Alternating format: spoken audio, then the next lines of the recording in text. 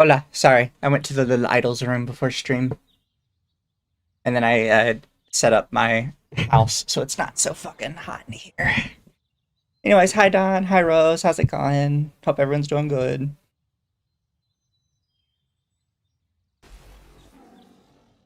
Go to my secret stream channel.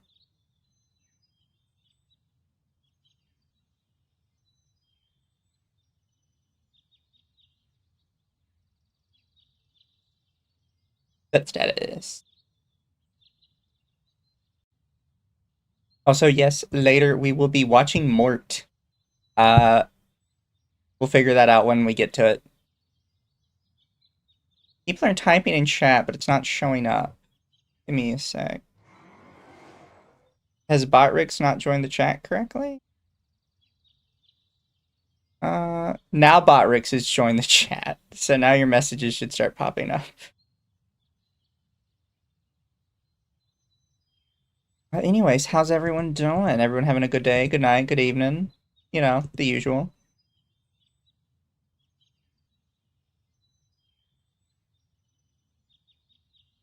There we go. Yeah, now it pops up in chat. Fair enough, fair enough.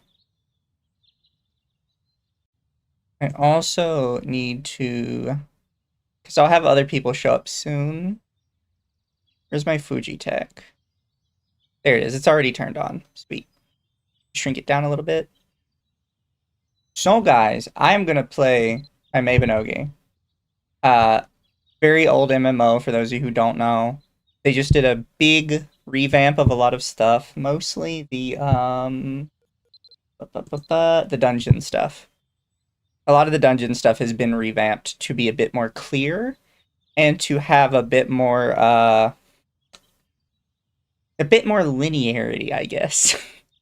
Not, I don't think linearity is the right word, actually. It's so the problem with Mabinogi originally was you would do the Ul'dah Advanced Dungeons, the top one here, and then there's just this giant leap in between Ul'dah Advanced and Tech Duin, where it doesn't help you bridge the gap between them. Uh, you could complete most of the Ul'dah Advanced Dungeons. You would not even get past the first regular enemy in a Tech Duin. It was just like such a huge leap. And you didn't get any gear from the Ul'dah Advanced to actually like bridge the gap to get you up to Tech Duin. So what was happening was people were just spending money on higher level gear to get into Tech Duin. Not like real money, like in-game money. They were having to buy it from the store, from other players. And it was just getting ridiculous. Like you weren't able to really bridge that gap properly. And then from Tech Duin to Chrome Boss and Glen Burna, yeah, that's not even a. That was just another huge jump. Of now we're jumping all the way to these, and nobody knows how to do them. They've also redone like all the equipment and stuff. Also, because I want to ruin everybody's day, Mabinogi has an old style inventory system. So this is what my inventory looks like. This is this is how it's gonna stay because I'm too lazy to fix it right now. Uh, this is about where we keep it. And believe it or not, this is clean. Some people that have seen me play Mabinogi before, this is cleaned. This is after I got a lot of it cleaned out, and I got more of it cleaned out today because they have this thing called the dressing room, and if you have clothes, you collected, you can put them into your dressing room, and then just kind of pick and choose them whenever you want. Obviously, I have some newer stuff that looks fancier. I think here's a really good example, right? So, this is some of the oldest fancy armor in the game. Which, it doesn't look bad, but you could tell it's very dated. This... Do I have a fancy new armor? Might not have armor, necessarily. Scooch it back a bit. I know I have one. Yeah, this is one of the newer fancy armors in the game. They definitely have kind of very much upped how it looks. And this is one of the newer just item sets in general. I think one of my favorite new ones right now that I have is the engineer one. I love this little engineer set. And I was able to clean my inventory out more today because they have now added 3 more sections to your dressing room. One for weapons. So I have a couple weapons and stuff I can stick in here.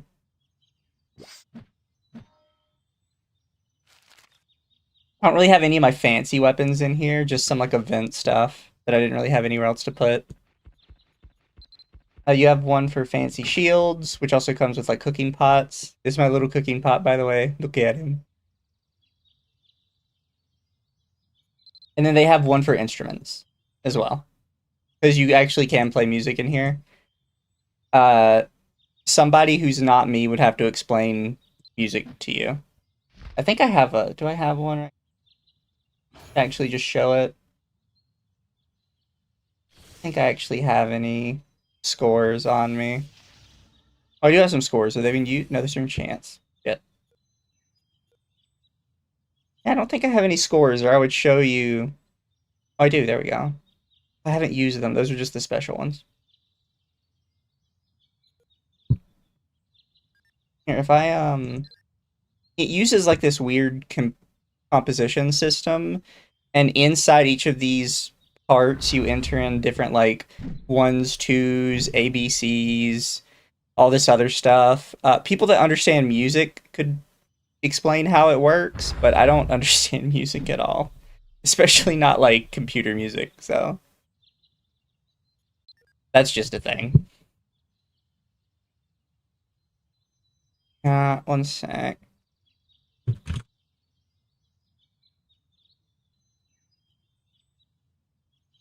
Oh, I don't think anybody else is anywhere else.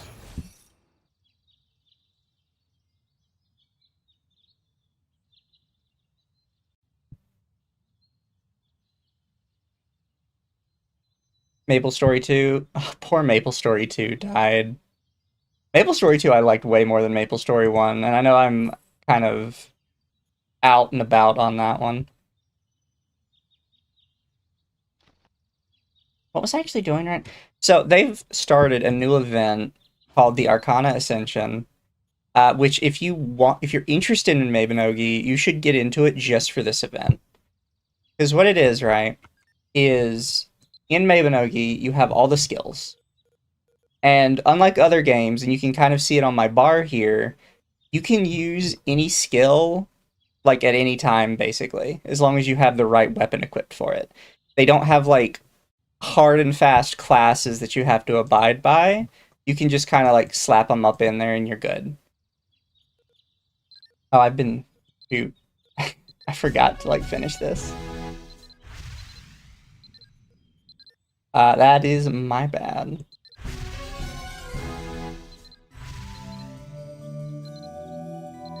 There we go. That's drained out. So there is now, though, one kind of unified class system, which is called the Arcanas. I can have a better spot for it here. Talents, Arcanas, which is a whole new system to itself. Arcanas require you to have completed 2 different talents somewhere in it. And then Arcanas, you have like special skills that are devoted just to them. So like I have these 7 skills right now that are devoted just to this singular Arcana that's here. And I can't use my other Arcanas without swapping which one is active.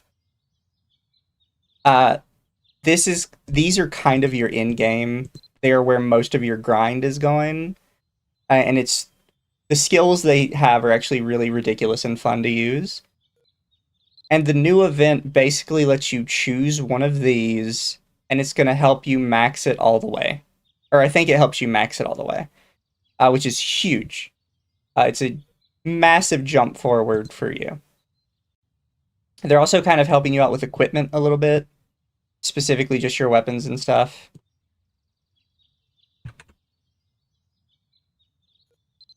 And what do you want me to do now? You want me to... Oh, you want me to rent armor? I don't know if I want to use armor, though. Like, I have my own armor. Armor rental, Sacred Guardian, rent. Ugh, it's Dustin Silver Knight shit. Is it actually any good, though? I mean, it's tanky. It doesn't have anything interesting on it, though. It has surface enchantment. What's surface? Oh, it has attack, delay, and explosion defense. Absorption, explosion, stomp, attack, delay. Yeah, we'll try it out.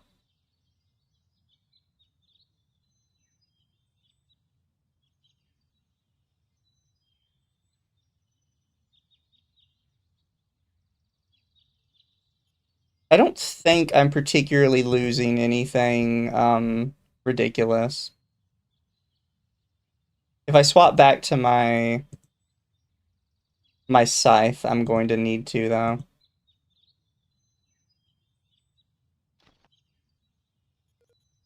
Alright, now what do you want me to do?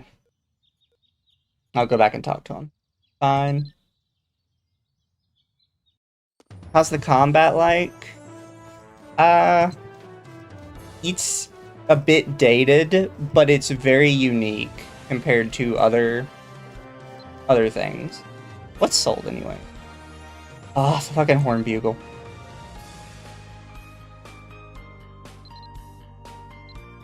I really hope somebody buys my Hyperion set.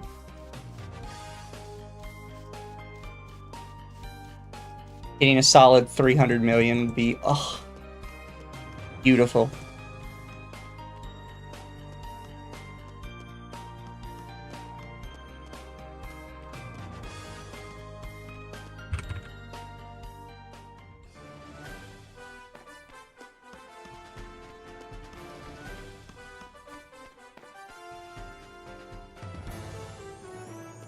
Oh, here, my other person is currently a bit missing at the moment, so I'm going to go to my lounge and let everybody chat in. Hola. Hello. Oh, shit. I'm Howdy. streaming, by the way, so. Oh, goodness. Okay, I was like, what happened? What do you mean, what happened? Man, like, I'm just like, I have your stream, and all of a sudden you're in here. I'm like, oh god! Mizu, crazy things are about to happen. Is it stuff we can say on stream? Yes. What's Oh, no. happening? Shiro, Saturn, Nines, and the Nazi Miku are doing a stream right now, colloquially known as the Fuckakemi Festival. Ah, fair. Why? But why would you? Okay, why would you have sex with Akemi? I'm very confused. That's not that. No. And what is it? I think Mizu knows what I mean when I say that. No, I know, but Dylan's making a joke to try and get you to explain it to the people. I'm not going to explain it to the people. I'm not that autistic right now. Oh, painful. I'm assuming it's mostly because of the Nines thing. I mean, she's done a bunch of crazy shit, but it's definitely mostly because of the Nines thing right now. I'm guessing because of the Nines thing, yeah. I invited Nines to talk to me. I was almost thinking about doing some impromptu tonight, but I think I'm just going to have her on Monday if she wants to. Fair. We could also try it on Thursday as well. It's up to you. Yeah. We could talk about it. Also, hi, Docky. I'll let her know for Thursday. Thank you, Pedro, for the 1 month member. Explain it, Aka.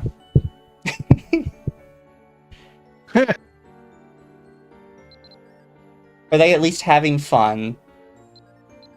They haven't started yet. Oh, fair. I guess they decided to do this within the last hour. I mean, it's better than what I had to listen to today. Thanks, Akko. You're welcome. Fucking can't believe it. Suffer to it. You made me suffer a brand. I don't understand. Grr. Yeah. Can't even believe you. I love when this game gives me an item and asks me to use it because my inventory is such a fucking mess. I have no idea where it puts it.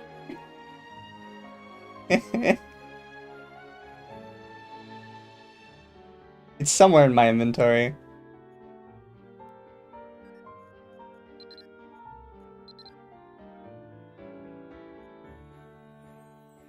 I forget that this is the game that you said my entire like inventory thing in my UI is all messed up. I've been too lazy to clean it. I mean, that's fair. It's funny. I walked in, I was like, oh, this is the one with the screenshot that's supposed to scare everybody. And it does. I mean, no. There it is. But I think it's also because I've played FF14 and I'm like, I would do this.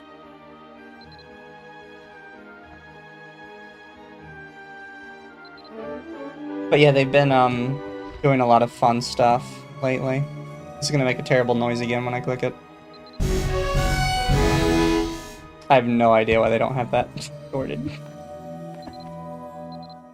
Oh.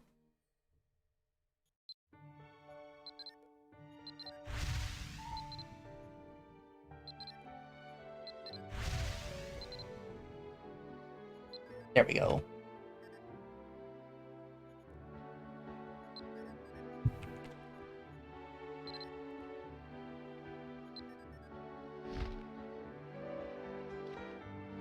They still haven't fixed the level up sound overlap. No, I don't think they're ever going to fix it, because it really only happens during events like this. What kind of sound overlap are they doing? Because there's different kind of levels in game, and they all use the same level up sound effect during level up boost events to try and get people to kind of escalate a little bit. When it levels up multiple different things at once, it actually individually plays the sound for every single one. Oh god, so you're gonna get soundboard spam. Yeah, so like they spam all together at once.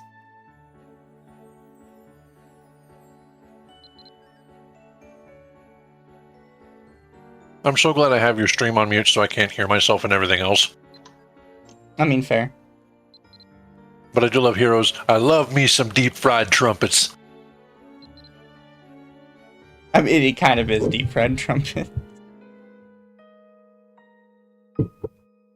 All the players always play the game on mute. I like the music for this, to be fair.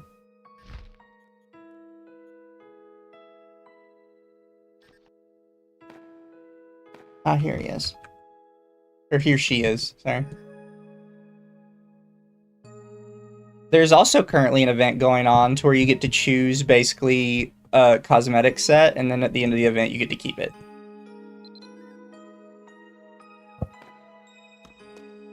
Oh, which means I could do that, by the way. I could show you guys this. This has basically every important piece of armor in it that you could ever want. And they are all absolutely beautiful.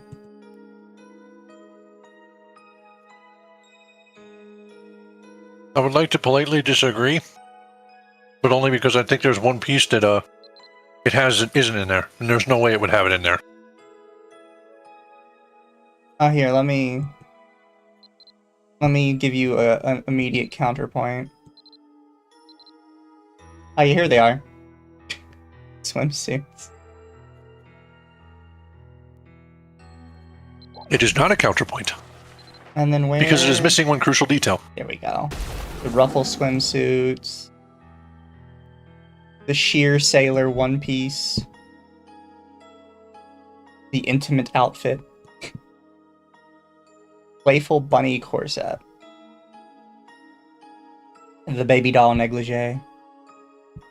Ruffled halter slip dress. This is at one point in time they just got really horny, like all at once. And they released a ton of these outfits. But they lack one crucial detail. What do they lack? A wound tattoo. Oh no, they have that in one of them. I'd have to find out which one. Oh, that's a nice one.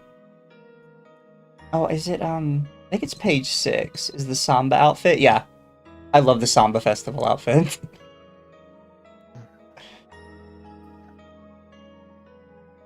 Yeah, Got the peak Brazilian going on. Oh, and at some point they added these on the bottom, where it's literally just you wearing a loose-fitting jacket and that there's some panties under it, which is hard to view. And then they did the same thing with loose knit sweaters. I don't know who came up with this idea. Somebody was like, this is fantastic. I mean, if you're going to have females playing your game, I mean, it kind of makes sense. It's the perfect homebody outfit. Yeah. What's funny is if you don't like the colors of these, you can leave this menu, come back in, and it re-rolls the colors of everything. Nice. Oh, we got like a... not the womb tattoo, but the little side tattoo here.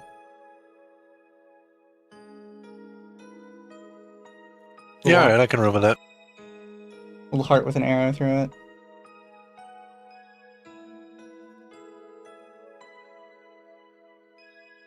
They came up with lots of fun outfits. I remember when this had like advertisements back in gaming magazines. You know when those were a thing? I do. Oh, yeah, they added this one. Which I need to find the rest of the pieces for it to see what it's supposed to look like together. Huh. Yeah, full set. Not bad. And then they have multiple different... you can have it just wig, just veil, or wig and veil. I like the Death Herald set. Yeah. But I found one on the market board for cheap, so... Yeah, fair. Docky, yeah, Mabinogi did have advertisements. They were in things like magazines. I remember in the back of like issues of Game Pro and things like that. You know, when that existed. So it tells you how old I am. They had them in websites, too. They had a couple. Maple Story got huge because I think it's the one that hit its stride, but Mabinogi was also one of the big players. I think that was like also around the time that, what was it, Gaia Online was in its heyday? Yeah. So, Mabinogi lately has been having a really big resurgence. Because I like to tell this story, because this story is funny. So, Mabinogi was having like a shit go of it. It was getting heavily microtransactioned. They were just ringing the players for every last dollar they could. And then it came out that the guy making all those decisions, the CEO at Nexon, was doing some like backdoor industry shit where he was trying to intentionally burn the company down before he ran to another company. And they caught him about halfway through it and just like immediately fired him. The new CEO of Nexon specifically ordered them to like do extra work on Mabi because people found out that he actually has an account on the Mabinogi game forums in Korea, and he's extremely active on it and extremely autistic about the game. It's like something he plays religiously. Listen, when the devs play the game that they work with, believe it or not, if there's passion in it, you do see a difference. Yeah. Oh, yes. So the very first event Mabinogi had after they fired the old CEO and the new CEO got hired it was basically you just played for I think 30 minutes a day.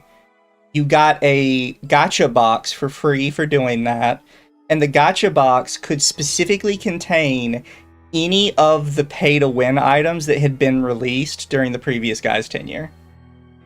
Nice. And even though the event didn't stay permanent, the idea was so many people participated that it flooded the in-game market with those items and basically made them just affordable for everybody that comes later. Perfect. Oh, yeah. So those specific items went from being worth like 400, 500 million on the shop to being worth like 1 million, 2 million tops, which I could make in about 30 to 40 minutes of just regular Perfectly in-game balanced. content. Things should be. Exactly. Like right now I have 1 million gold, and I made half of that 30 minutes before stream, just trying to get some levels up really quick. Sounds about right.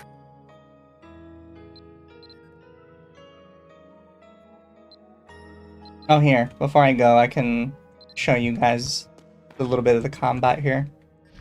All right. Go for it. Watching.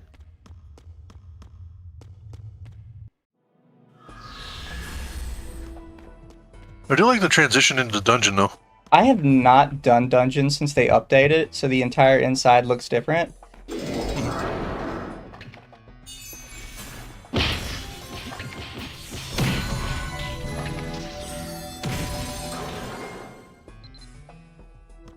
There we go. God, that takes me back. This is like Final Fantasy 12 type of combat. Admittedly, I'm kind of like super overtuned for this because of the Arcana Ascension event, which has made me like a max level Sacred Guardian.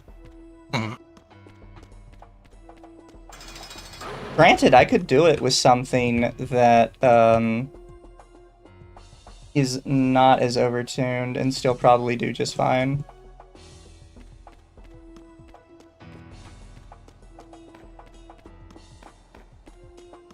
Did you post it somewhere? Because I ain't seen shit. Huh? No, you said you what? Mizu. Like I was. streaming. You're trying talking about the combat? Yeah, he's streaming at the moment. Oh, okay. Ghost forgot.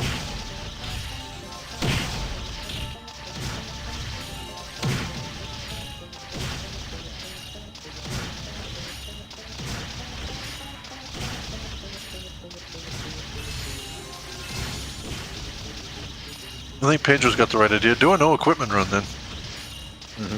Oh no, you'd not win anything with a no equipment run.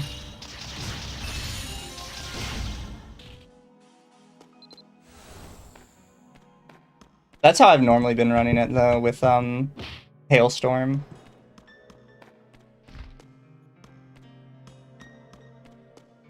I don't know if you guys saw ads for this, but Mabinogi recently had a free run event, so I got the free run staff. Oh, I did not. I would have probably run that then. There's also a new stance. I don't know how to use it, but I have it. That is called Free Run Seduction. Oh dear.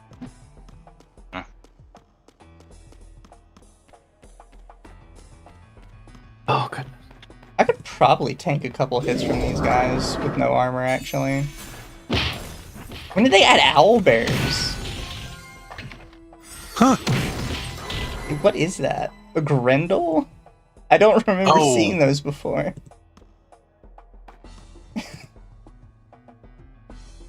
It's definitely like an owlbear, though. It's actually a shame the free run event ended. Otherwise, I'd have probably been like, you know what? I could probably get an account and go run that. Yeah, free run event's been done a hot minute ago. Oh well.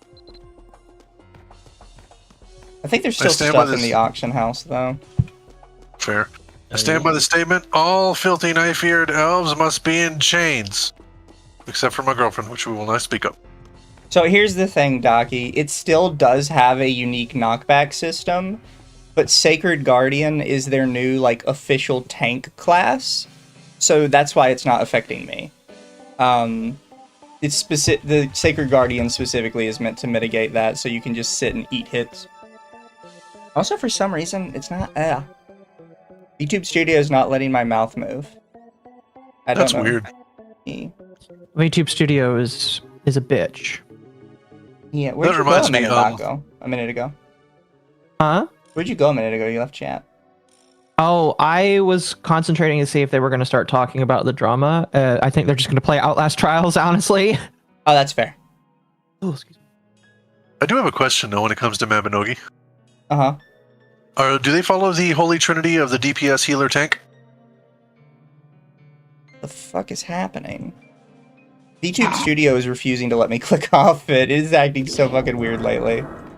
I'll restart it then. Also, what was your question? Sorry, I got a little distracted by VTube Studio being a bitch. You're fine. I was asking, does Mabinogi follow the typical pattern of the holy trinity of the DPS, the healer, and the tank? Kind of, I guess. The tank, you typically only ever have one. And in the past, there still was a tank, but it was specifically giants, because there are giant characters you can play, and they actually get different stats. They can also have bigger shields. And they had a specific ability that's exclusive to them called Wind Guard, which made them way more tankier. Okay. Question for you. Uh-huh. Do you want to drag another person into here? Into the chat or what? Yeah, into this chat right now. I mean, people are... This is the public chat. I'm confused. A wild loot goblin knight with a pair of Nikes is about to come join. Ah, I see. Okay. See? In question. Hey, look, listen, I know it's a public one, but I feel like, I don't know. No, you're our wonderful knight helmet with Nikes and the loot goblin bag. I don't like Nikes. I hate Nikes. All right, we'll go with What are you- Adidas or some okay, shit. so I is don't he- know. Do I look slummy? Jordans. Oh, My man, God, I he likes don't. I Jordan. can't see you past your avatar. I don't know. Yeah. That's the reason why he's called Eclipse. He's black. He wears Jordans. Oh, does that mean I get a Alright. pass then? But anyway, Eclipse, watch the stream. I am. Last I checked, there was no technically. healer in this game for over 10 years because everyone was self-sustaining. There is now a healer. You want at least one tank and one healer. And the healer has to be doing the specific healer talent. What's it called? Harmonic Saint. Just to be clear, Mabinogi is the game where you actually age in the game, right? Yeah, and then you have to rebirth. Oh, I forgot I have spider mode on. Holy shit. I actually remember playing that game. I ended up They replaced soft it with locking teddies? myself.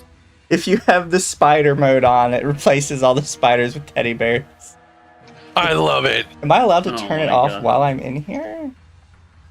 I think If I Temp would love this deactivate game. it. No, because it's already spawned them as teddy bears, so it won't do it. Oh.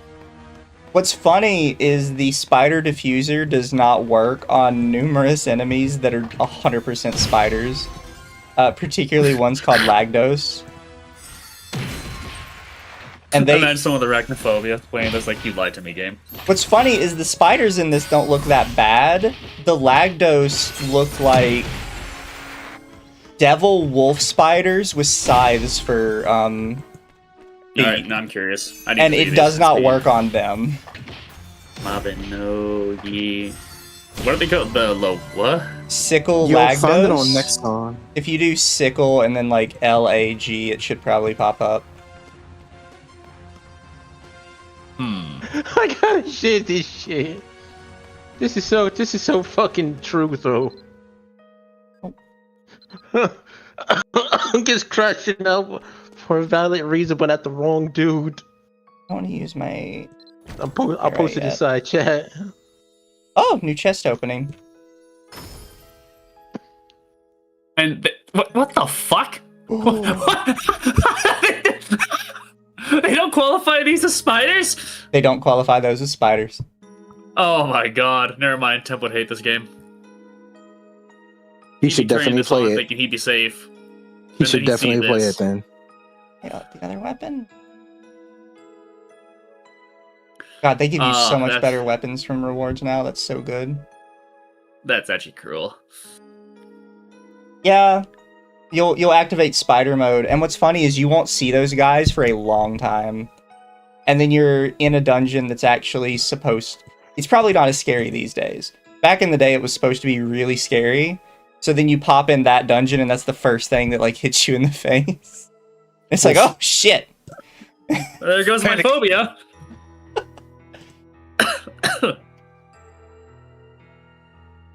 I'm gonna have to learn specifically how these work. This is the one it gave me.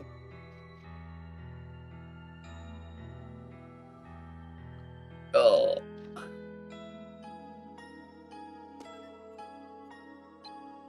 This will help him Cinder's Tide. Someone got sick or what?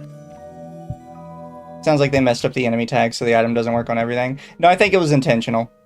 Because it only works on enemies labeled spider. It doesn't work on Lagdos, and it doesn't work on, There's another one Game, that's how dare you. also not called spider. So you're saying the developers are trolling? Yeah. It doesn't Perfect. work on the scarier ones. It works on the ones that aren't scary. It works on the cute ones, not the scary ones. Oh, thank you. Thank you, game. Oh, here, I still have it turned off. There's actually spiders out in the town square here. Oh, this is weird.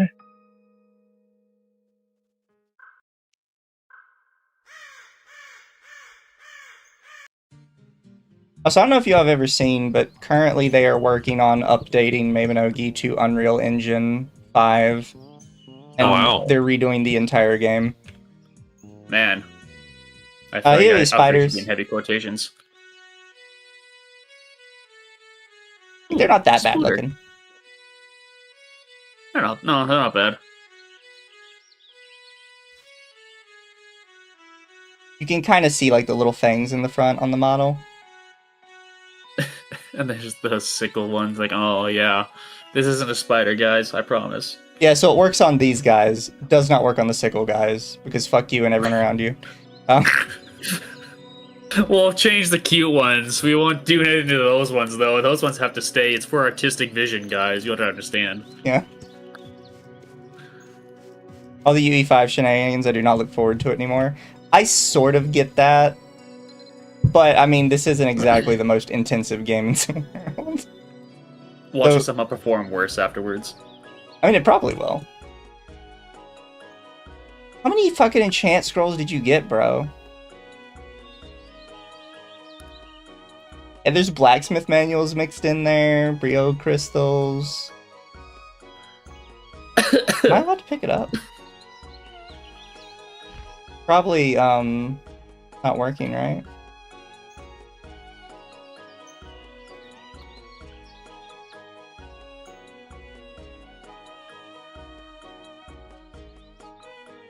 What? It's fine? Are you just dropping perfectly fine stuff? Oh, that's such a cute puppy. Goodness. I'm so confused. Dude might just be leaving the game. Possible, I guess. Are the blacksmith manuals any good? They could be used up, actually. Leaving the game, just leaving all his shit for someone else to clean up. There's probably a janitor out in this world somewhere that has to clean this shit up. No, these are difficulty 3 manuals. What is that, like top tier? It goes from F to A, and then it goes from 9 to 1. So 9 being the bottom. Okay. He's certainly at least the enchant scrolls are expired, right? They're not. What are you dropping? I'm so confused. All right, if they're just gonna play games, I'm gonna go back to listening to John John. Who's What? John John? He's a new Cyrax troll. Okay. Yeah, I'm super confused why he dropped all of those.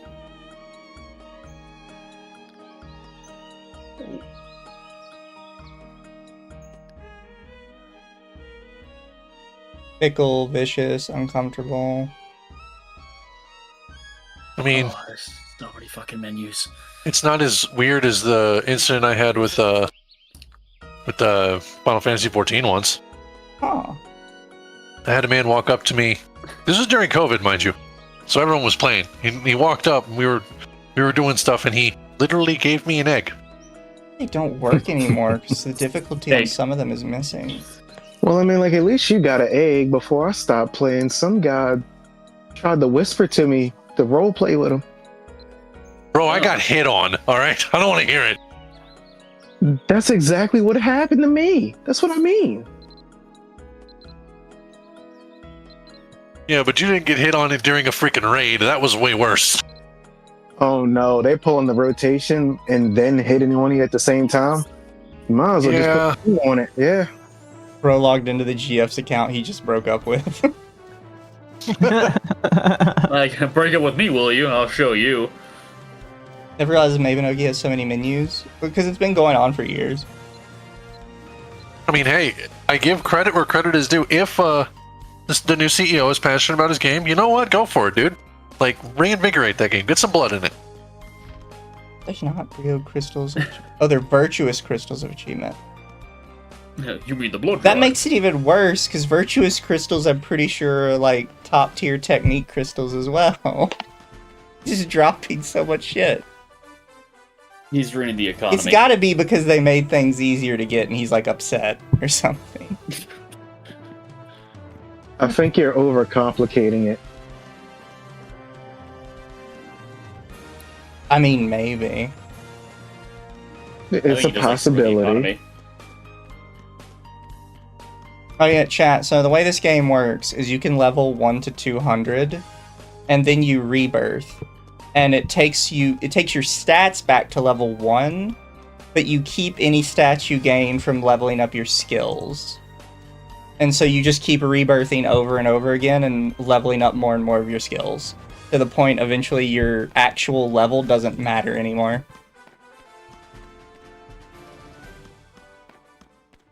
So they had to add a skill that exclusively levels with your level and will also reset whenever you rebirth, just to make levels matter again. Yeah. Levels don't matter when you hag max. Exactly. Why isn't Donald playing this game then? Well, also it's one of those you can hag max, but let's be completely real. It's the same reason why Mizu's all over Duet Night Abyss. It's the lollies. Well, this is no longer. I understand. I'm not gonna be like I'm not gonna judge the man. I get it.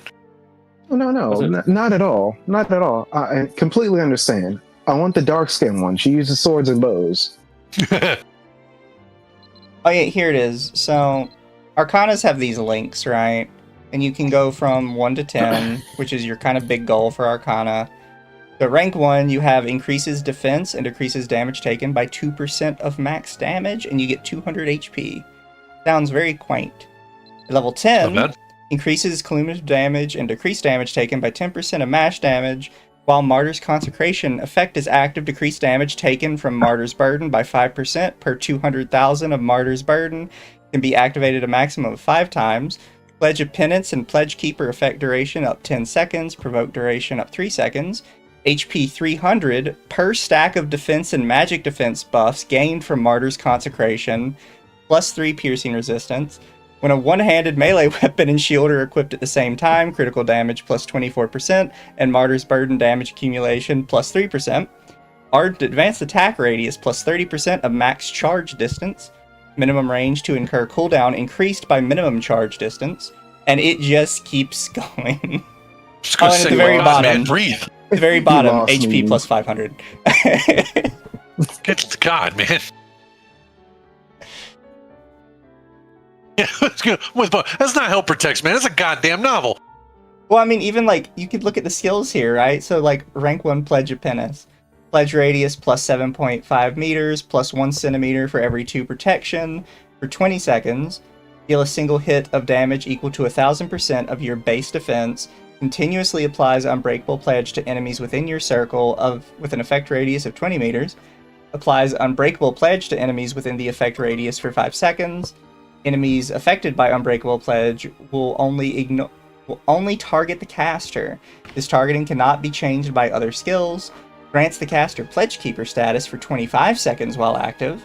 Pledge Keeper grants immunity to stuns, knockbacks, and removes negative status effects such as bleeding, curse, daze, stunned, poison, and petrification. Has a cooldown of 10 seconds. I feel like learning basic economics would be way easier than hearing all this. My man, I pursued a computer science specialty and professionally. I'm gonna be real with you, Chief. That's an ability. What the living hell? And then, like, I mean, like, pre-game you gotta abilities. give it to him. Rank 1 Hailstorm, ice damage 80 to 160% of magic damage, charges up to 5 times, charging time is decreased. I mean, like, they do the ability to make you broken really well. I actually think that these longer descriptions are because some people complained about this. Because you see this, and you don't really understand what a lot of it means until you use it. But, like, I'm fine with having to use it to learn some of this as well. Mm-hmm. I mean, some of it you have to explain to people. Yeah, and there's some of it you really don't understand until you actually use it in action, so. Does it give...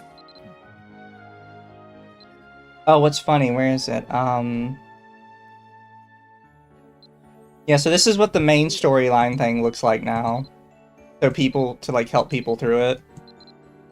By the way, chat, they did Shakespeare for like 4 generations. So did it like do every one of his plays, or was it just like inspired by Shakespeare? The first one was all of Hamlet. The second one was all of Romeo and Juliet. The next one was The Merchant of Venice, and the last one was Macbeth. Macbeth was honestly the best one. Poor York. I know him well. Merchant of Venice, I actually really liked, but I know a lot of people didn't because it was basically just story. Whereas specifically Hamlet, Macbeth had a lot of combat going on. Surprisingly, Romeo and Juliet had a lot of combat. Well, no, that actually makes sense. So the most important one, I think, for people to get into it is obviously the first three, because it sets up everything and it explains so much stuff. And then after that, you just kind of everything else falls into place for everything else. Iria, nobody likes Iria. Like, to be quite frank, nobody liked Iria. If they were testing something new, it didn't work out that well. I mean, I at least applaud them for trying to experiment. Yeah, Saga was good because Saga you can go back and replay each of them, and you actually get rewards for replaying them. So it was the first time they did that. Divine Knights, I still need to finish Divine Knights, specifically to get Nascent Divinity. Because I've never completed it. I always get bored halfway through the second one. Mizu, I sent you a DM. I'm opening it.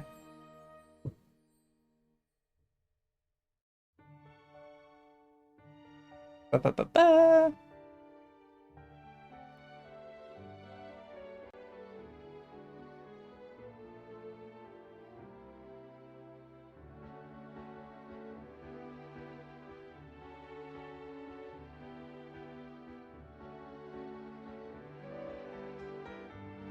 So Rage was supposed to come play Mabi as well, but he decided to wait until like 10 minutes before stream to install it, and now he's not sure if it works on Linux or not. Smooth. Yeah, he did not plan ahead. He usually can't. I need to Think see you Well, get I had Proton Experimental. Proton Experimental works really well if he's going through the Steam engine. Yeah, maybe, but it's Rage. He's real particular about things. He said Actually, Mabi runs an anti-cheat on Ring 0 wine, and other things are on Ring 3. I can put these things on Ring 0. I don't know what any of that shit means. Like, he sent that to me as if I was going to understand any of that. Okay, so what the rings he's talking about, there's fucking Rage, damn it, man. Alright, so what he's specifically talking about is effectively like a kernel anti-cheat. That's what he's talking about with Ring 0. There is stuff that you can run, basically, on programs. So you've got your regular programs, and you've got, like, administrator access, right? Yeah. You have stuff that's below that. So it's, like, below the operating system is where we'd have, like, the BIOS, where all the ones and zeros. There's stuff underneath that, and then one below that. What he's bitching about is basically the kernel anti-cheat. And it basically requires above administrative level positions or permissions, which allow you to basically look into everything on the computer. Once again, like I said, he's picky as shit. This is why you have this problem. He's not going to touch it because, oh my god, anti-cheats in my kernel. I'm not going to have that. Okay, Rich, I get you. It's totally not because, like, I get you're concerned about privacy, but are you really going to try to cheat in Mabinogi? Really? People actually used to a lot back in the day with a mod called Tiara. I mean, they do, but Rage is not going to. Rage don't care enough. True. I mean, people The don't bigger need thing to is anymore. privacy, so. No, I mean, considering how accessible the game looks like it is, I'm not really complaining. Definitely got a lot of nostalgia to it, because it looks like FF12 combat. Yeah. Tiara back in the day, specifically what Tiara did and why everybody had it, was it lets you do this and zoom out to about this same range, which they have now obviously added this into this game, so that's not a problem. Yeah. The other one is you'll occasionally see when I enter a room with the orbs, like over there, the correct orb sparkles. That is a thing you can get if you get what's called a support puppet. There's high-ranking support puppets that just tell you which one you're supposed to hit. Nice. Tiara also used to do that. It would make the correct one glow. I mean, that makes sense. God, the range on that's ridiculous. That's the whole room. It really is, holy crap.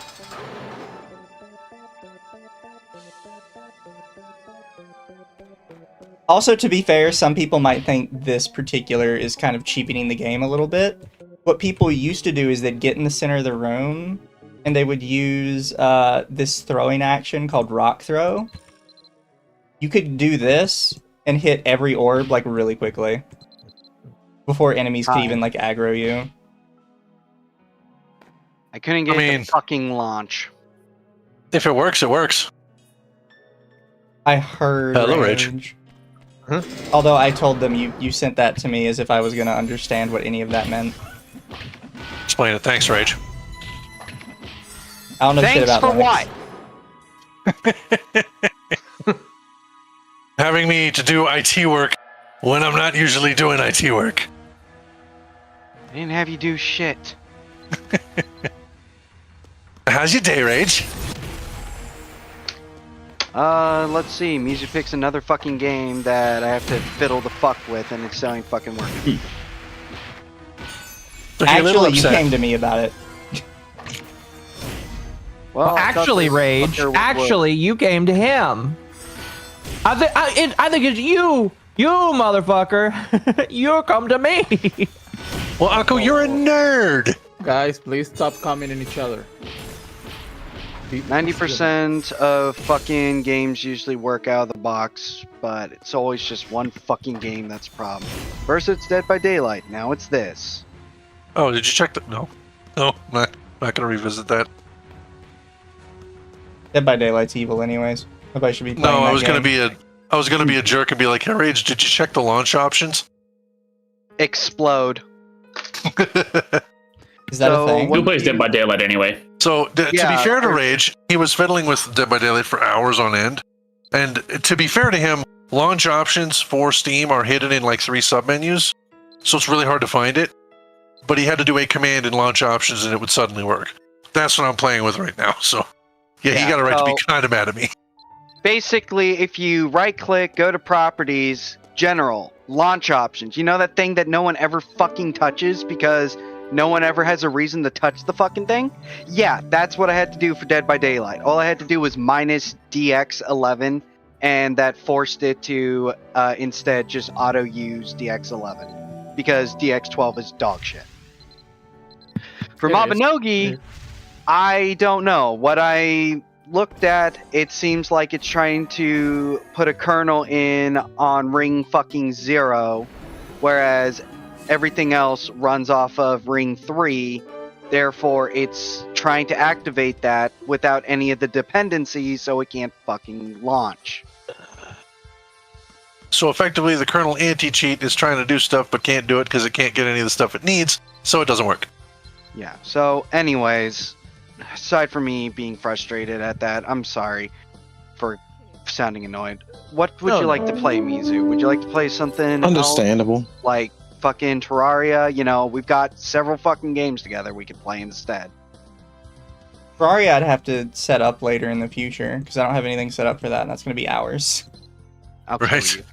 No, straight up, he's not kidding. There's a lot you got to do for Terraria. The fuck you mean? My man, vanilla Terraria is easy to just set up and go. But usually with how Mizu plays it, it's like a couple extra things here and there, and it just turns into a whole deal. Well, fuck you. Stop fucking... Fuck your mods. Let's just goddamn play raw. Let's play it vanilla. Oh, no. Gross. That's not safe, bro. Come You're on. not beating allegations at all. Come on, think about the STDs, bro. Yeah. not adding salt and pepper on it. What are you, a freaking barbarian? What are you, English? No spices whatsoever? Plus, you have to take him out to dinner first, man. Come on. I'm gonna hurt you all. I'm gonna get you, and it's gonna look like an accident. No, Don't be. Steve, Look like an you misunderstand. The Mexican to take the fall for it, and he's gonna laugh all my way to prison. You misunderstand, Cholo. He's going to use his famous Jew magic, and he's going to attack our credit scores directly. I'm just gonna after it happens, I'm just gonna roll up to Zero and I'm gonna be like, "Yo, Zero, do me a solid. Can you hold this, please?" And he's just gonna be like, hand in the black man the murder weapon. The tale as old as time. I'll hand it to the disposable crackhead. What I gotta be in this? I never said use the disposable crackhead. Knock you out of yourself. we all know which communities got hit by it. Let's not kid ourselves. For real. I mean, like I was about to say, well, he could affect my credit score. Joke's on him. I'm fucking broke. He's immune. It's like, go right ahead. It will do nothing. It can't go into negatives. I don't know, man. I've seen somebody need to be $40,000 so you could be broke. So, alright, Mewtwo, would you want to play like Killing Floor 2 or some shit? I'm looking at games we have together. I don't know. I was gonna You do guys this to play tonight, and then Misery? Akko and I were gonna talk about Mort. Oh, Mort. Oh, The curse Mort. that keeps Well, on like I giving. said, I Lord can't mode. fucking play it.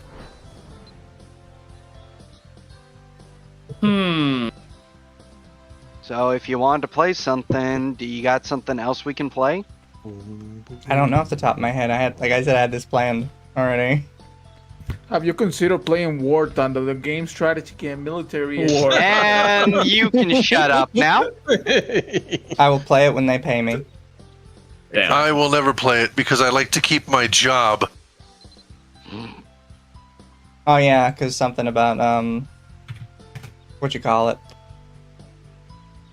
Everybody that Government plays War Thunder secrets. leaks government documents, and then government gets upset if they see you playing it. Well, that, and you know, people get so autistically inclined with, no, it's actually like this, and so they release the documents, and I'm like, my man, You need to wait 60 years for that. Come on. What else? I need to prove my point. The F-35 has this flaw. Also, Akko, when are we watching Mort? In about an hour. Okay, fair. Mort. I mean, that's my normal start time. Curse of Fine, we'll do your normal start time. When did Lucky SMP become V Shoujo? I blame Rage. There you Yeah, go. that's Rage. That is Rage's fault. It is. What the fuck is Rage. survival multiplayer or something? Yes. No, it's Server Minecraft Yeah. play. I didn't think it was that, but fair. I hate these Rage. fucking abbreviations.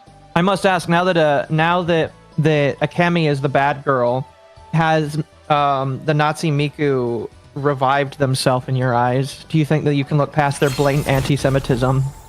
Did you not see the meme I posted under there? I did, but like I'm saying that I'm saying that mostly as a joke, but I am genuinely I curious. have my hand up as well regarding that, actually. Thank you, Akko, for bringing it up. I didn't want to say Because- it, but thank Because like you know, if you are looking past their blatant anti-Semitism and to let them in the door, that would be pretty funny. To be honest It with would. you, based off of the information I know, they can't be anti-Semitic because I'm pretty sure they're Semitic. Yes, I have already heard the whole jokes about them actually being Jewish and stuff.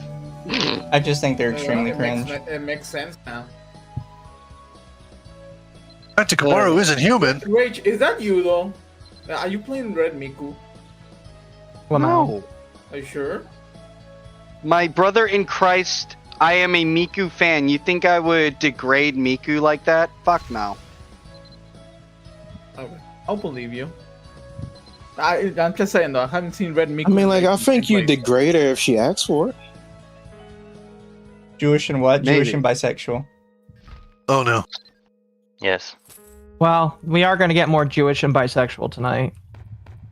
I might actually, I am genuinely curious to see how much I will lose it tonight. More here to ruin your credit score. Rage. Every day that I continue to live in those Discord servers, I'm legit starting to think though that probably being Muslim will be the proper choice. I'm just gonna fucking annihilate you from this timeline. Think about it. Most of the things that we do here is haram. I mean, yes, but we could always just ask Aurora. I think I will blame Aurora. He's converted me somehow though. It's just more time that I spend with the Muslim. He's a wonderfully nice person, and I enjoy him greatly. He's actually been super helpful with getting me proper stuff for art. I'll be honest, the dude's been amazing for that. Well, since I guess we're not playing jack and shit, you guys mind if I just talk about a game I have been playing that actually fucking works? Okay. World of Tanks? Just use your stream, so. Yeah, it's on stream, so it's fine. I don't care. Because I want to talk about this because it was really fucking good. So I was talking to Mizu in DMs. I was telling him I was playing Dispatch. Honestly, it meets the hype because it wasn't overhyped shit. It's a Telltale style game, so take it or leave it. But I do highly recommend, and if you got any interest, to just sit down and watch a Let's Play if, say, that's not your cup of tea and you don't want to buy that kind of a game. But just watching a Let's Play, definitely you might like the story. Isn't that the game that was done by the guy who plays fucking what's his name in Breaking Moist Bad? Critical? Oh yeah, Jesse Pinkman. Yeah, he fucking is the main character. He's the main character. And He's Robert? I did not he's Robert. And I did not know that it was him until the credits. I was like, holy shit. Like when he has a good voice for his character. He has a good voice, but not only that, I always feel like in other things he's in, they basically tell him to, play Jesse again. Like great example in Invincible. It was obvious it was him. It was mean to fucking oblivion because he essentially was just doing his Jesse voice. But in Dispatch, I did not know up until I saw the credits that, oh shit, that's him. He actually has a really good range in his vocal capacity when he actually is like putting effort in. Cat wants to know who you romanced. Oh, Invisigal. 100%. Of course you did. Blonde Blazer. Blonde Blazer is wonderful, and that's another thing I like. So It's actually difficult to choose like one of them. It's actually hard. Oh man, it's actually hard. Who do I pick? They both are like very good. Like there was never a, this one is unlikable. I can't understand why. Like both of them, I can see why you would. But I gotta say this, my favorite fucking thing, absolute favorite. So before the last 2 episodes came out, everyone was fucking doing this theory crafting and ratting about how, Blonde Blazer, we're gonna find out it was rigged from the start, and Blonde Blazer's gonna betray you. She's gonna be like the daughter of Shroud or some shit. Nope. Yeah, guy. Spoilers? It just came out, you moron! It didn't just come out, you slut! No, but the fucking last 2 episodes just came out! Get fucked! It's been out for a week! Bite my ass! Keep it stands, bro. You would want him to bite your ass. It's also worth noting that, this is, for the second day in a row, the second time I have been subjected to the Dispatch autism. Listen, I have been containing this as much as I can. I now get to talk about it, so fuck it. Warning, spoiler warning, everyone. If you don't want to hear hoot hoot, put it on mute. So, Rage, I love you, but why did you not just go to Dens? What? You love a man. Farmer Jack says kick Rage. Sounds about right. I mean, listen, I have a hard time saying no on that one, but it's also not my stream, so. Also, I didn't know Den's fucking played Dispatch. My man, have you followed the man's Twitter? He's done nothing but tweet about that game. No, I don't follow his Twitter because he's not a talent of mine! And he's British! You follow people who are not your talent either way. How do you think you find people that are talents? You follow people that aren't your talents, make them. That's how this shit works. True. And also, bro, you know as well as I do, Dens wants to eventually, immigrate to the U.S. and become a gunsmith, man. Come on. True. Well, it's looking like Lucky and might become a weapons manufacturing platform as well. Let's go. I think that would be all right with me. That'd be cool with I mean, we do seem to have. I'm just saying, chat. I've been talking with people, and I seem to be oddly finding people that, in one way or another, are creating guns, or have a knack for creating guns, or a way of acquiring materials for guns. And I'm just saying, it's starting to look a lot more likely than not. Bro, it could work for Toshiba. Why not? Exactly. So it's like, fuck it. Mizu, do you want your face on a gun? I've mentioned it before. Yeah, I want the Kirsch gun. Well, we can't make that because that's copyright and we'll get sued. No. But would you like yourself on a Lucky EN branded pistol? Why a pistol, though? Are you saying because something about me? Well, I was Do going to you? say we would call it the little squirter, and it can be a nice one that women can carry. Oh, It's nice come and small. on, come on. Hold on, you're not gonna throw him on a Out of better Derringer. Come one. on, that's not So fair. you're gonna put space on a water gun? I was No, gonna it's at not least a call water him the gun, puddle. but it's I was going to at be least gonna call 32 him the- special. Pop, pop. Hey, 32 special. That packs a punch, guys. What am I gonna be? You? A laser cannon from his face. Shut up. Just a harpoon gun. For you, I would say we might go with possibly, what, 50 AE? Something Sure. realistic. Or actually, Nitro Express. Fucking 50 AE Nitro Express. I think that exists. Nitro Express, that's wild. Yes. Because, and people probably asking, why Nitro Express? Because it's dumb, it's autistic, and that perfectly suits Akko. So if you use that gun, you want to show someone you fucking are autistic. You might need to Great. send me a picture of it. Oh, Right. Nitro Express rounds? Sure. Remember, it's gonna be in 100 years, so it's gonna be Oh a my 20 God. millimeter Nitro Express. 20 millimeter Nitro. God damn it.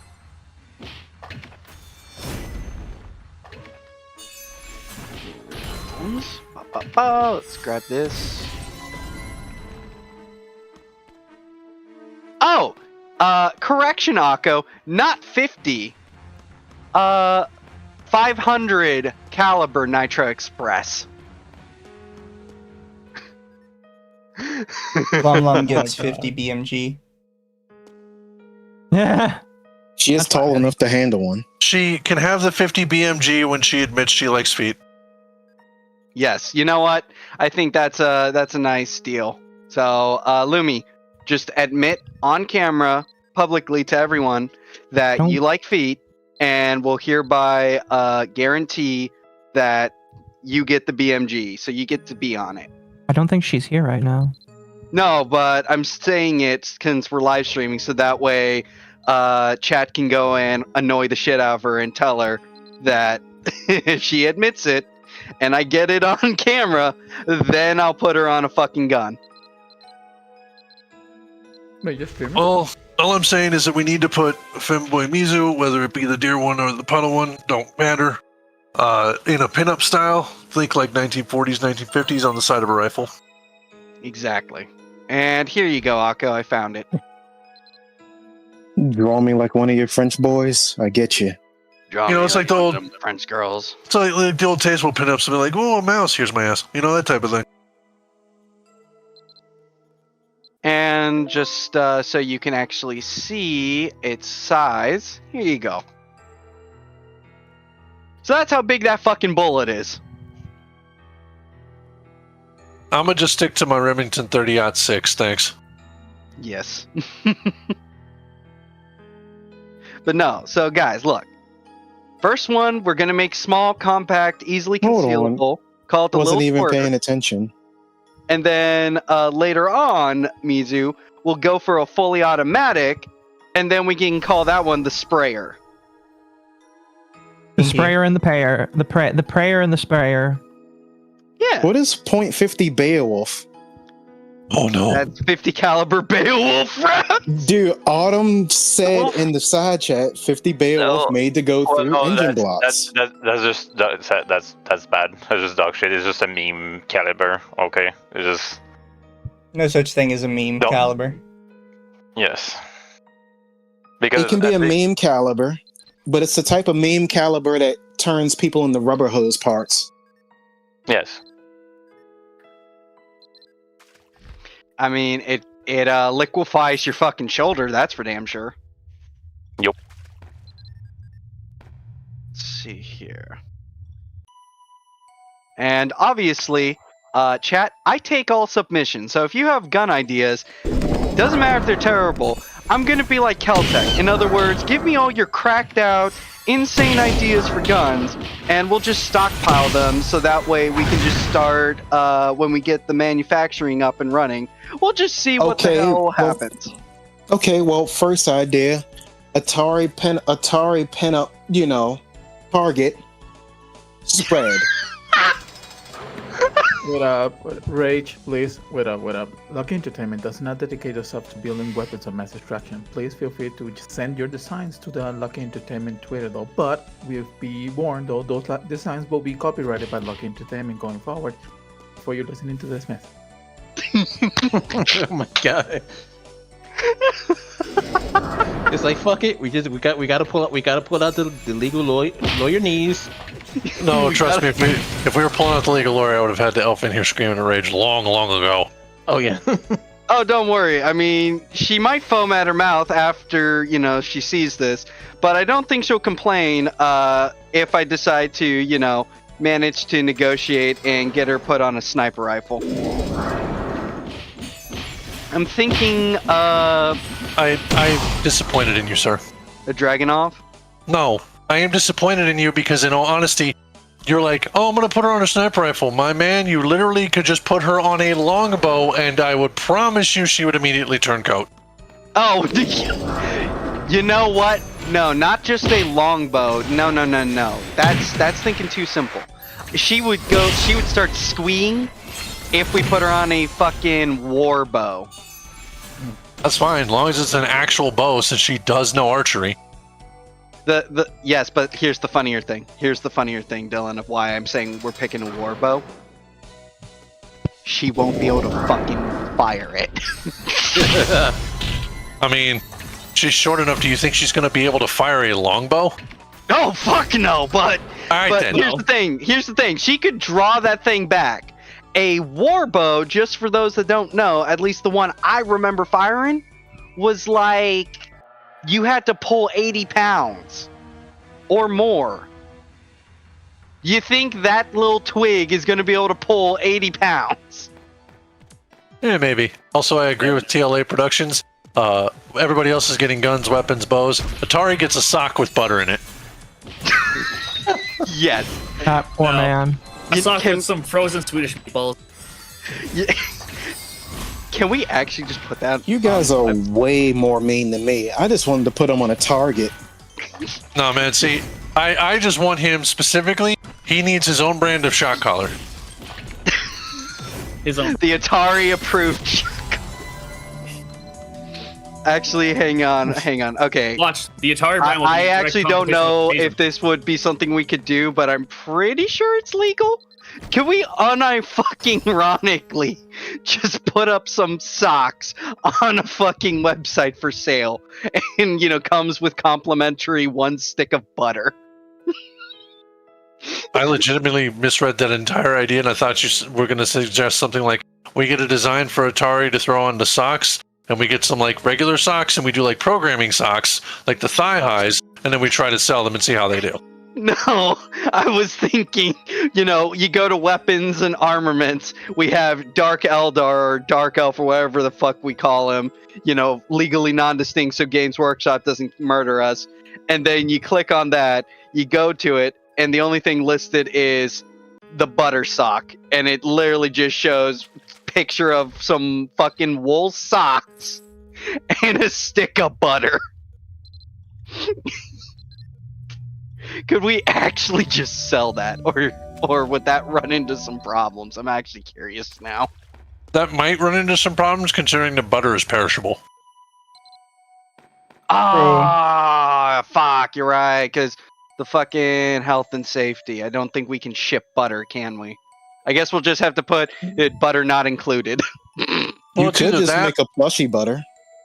That would work. That would work. Counterpoint. Plushy butter. Instead, it just fucking moans. Well,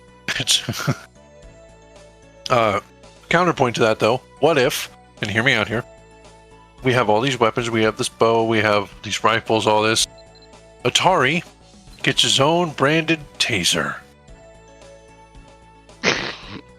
Remember, they're not actually called tasers because that's a brand. Yeah. Oh no, I was hoping to get a brand taser, but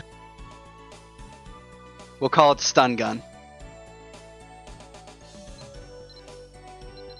Oh boy. You don't even have to really go far with the name of it. Just call it Boy Toy. Call it a day. Wolfsbane for 5. Bulla's been watching too much iCarly. Sam getting butter socks and hitting people. Oh, that's a callback. I remember watching iCarly as a kid. Man, speaking of, I like knowing all the history of some of those actresses. Oh and yeah, actors. I forgot. I genuinely like. Yeesh, bro. I'm glad she's doing much better, but man, do I feel like horrifically bad for Jeanette McCurdy. Yeah, her life sounded like shit. Her life was a living hell, and honestly, I'm glad she's better for it. And it's just a shame that she had to give up acting, and I understand why. I mean, I'm glad it seems like she's still friend with what was Carly's actor. Miranda Cosgrove. Yeah, I'm glad they were like basically friends still. Like, Yeah, well, I understand also why they didn't want to do the revival of it, because, I mean, given the history, yeah, I understand. Mhm. That being said, I still view that she was really good at acting. She was incredibly good, and I really liked the show. I don't think I can rewatch it now, knowing what I know, but Mhm.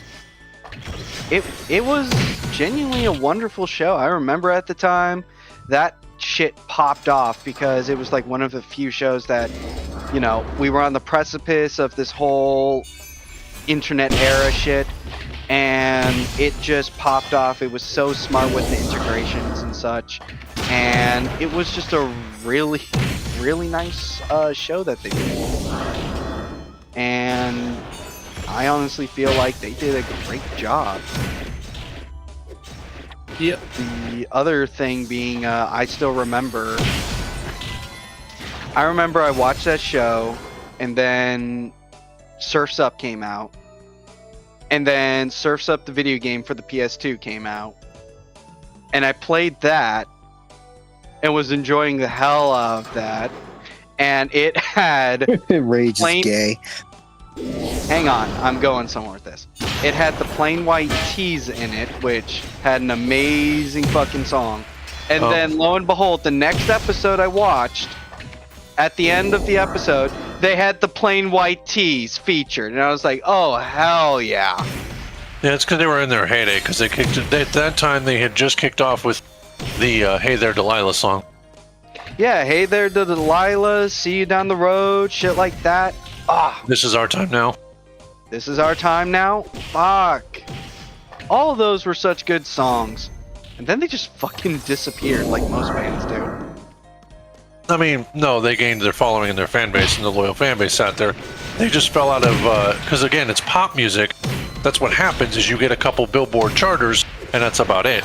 The only thing that I usually see with consistent has been usually like those huge names, or a lot of times, you know, like Daft Punk. Because let's be real, Daft Punk never dies. Daft Punk literally can never die. Didn't they break up? No, they didn't break up. They actually, they pretty much finished everything, and then they went on to do their own things. Officially speaking, they are dead. Like, that was part of it. That was part of the whole thing that they did, where he set the self-destruct sequence and blew up. Nice. They've also done so much in the realm of sampling. Like, these people are, if you want to learn sampling and music, you study Daft Punk. Like, that's the way to work. I also remember, oh god, I just remembered something I think we all forgot, thankfully, but I'm gonna bring it up now to hurt everyone. Okay. You guys remember the Naked Brothers band? Yep. Naked Brothers. No! Oh gosh. You remember that show? Those kids, I feel like, were abused. I'm gonna be real with you. I would not be shocked. I do have one question though, and that's for Mizu. Mizu, why the fuck you fighting Dr. Mundo from League there? Like, seriously, am I wrong? You look like Mundo. Yeah, a little bit. Mundo. I have not reinstalled League since I put on the new computer, and I don't plan on it. I have broken the addiction. Escape the Psycho Mizu. I did. I was gonna say, if you reinstall That's it, what I'm going to every crackhead reinstall says. it, and then I'm just doing it so that way every time I can join you, and then I'll berate you if you miss even one CC as an ADC. Well, I don't ADC. I always play support. Oh, Yeah. good. Then I'll make sure to hurl abuse at you if you fail to protect your ADC.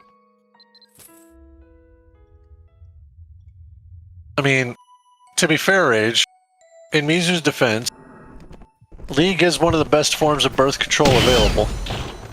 No, I know, but I'm just saying I'm gonna heap as much abuse as I can on him if I dare see him in there. All right. We'd probably get a lot more Mizu Crasher videos of him raging at people online. Oh, 100%. Oh, that was so good. That was I don't hear It that often, fucking but it happened. sucked. They did, look, I'm not gonna lie, they suck. Yeah, they won't shut the fuck up. Jungle's so bad. We're doing so good. That's really like what Kiss me harder, bro.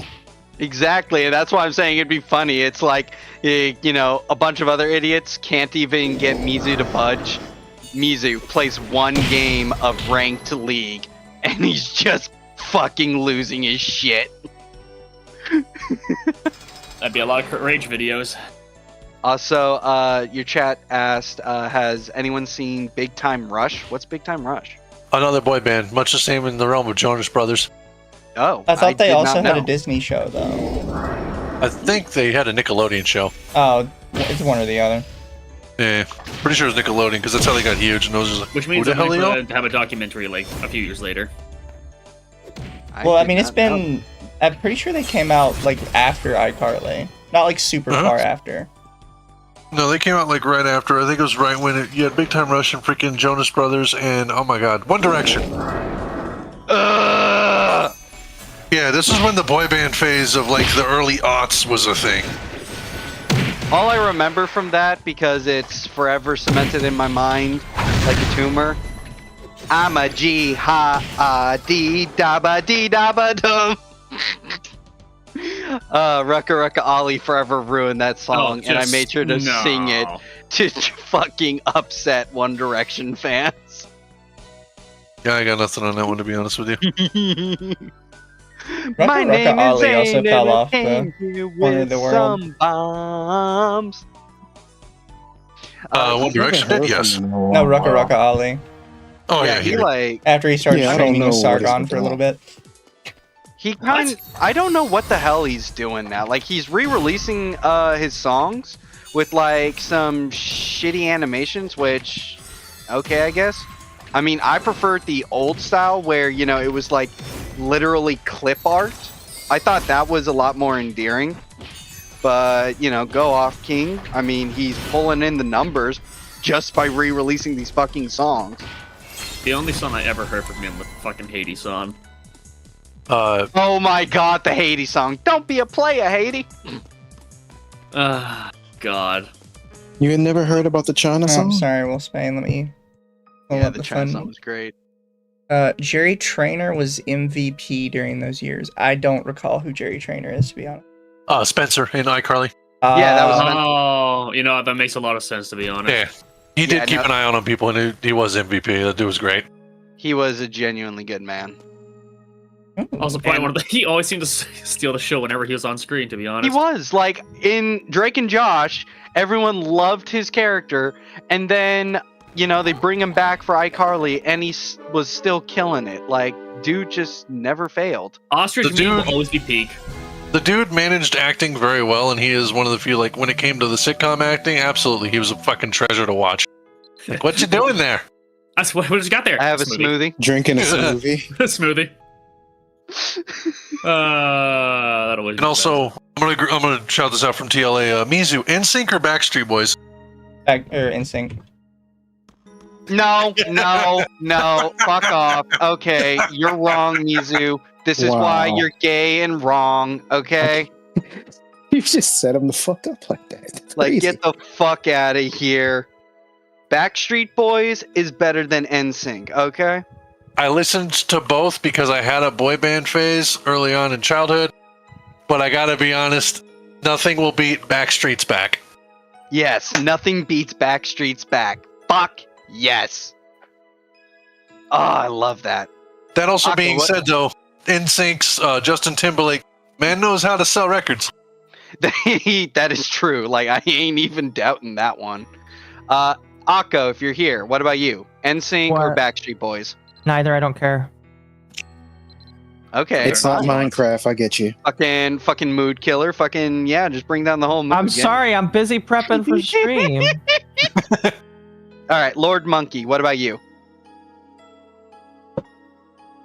He's not even here. Cat's Damn. calling you fucking normies, bastard. and I'm tempted to agree with them. I mean, they're not wrong. I'm absolutely normie as fuck. Okay, no, fuck off. Okay, you say normie, bitch, which one is more common? Which one was in Deadpool? Oh, right, NSYNC! NSYNC is normie, sit the fuck down. Rage, but in defense of the rest of the group, Backstreet made an appearance, and this is the end. That was the entire credits scene.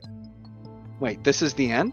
This is the end where everyone kept getting raptured and going to heaven. That was the entire point where like Seth Rogen and a few other people were like horrible people, and everyone's just getting raptured like suddenly because the apocalypse happened. And then when they finally get to heaven, it's the Backstreet Boys bit. I did not see that movie. See, you are a normie. That is the entire thing. Is the whole bit was Backstreet's back. All right, credits. Let's see. What about you, Eclipse? Where are you falling on this? Nothing. This entire argument's incredibly gay. It really is. Listen, it could only be gayer if we got Atari in here, but I think he's at work, so. He's probably his argument's gay. All right. Well, I mean, like, fine. it sounds like you guys are fighting for his fucking spot with this argument. Really? Damn, it's called just having a conversation, sir, all right? Like, you're having a conversation about boy bands as men. Boy bands that were specifically made for women to enjoy. Okay, so you can't just have a casual conversation with the homies, just arguing the facts? All right, I see. Plus, I never looked You know what? All right, fine, anyway, so I have no opinion. In fairness, the reason I bring this up... I'm kind of impartial to NWA. That's fair. Yeah. I mean, that fits your profile. But that being said, the reason why we have to do it is because they're already prepping for Mort, and you have a Jew in here and a bisexual guy, so we're kind of fitting the bill for the theme here. Now, only they did the fusion dance. Let's see. All right, so. Oh, we really ventured off track. Yes, we did. Was the stream supposed to be about Mabinogi at some point in our lives? Sorry, what? Wasn't the stream supposed to be about Mabinogi at some point? No, stream was just we kind of stopped caring.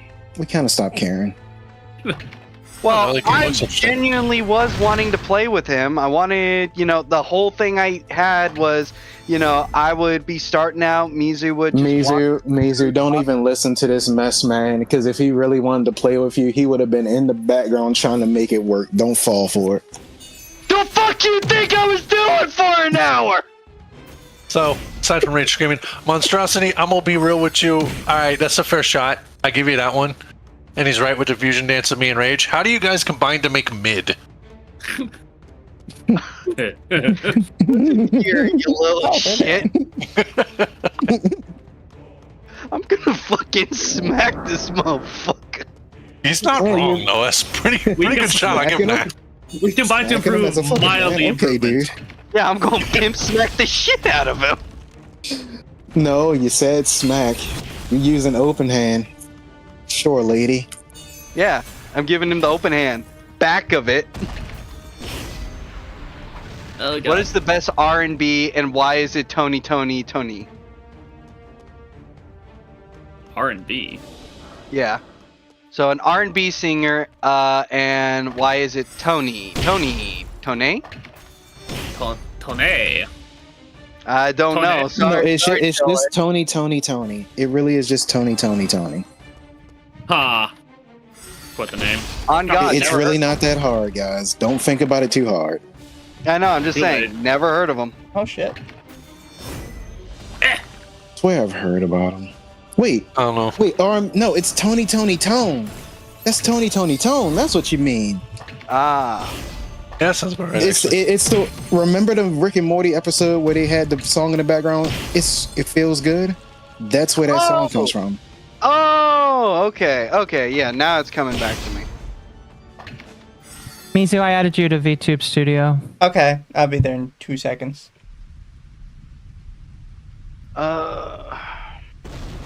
In the future, Mizu, like I said, we'll try for a game that hopefully actually works, and I'll be working on this shit some more in the background. I literally downloaded bottles to try and get this fucker to work.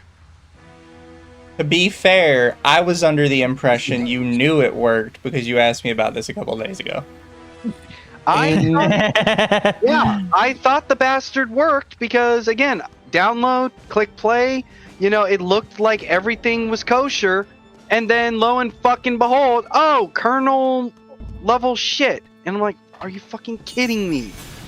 Have you tried Proton? Yes, that was the thing. It didn't need Proton to play, so I thought, okay, that's fine. I then flicked on Proton Experimental, still didn't work, because as I said at the beginning when I came in, the reason it's not working, because I'm looking at the files, it's trying to start a program on essentially ring 0, which is like, you know, your main data. Meanwhile, all the programs that, you know, like Proton and shit, run on ring 3, and you can't pull ring 3 programs to ring 0. Like 90% of us have no idea what you're talking about. I'm gonna be like straight up. I swear I didn't know what you mean, a fucking but- kernel is, right? Yeah, basically the kernel is the building block of the operating system. Yes, and that's essentially what rings are. Ring 0 is kernel. So it's trying to start something in the kernel. Oh, so basically the rings represent the different tiers of like how far of an access you have into the system itself. Correct. Yeah. Correct. Are you following so Full far, Spain Mizu? for 5 for the black guys in the group, because I've been thinking about this for a while. Is 90s and 2000s R&B pop now considered old school? Yes. Yes.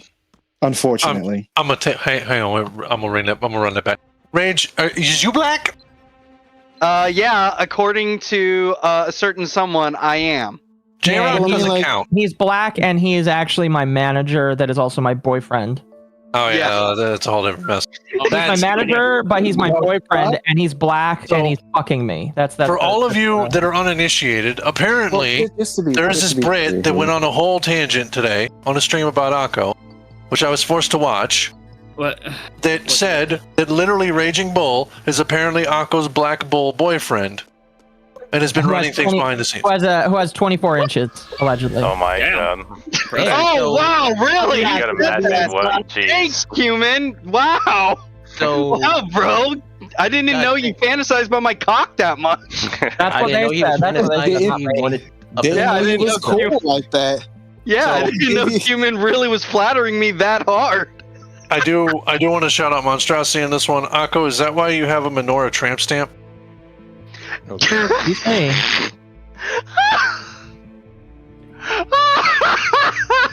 They gotta make their money somehow. Oh, Pimping ain't easy. exactly. Especially given the fact that Hanukkah's coming up. Oh yeah. Exactly. Remember, you got to get gifts for 8 different occasions at this point. Yeah. You guys got the 8 gifts prepared for me for each day? I'll be walking around making sure. mine's just cold. I don't know you, bro. Get out of here. Get the fuck out of here, bro. You fucking know Oh my me. gosh. No, you know me. I kind You of got don't. DMs. Bro. Oh, really? Okay, you're making it gay. Don't do that. Don't do that. Bitch was in my asked you DMs. for- I asked you for commit. Okay, fine. Show it. Show them how fucked up it was during Halloween when I asked for that commission that I never fucking got. Hang on. I'm actually gonna back you on this. The guy's just busy, but it is being worked on. I actually got an update for you. Yeah. Yeah, I really thought it was never gonna be fucking made. Because I Nah, looked at it bro. like, there's no fucking way that's gonna be made. Nah, bro, it is. Here, check it.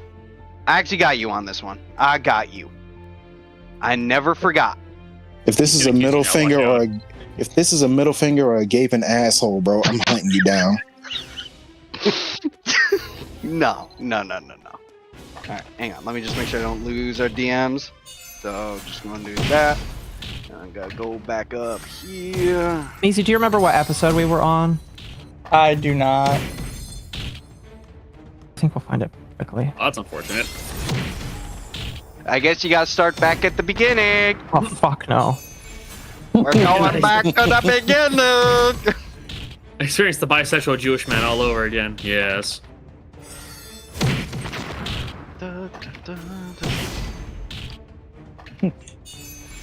Man, you talking about a Lima being bisexual and Jewish. You need to leave that dope alone, boy.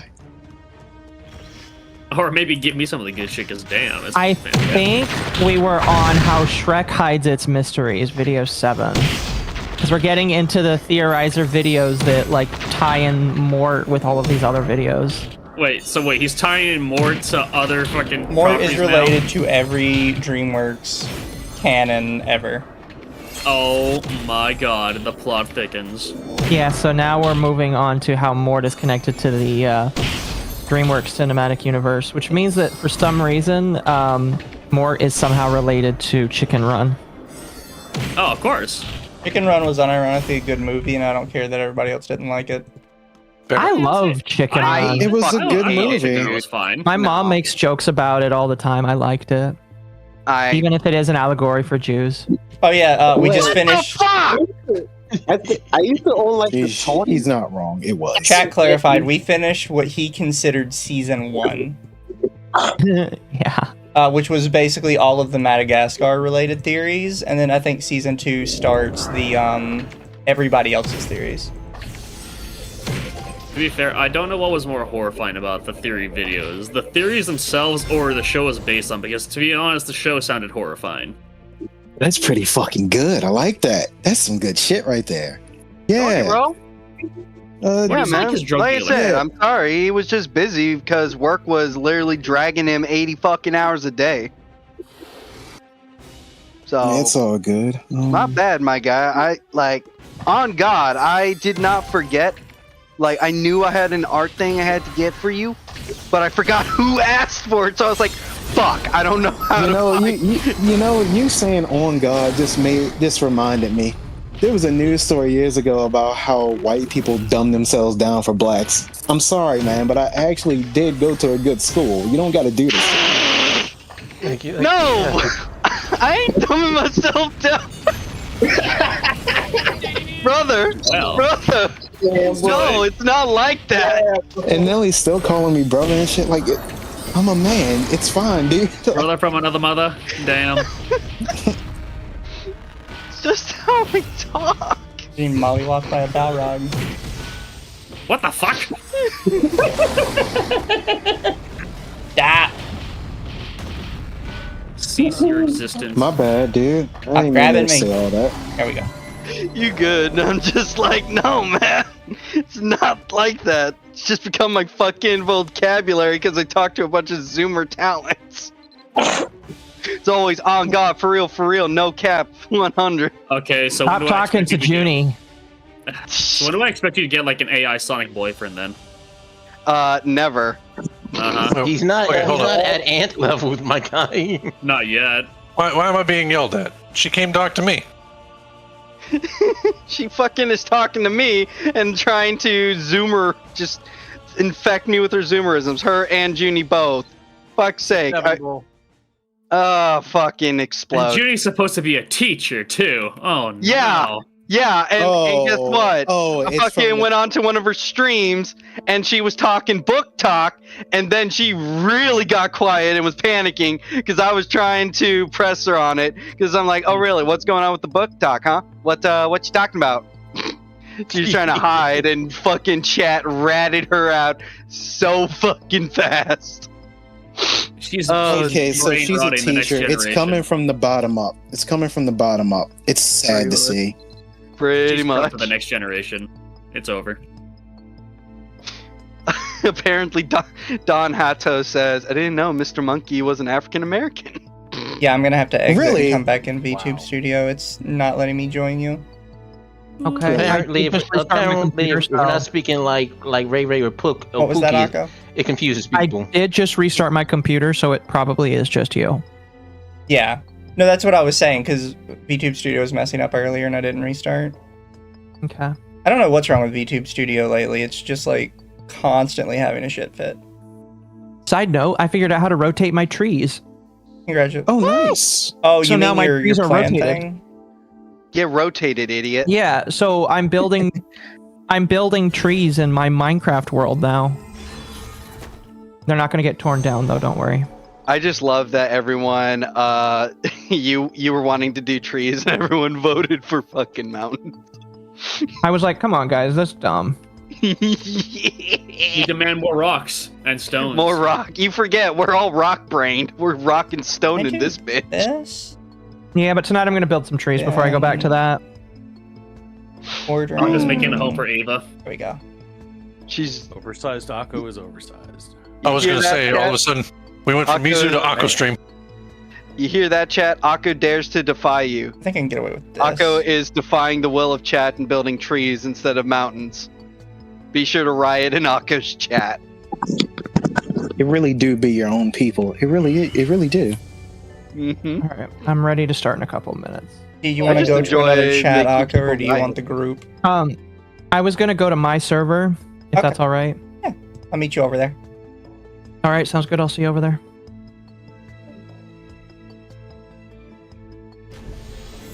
I'm here. Welcome. That's probably for the best, anyways, because a bunch of people is giving me a little bit of a I don't. I don't. Now I have invited the 4 VTards, but I want to keep it small tonight. In fact, I'm going to keep it pegged tonight so that we don't get too many people. How is 8 people sound? So 5 more people. I mean, it's up to you at the end of the day. Yeah, I just don't want it to be overloaded because like there is like a limit to how many people I feel like is okay. Which is fair. So I haven't really had a chance to talk to you about it. What do you think about the whole Akemi situation? Oh no, she's being an absolute spastic. I don't know how she ended up. Like, I knew she was bad. I didn't know how she ended up at this bad. You know what I mean? No, 100%. Like, because the thing is, do you know how it got to the point where she was just sharing porn of Nines in her Discord? I heard that they were doing watch parties of Nines porn. So what happened was, according to Bizer Alice, you remember them, right? Yeah. According to them, because they were in the voice chat with them, which I was like, you should not have admitted that to me, because if she goes to court over this, you could be subpoenaed. But I told them, but what happened was, apparently, Akemi was just spouting off that she knew that Nines had porn done, and people were like, "Oh, we don't believe you." And she's like, "Oh, you don't believe me? I'm going to show it." And then she just shows it to the group. That's how. But why? That's how it happened. Yeah. So like, and I talked to Ava, and she's like, it's kind of iffy on whether or not that would be revenge porn, but you would need a lot more proof. But like, and I was like, well, she should try anyway. And Ava was like, yeah, she should probably try anyway, because that's fucked up. It's like the fact that you got the Nazi Miku to come to the table and be more chill is kind of a problem, in my personal opinion. It is.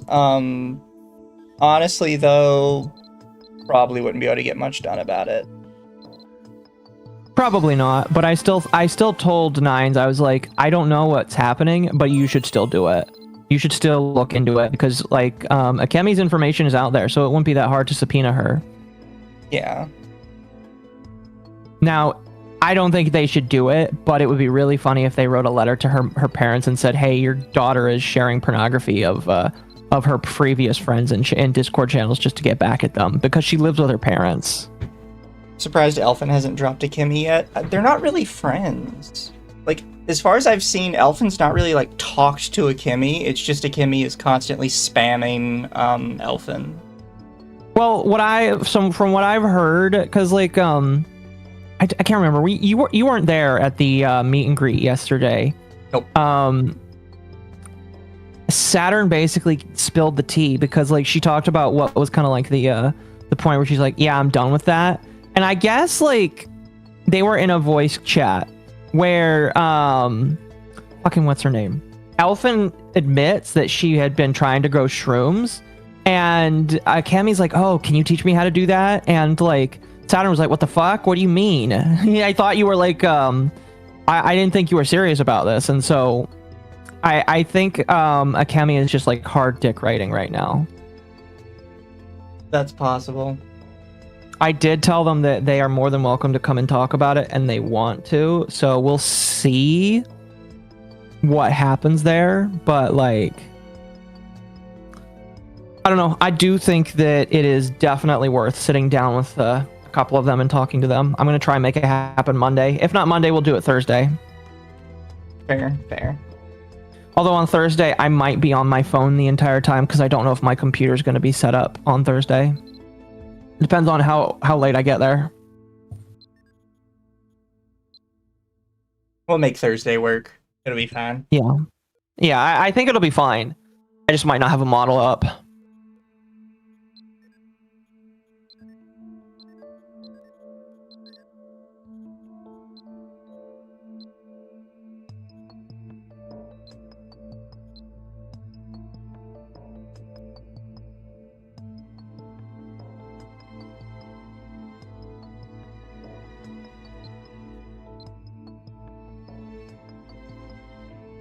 I just realized that the goal thing on YouTube is broken right now.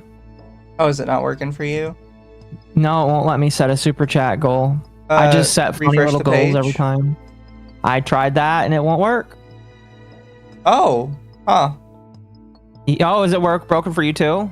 Does everything show up blank? Yup. Yeah, that's interesting. Yeah, I hadn't set one this stream. So I was like, oh, I'll go check for you. Yeah, everything shows up completely blank. That's interesting. Indeed it is. Here, I'll do Indeed. this. That way I can share it with chat. I will start sharing screen here once I go live. If I do this, then I should be able to open link. Yep, it's totally like that.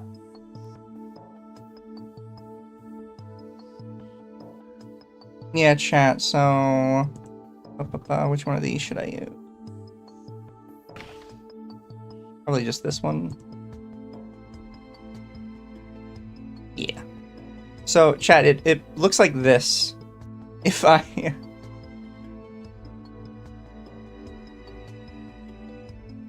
If I have it up, it's just... You can enter the celebration bit, but everything else just shows up blank and you can't click on it. No idea what's up with that.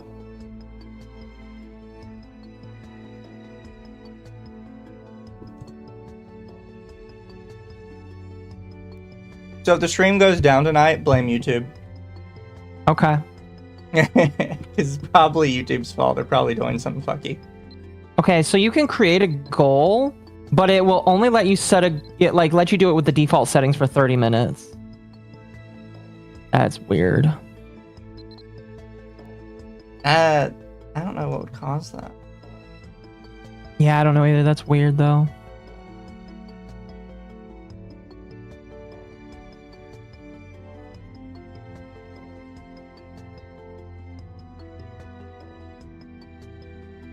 Some of these are probably going to go by fast because I mean, it depends because these are shorter videos. Oh gosh, it includes the Shrek 4 paradox. Oh man.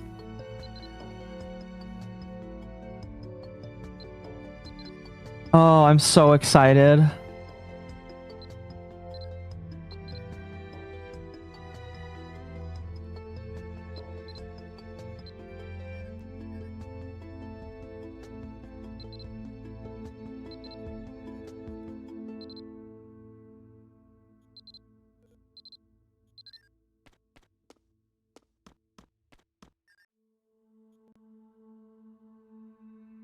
I think I've done Revive Delusion, Fifada, and Abyssal. There's 7 Nightmare. Oh god, more. Yeah, I mentioned that, chat. We're gonna Mort tonight. We're gonna Mort it up. Yeah, our chat paid us, so we have to do it. We're gonna do every Mort. Chat paid us like $80, and I was like, okay, we must do all of them.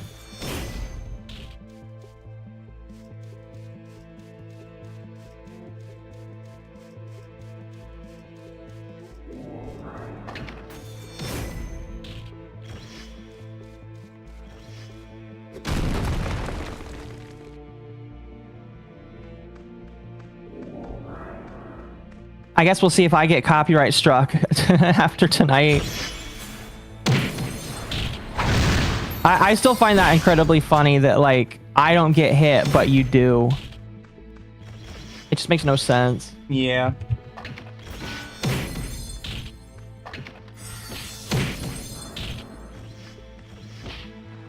I need that.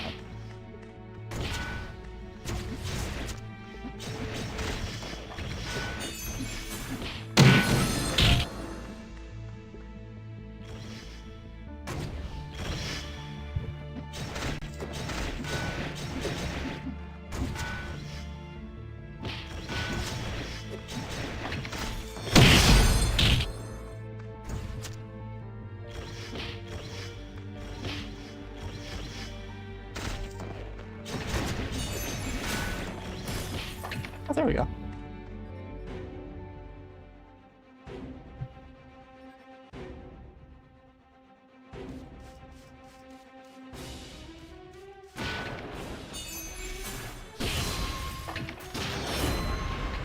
Gosh, I've never seen Rise of Guardians before, yet that's in this. Oh, Rise of Guardians is the Jack Frost one, right? And it's got like the Easter Bunny and Santa Claus and... I see. I think that's the one. I have not watched it either. All I know is that like all the Tumblr girlies are obsessed with Jack Frost. Oh, because he looks like a hot guy. He's their Tumblr sexy man. I getcha, I getcha, I getcha. What the fuck did... Oh, I Did I miss reset more all time? of No, me. Mort's coming up. We started with Mabi first. Because there's never been a better time to get involved in Mabi. They have redone everything and it is wonderful now. At least I think it is. I know all the old players are probably fucking mauling right now. Why? Because they made it a lot easier to get a hold of some stuff. Oh, woohoo. So what they basically did, right, originally, is you had to do like a bunch of really high tier raid bosses like 50 times over in order to get materials, and then you had to either craft it yourself or find somebody to craft it for you. He was a max level crafter, and there's a chance that your crafting goes wrong and you have to restart from scratch. And then that's how you got like the first stage of in-game gear, and you had to do it for like 5 pieces of armor and 2 weapons, pretty much. Now all of that stuff just drops from running the dungeons, but it drops in different qualities. So you can get a very low quality drop or a very high quality drop. Which admittedly makes a bunch more sense, because now there's a reason to run the dungeons, is to gather the materials. And I just know people are pissed that spent like those 50 million hours to get everything. But unfortunately, like, in order to keep those people happy, you would have to keep the game in a state where nobody new wants to play it, right? Like, only those people would stay happy unless you completely tanked the item economy. New players would always come in and they'd be like, oh, if I want to go from early game to mid game, I need 300 million gold. Good fucking luck. I understand the problem.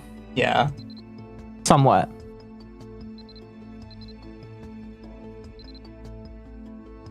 I think a good example is, imagine, in order to do raids in Final Fantasy XIV, you had to just mindlessly grind regular dungeons for 1,000 hours for a chance to get the items needed to do raids. And they made it basically not necessary. Yeah. I getcha.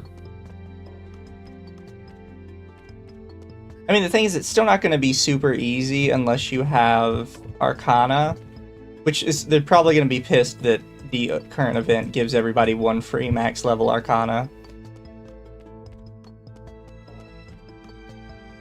Right. But I mean, it's kind of needed. People are not wanting to play.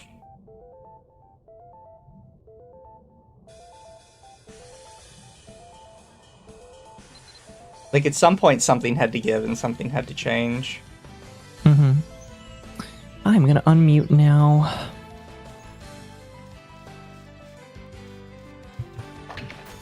Oh boy. Oh boy? What? Oh boy. I'm just oh boy in general. Oh. Here, I gotta turn you up. There you go. A lot has happened today. A lot has happened today, yes. I'm not going to be talking about any of it, though, because that's going to be saved for Monday.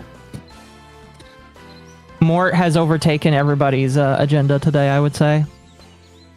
Everybody's been morted. Mm-hmm. I got banned from donating to Nicholas Diorio because I made a joke about how legal mindset is right about going east to white due to white women like CWHM, Anissa, and Taylor Lorenz. I think Nicholas Diorio is just starting to hate everybody. I mean, you know, that's fair. He can hate anybody he wants. I think he's a little jaded on some people, but, you know, that just kind of comes with the territory. Yeah. I think he's kind of a baby, honestly. You think he's a baby? Oh my goodness. Well, he's a baby with $1 bajillion. Talk about Ethan Klein. But he's kind of become a baby as of late. You know what I mean? How so? I just feel like he's become a baby. Just kind of whines about everything. Oh gosh, did you not join? Oh wait, there you are. Sorry, I forgot to move you. Boop. How there dare you not move me? There we go. I need to turn off your Fugi as well. Nice. It wouldn't be a stream. It wouldn't be one of my streams if I didn't like forget to do 2 or 3 different things. By the way, would you like to share the Mort so I can set up a window for it? Yeah, give me 1 second. We are starting with that one. There we go. That. And there that. We're gonna have a lot of fun tonight, though, chat. Everybody loves Mort. Oh, you've got like music running in the background. Yes, this music is fine as long as you just say Carl music done by Carl Casey in your bio. Carl Casey music is great. I can pass you his discography if you want. Okay. It's very cyberpunk-esque. Some of it's vaporwave. Thank you for being a member for 10 months. The Yippies ate my socks. Yippies will eat everything, including your socks, because they think it is food. And Avenged was a member for 16 months. Very cool. Very, very cool. Yeah, we briefly mentioned it on Mizu's side, but more drama in the VTuber sphere. But again, I'm not going to talk about it tonight. I might talk about it on Monday, if not Thursday. We'll see. I mean, all that's really going on is the Ikemi stuff. Yeah. I don't think anything else is happening. Yep. Basically, Ikemi decided to be stupid again. Again. Is anybody surprised? I was right. Bring out the lolly model. The lolly model's for different kinds of reaction streams. Since we're watching scary stuff tonight, I'm bringing out the scary clown. That one probably more scary. Yes. I mean, fair. Yes. Sure. If that's what we want to do. If that's what we want to do. Oh, goodness. But yeah, we're continuing more because we're on video 7 out of 28. People voted for it.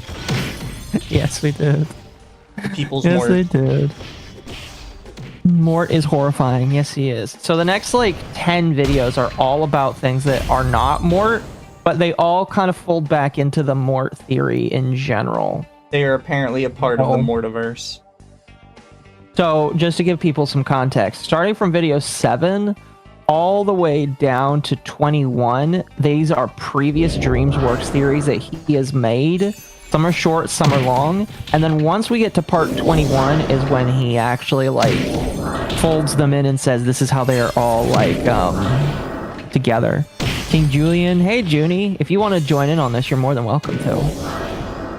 Also, for more context, for those of you who weren't here when we originally were discussing this guy is kind of a crazy schizo who believes that the little lemur from the Madagascar movies, Mort, the one that's obsessed with feet, is a interdimensional death god that controls the DreamWorks multiverse.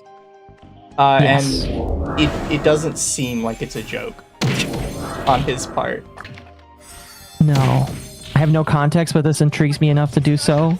Internet Sin Master discovered Mom has made this. Thank you for the $5. Do we have any other guests showing up for this glorious mortification? So, I have obviously in my group friend area chat, I tell people they are allowed to jump in. I have also invited all of the VTards minus Kemi, and they are allowed to jump in once they are done in their what they're doing tonight.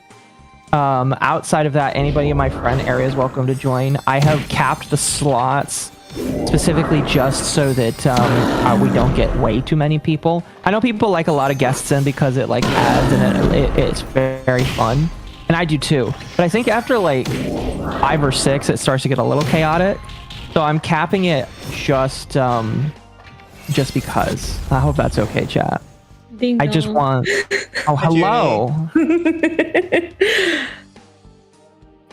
I hope been you're a while. excited. I'm here. I don't know what this is, but King George. You've never watched the Mort series? Oh no, you're like one stream and 3 hours behind. That's okay though. It's fine. Mort is an Mizu gave you the interdimensional TLDR. death god who controls the DreamWorks multiverse. He's also bisexual and Hang on, let Jewish. me update my boogie or my yippee, because I have a yippee. Oh yes, you do. You must become Yippee. Hang on, let me... I recently gave my editor a Yippee now. Here, chat, I'll show you the editor Yippee. I am become Yip, Destroyer of Worlds. Oh my god, she's got milkers! Thank you for the Internet 5. Sin Master discovered Mom has milkers and gave $5. Oh my. I just have to find where all my stuff is. My computer's so disorganized. How's your computer search going? So, good news, have basically my shopping cart filled up. Not so pretty news is that obviously computers are expensive. They are, yes. But they good are. news, I should hopefully be able to order it by December. I should have enough good. by then. That's good, that's good. Project Libertad, I'll reread your here in a moment. But this is the editor Yippee. This is Winter. I made him a Yippee. He has a computer bag and a little hat. I love it. He's adorable. I love him. Bonita. Okay. Reread this here. And Libertad says he's a lemur. He likes feet. He takes over the streams more than the news today. Whoa, buddy. Oh, I have to read it in Kino Casino voice. He's a lemur. He likes feet. He takes over the streams more than the news today. Whoa, buddy. I admittedly never watched Kino Casino. I only watch them when they talk about certain people that I find interesting. Like the quartering, because the quartering is weird, honestly. Wait, where am I supposed to be watching this thing? I am streaming it, so you can just click the live and it will display audio and video for you. So the first 6 videos are just about Mort and his showing up in the world of the Madagascar. Yeah. What we're going through now, from video 7 to 21, which we're not going to get through all of tonight, is all of his old DreamWorks theories. Once we get to video 21, it folds back into explaining how all of this is connected into one Avengers-style universe, basically. And so we're going to be going through all that. Oh, so it's like a Pixar theory type beat. Yeah. Yes, but with a god of death. Oh, those little, you know. Oh, I'm so excited. King Julian. Anyway, I think there's nothing else to keep us from going. So, are you guys ready? Always ready. All right, here we go. This is How Shrek Hides Its Mysteries, and this is one of his older ones. It's with his old intro. Is my favorite DreamWorks. Holy shit, it's quiet. franchise, And if you've seen some of my best Hold on, let me turn it up. Let me see if I can turn it up a little bit more. and most plausible theories, you'll All right, that's about as loud as it gets before my ears start to hurt. be eager to see this. I have a small little Shrek theory I made months ago, which stated that the fairy godmother is behind more than we're led to believe in the film. So I've constructed a timeline of events to contain a massive conspiracy that predates Shrek 1 and extends past the final film, Shrek 4. First, I'll need to dig out some of the buried evidence and construct evidence with evidence to use as evidence in my timeline. Evidenceception. Evidenceception. Oh my gosh. Shrek's. Have you ever watched this guy, by the way, Junie? I'm curious. No. Okay. No. It already sounds so invested. It's like the guy with the corkboard and the red strings. Also, I updated my Fugi. Oh, he has addressed the corkboard allegations in another stream where he made sure people knew that he had a room of corkboards, of multiple corkboards. Oh, I love that actually. I hope that your Fugi shows up. Fugi tag has changed, and I'm gonna be honest with you, it's not really changed for the better. I don't know why some stuff doesn't show up differently. You but might just have hopefully to yours read does. the browser source. Nothing I'll changes for the better try. anymore. Yeah, but yeah, so Mizu, I don't know if you mentioned it before, but this guy's like some sort of actual, like, he has like a job IRL that's like not this, but he's like some sort of physicist or something. So he has actual corkboards. Yes, he does. Like he that's has an actual great. degree in like a proper science, like one of the hard sciences. I don't recall which one off the top of my head at the moment. I love when people with PhDs and masters become content creators. They become Exactly. the best. It's just he's also insane. Also, I guess Yeah. spoiler alert for all of Shrek if you haven't seen it. Well, funny enough, we just finished watching all of the Shrek movies. We watched all 3 of them Great. because only 3 of them exist. 1, 2, and 4. And even DreamWorks says that too. Let's continue. Through 4, so hopefully you've seen them all. If not, watching only the first 2 films will allow you to understand this as well. As you may remember, the secret plot of Shrek 2 is basically a conspiracy all in itself. Oh my god. Yes, in Shrek 2, that the fairy godmother is all about her son marrying Fiona. It's also obvious that there's a master plan going on. So, I've sifted through the evidence to put this master plan into a timeline.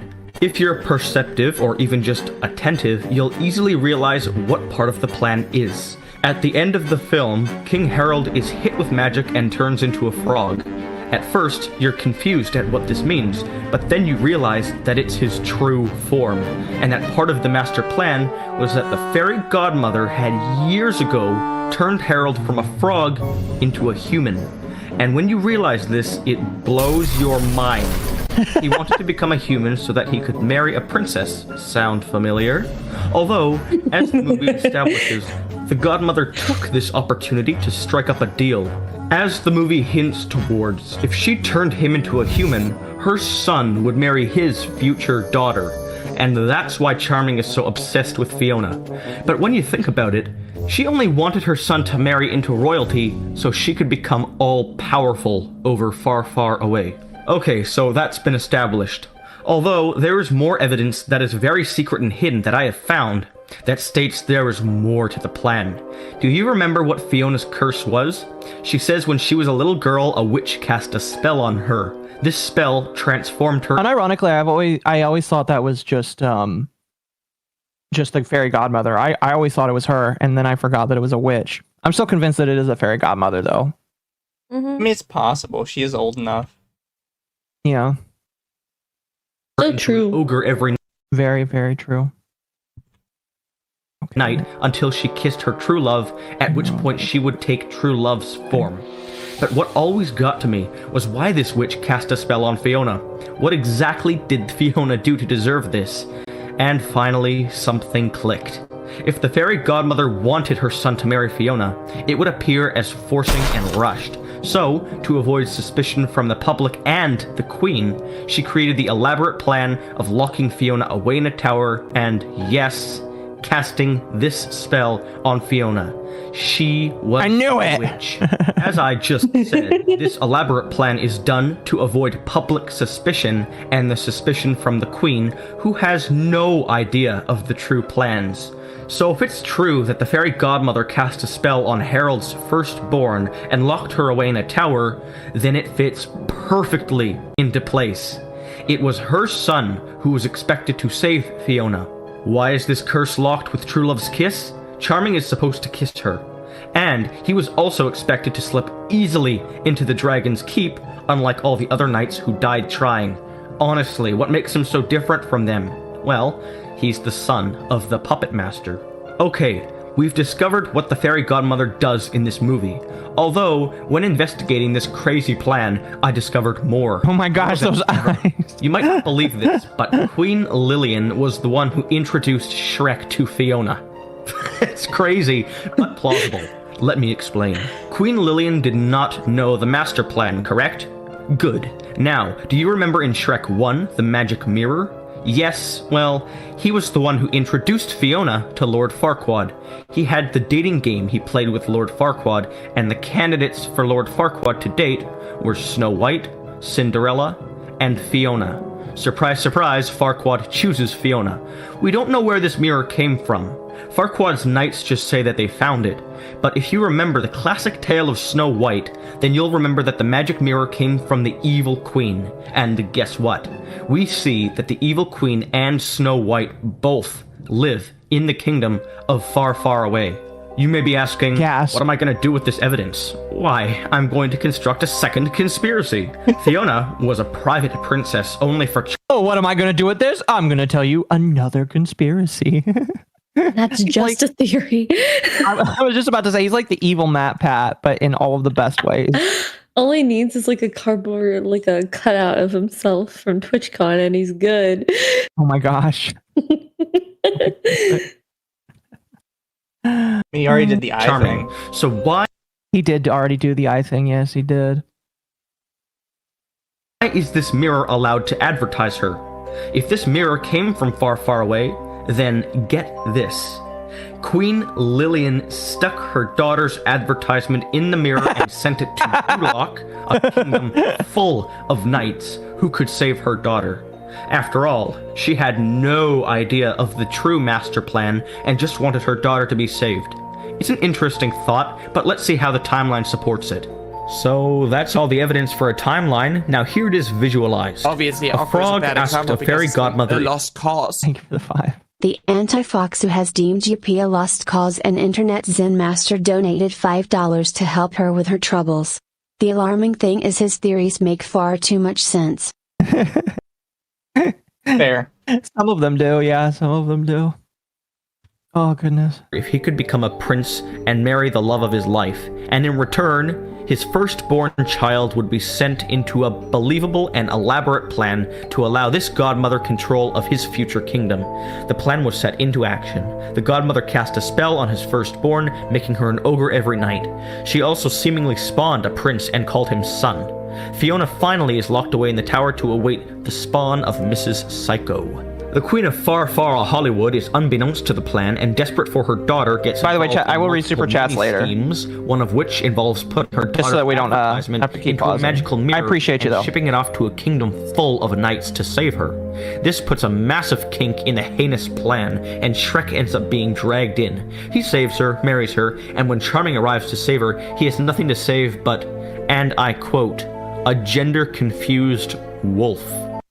I love that joke.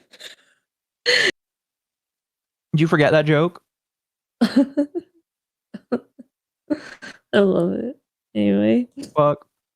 Devastated that the queen metaphorically and unwittingly put a compound fracture in his so-called mother's plan, he alters his plan, but the all-too bubbly psychopath dies in a stupid fashion, leaving him alone to reveal his true plans and dominate the kingdom with full-on delusion inherited from you-know-who. He ends up dying. The end. And that seems to wrap up DreamWorks' biggest conspiracy. But seriously, pretty good conspiracy timeline. It basically explains the true rise and fall of the not-so-charmings. I don't know if it beats this theory, though. The best theory I've ever made, which is 100 Oh my gosh. possible. A Ratatouille theory. But until next time, Oh, so that was the Shrek conspiracy. By the way, that is So where's somehow Mort? extremely important to the Mort theory. What? we don't know how yet. We don't know how. But we'll get there. Wait. We'll get So there. wait, I just watched an entire Shrek theory Mhm. because it's a part of the Mort Uh-huh. theory, Uh-huh. Somehow, Yep. yes. but Yup. there was no Mort. Not yet. Not yet. Not yet. Not yet. A lot of these Where theories are not going to mention Mort yet. Where is Boo Boo? But Wait, where's Mort? like Boothang, the doctor. There's like I'm missing a dot. I'm missing a couple of dots actually. Kitty, man. Even my cat's confused. She doesn't know what's going on. I was like, is that a cat? Yeah, that's my kitty. But yeah, no, Oh, this My name's is, Sophie. this is and how I the call her Mort theory Princess. works. Just all over the place. That's awesome. It is extremely Do the all- lines connect at some point? Yes. Yes, at it video 21, and we're on video 8 right now. He's putting the points on the cork board right now. Yes. These are old ones because these videos are 8 years old. The Mort videos are 4 years Oh old. my gosh. These are old. But we say 8 years ago, and that was 2013. Yeah. Oh, We're old. Let's not talk about age anymore. Listen, let's not. Let's no. So this make me feel so sad. This next video is a fairy godmother's twisted end goal. Oh gosh, I love that warning. This video is slightly fast Wait, 8 paced. years is 2017. My bad. Oh, that's even worse. Oh, I'm gonna go die. Cat. That's how old I am. Really quickly, Lobert for 5. There's not enough mind-altering drugs in the universe to get someone to be as whacked out as this guy. Yeah. So it would be. Shrek. They are the best DreamWorks films in my opinion. They have it all.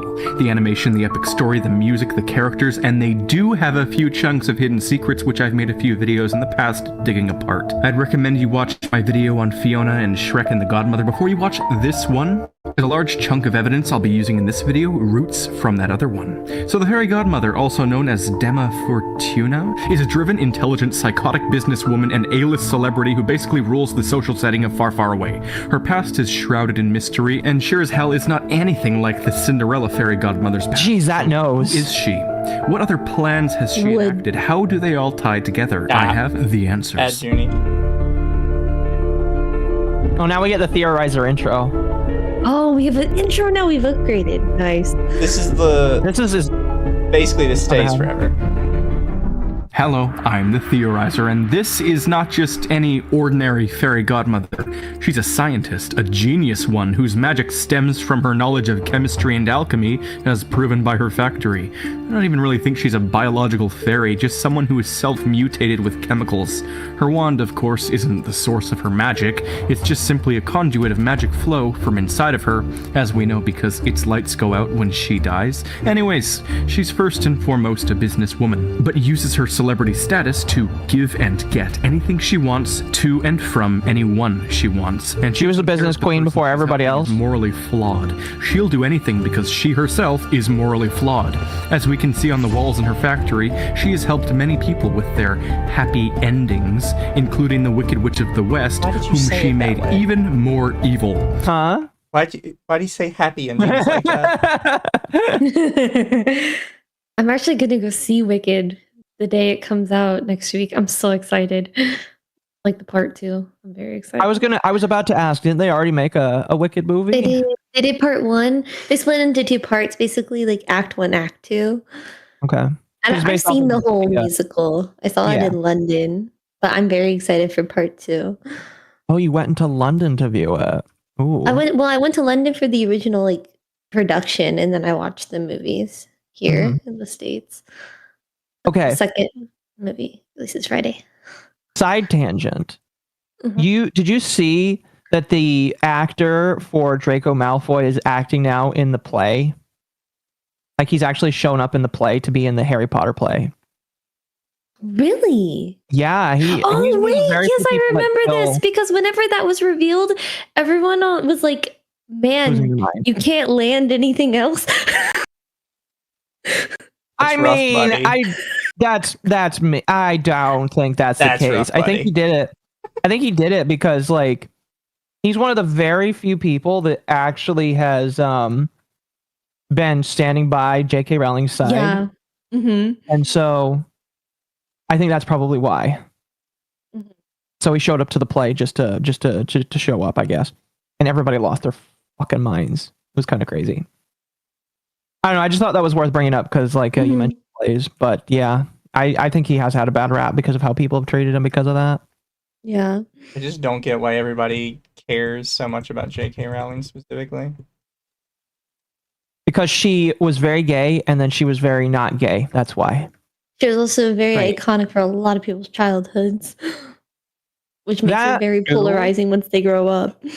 That too, but again, I just don't see why people care that much. I don't care. Well, because there's a lot of stuff, like there's a lot of media that was like really formulaic to my childhood. I genuinely couldn't even tell you who made them. Like, I was a Hunger Games girly. Oh my goodness, no. I'm judging you. I like Suzanne Collins. I do. She only writes when she has something to say. She stated that multiple times. Maybe this is like she didn't buy into. I don't know. Maybe it's like a guy thing where it's just literally nothing that formed my childhood. I could not tell you who made it. Yeah, I'd have to sit down and actually look it up. Now I read dark romance, so. Oh, that's illegal. I've seen the Twitter people. You're not allowed to do that. Seen what she's written? All right. Let's continue.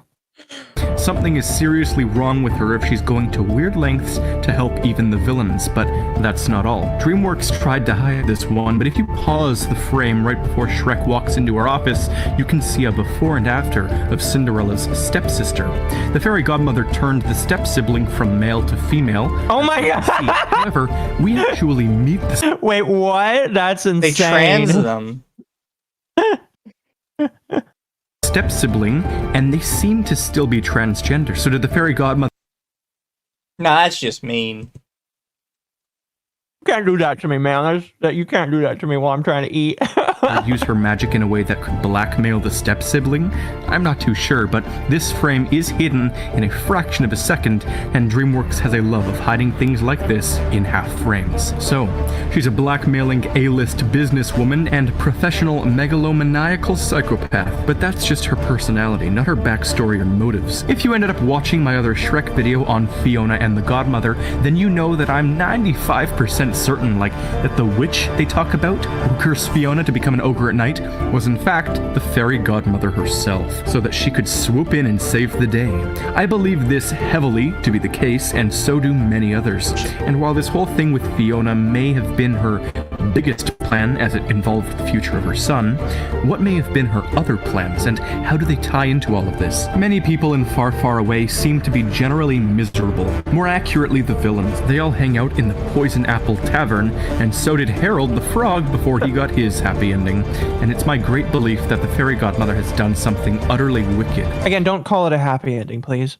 She has intentionally gone around and used her magic to interfere with the lives of several people so that she can swoop in and save their days.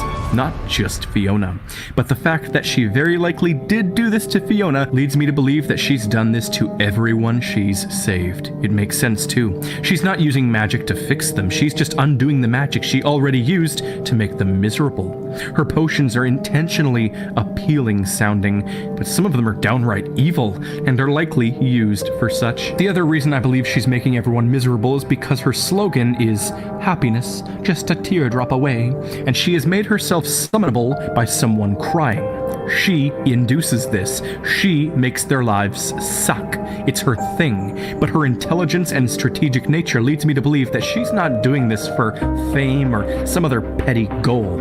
I believe fame is just a stepping stone to what she really wants, but I don't know what that is yet. In Shrek 3, Prince Charming immediately went to the Poison Apple to recruit villains once he was out of options and his mother died. Everyone in there hated him at first for some reason, but then they all warmed up to him when he promised them their happy endings back, and they hopped all over it because their happiness has been stripped from them. Charming knew the backup was to appeal to the people she ruined. Charming himself, I think, might even be a byproduct of Dama Fortuna's even greater plan, which involves herself and herself alone. Charming was a child she created, or perhaps birthed, simply to get herself on top of Far, Far Away. But she was already on. I'm sorry, how did she create him? She's magic. Can you please? Oh my gosh, is he a test tube baby? Is this the Nick Fuentes of DreamWorks? It's just very funny. On top in regards to the social setting. Her plan with Charming involved getting on the top of its political and royal setting. Charming isn't real, he's a fake boy created by the godmother. This is additionally seen in how he was utterly lost without her guidance and reverted to the failsafe of undoing the misery and the villains she created. I think more specifically that these villains were created by the godmother not only to give her something to fix, but to contrast Cinderella and the other princesses she fixed. If she creates villains, the happiness of the heroes is almost certainly assured. She did this to make the happiness of others more potent. Gene Seed, no hero can exist without a villain. But getting on top of the royal chain in Far, Far Away is what she wants, though I'm still trying to figure out why. She's power-starved, but I think she aims to do something with it all. Her plot started way back when she ruined the life of a small frog, making him yearn for the life of being a human. In doing so, she introduced him to Lillian, a woman whose life she most likely also ruined. As we know, Lillian's family used to be the royalty governing Far, Far Away, and this was the godmother's first step into worming her way into the system. Once their marriage was assured, she poisoned the daughter of Harold and Lillian, making her an ogre by night. Godmother created a son who she named Charming, and she had Harold indoctrinate his daughter into being entranced by the concept of a charming prince who'd save her. Funny how she literally named him Charming. It's all a part of the scheme to mesmerize Fiona, which worked, as we see, in her obsessive diary. But why wait so long to save Fiona? Why send Charming at a very specific time after Shrek just saved her? Kind of extremely coincidental, right? Why would Charming show up right after and not way before? It's statistically improbable for these events to happen so close together. So, then, there's only one logical answer to this, and it's the fact that the fairy godmother intentionally sent him right after Shrek saved Fiona, and they began their honeymoon. Clearly, Prince Charming was unaware of the plan the godmother had in mind. I'm confused. Why would she do that? Why would she Well, that's like very dickish towards her child. Okay. Why not? And she blatantly lied to him about it constantly. Even in the carriage, she kind of takes over and starts screaming the same thing he screamed. This is only further proof that her son is the means to an end. But why would she wait for Shrek to save Fiona? I think I know. She needed Shrek to be there so that she could save Fiona again to fool Harold and Lillian. She needed to swoop in and break apart their love. Shrek. Okay, but if he rescued her in the beginning of if Prince Charming was there in the beginning, he would have already read. I'm confused. That doesn't make any sense. Doesn't she though? Like, didn't he say earlier that she like is summoned by people's tears? Yeah, so yeah. I wonder if he's gonna say like she feeds off of people's like heartbreak and stuff, like despair. Oh, that makes her stronger. Maybe. And I don't know how that plays into Mort, but We'll get there. I don't know. I don't know. For that matter, needed to save Fiona. Ever notice how the happily ever after potion is the only potion that is intentionally labeled with an incredibly appealing title and sticker behind a very important looking glass display? Notice how she Stop thinking. I have to think. Her that Shrek did indeed steal it. She acts like she was surprised at the theft when around Charming, but her smirk implies that she's pleased her plan is following through. So yes, I believe the fairy godmother sent Charming in right after Shrek began his honeymoon, simply to test Harold's allegiance to her and their plan. She needed to make a big introduction to Fiona, and the only way to do that would be to break her and make her require further happiness, or in other words, allow an ogre into Fiona's life and shock Harold with it. Harold's spastic dinner fight with Shrek is all because, of course, he was furious that the godmother's plan didn't follow through. He was mad because he didn't want his own happy ending revoked by her. This was all the fairy godmother toying with him, like she does to everybody. She needed this dinner table argument to happen so that Fiona would feel torn and distraught, so that the entrance the godmother made could How would have she as know this was going to much potency happen? as possible. She was just waiting for Fiona outside. This is proof of it. She's psychic. She only appears if you cry into one of her business cards, I not guess. if you cry into nothingness. This means that she'd have been monitoring, waiting, which, yes, by extension, means that she wanted Shrek to save Fiona first. What a psychotic thing she is. She staged the entire film's plot. She has wormed her way into royalty, and in her attempt to be good enough for Fiona, she has become a celebrity by manipulating several other princesses. This was all for Fiona because she needed Charming to become king, because she needed to become the ruler of Far, Far Away. But why? Personally, I think she wants to lead all of the land with evil power. She wants everything. Citizens to bow before her. Similar to what Rumpelstiltskin wanted in Shrek 4, but why this? Well, most villains with determination as great as hers, with an endgame as arbitrary as this, had at one point felt inferior in their life, whether they were bullied, tormented, whatever. So I feel that's what's happened to Dama Fortuna. She made herself a fairy, gave herself magic, all to compensate for something that tormented her in her past. Quite honestly, I believe it was the previous royals, Lillian's family. I feel like something happened with them, because it seems to be the most sensible in this situation, with how she wants to dominate the kingdom that wronged her. This is besides the fact that Lillian blatantly tells Harold that she does not trust the fairy godmother. Something happened in Lillian's family history that ruined the fairy godmother's mentality, and this not is a bad idea. She used not to a be bad a witch, theory. but now she's a witch posing as a fairy. This is her sick, complex, psychotic, twisted revenge, and I'm not sure what kind of things the royals did to her. Most likely, though, they shunned her because of her magical ways out of fear. I might go into this more later, but for now, I'm the theorizer. Still need to figure out how that connects to Mort. I think we'll get there eventually. I think he gets there eventually. We just this is all like, yeah. Again, These were all made told before to his trust Mort the theory. process. Akko, I'm not currently trusting the process. Trust the process, Like, my God.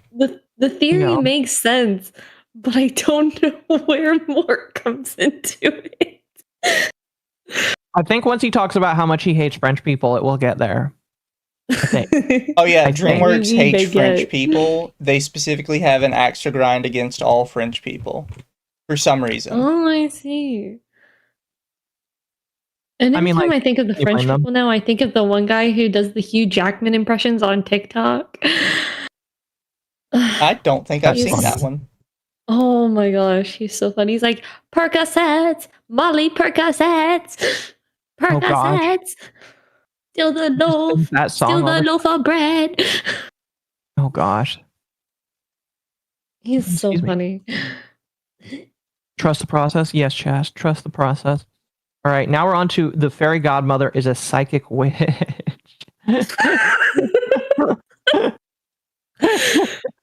But before we move on, She's a what? psychic witch. I like how I called that in the previous one where you said, "How does she know?" And I said, "Oh, she's psychic." Mizu, I'm going to be honest, you were bullshitting. And Maybe. I'm still right. Yeah. Tell him. Yeah. Oh gosh, cat. Hi, cat. Is it goodness. hi? She's mad that I'm not petting her. Internet Zen for 5. Prince Charming being a magic test tube baby makes far too much sense. I wonder if Mr. Charming had extended time on tests. He didn't have to take any test. His mom did it for him. Have you seen the homeschool kids that their mom is like so obsessed they'll just take their test for them? Oh no. That's weird. See, when I was homeschooled, I didn't have testing because my mom believed that standardized testing doesn't actually teach you how to learn. It just teaches you how to take tests. That's technically true. I didn't do standardized testing. I did have to write a lot of papers, though. Lots and lots and lots of papers. Anyway, let's move on to... oh, wait, one more. Here, Lobert for 5. You can give Akko a quote-unquote happy ending by using Oshi code MAMAAKKO10 for 10% off your AdvancdGG order. Thank you, Chad. I appreciate that. This video is slightly fast-paced. Another one! Dama Fortuna, aka the fairy godmother from Shrek, is wickedly villainous. I made a bunch of backed and theorized claims about her in the first part to this now 2-part series, such as how she actually wanted Shrek to save Fiona for her own grand scheme Very reasons. devious. I also concluded that she is responsible for all of the villains in Far Far Away being evil, and she did it because she wants her son to marry Fiona, so that she can be on top of Far Far Away's political setting. I figured that this was all because she wanted revenge on the kingdom, perhaps because she had anger regarding the previous royals, Queen Lillian's family, and because she wants to take everything over because of her newfound inferiority complex. It's utterly imperative that you watch part 1 before this, or if you've already seen it, rewatch it immediately, because that video will flow right on into this one. And here's the surprise. I have more evidence for all of this that starts making my whole theory even more likely, and infinitely more shockingly You don't creepy. say.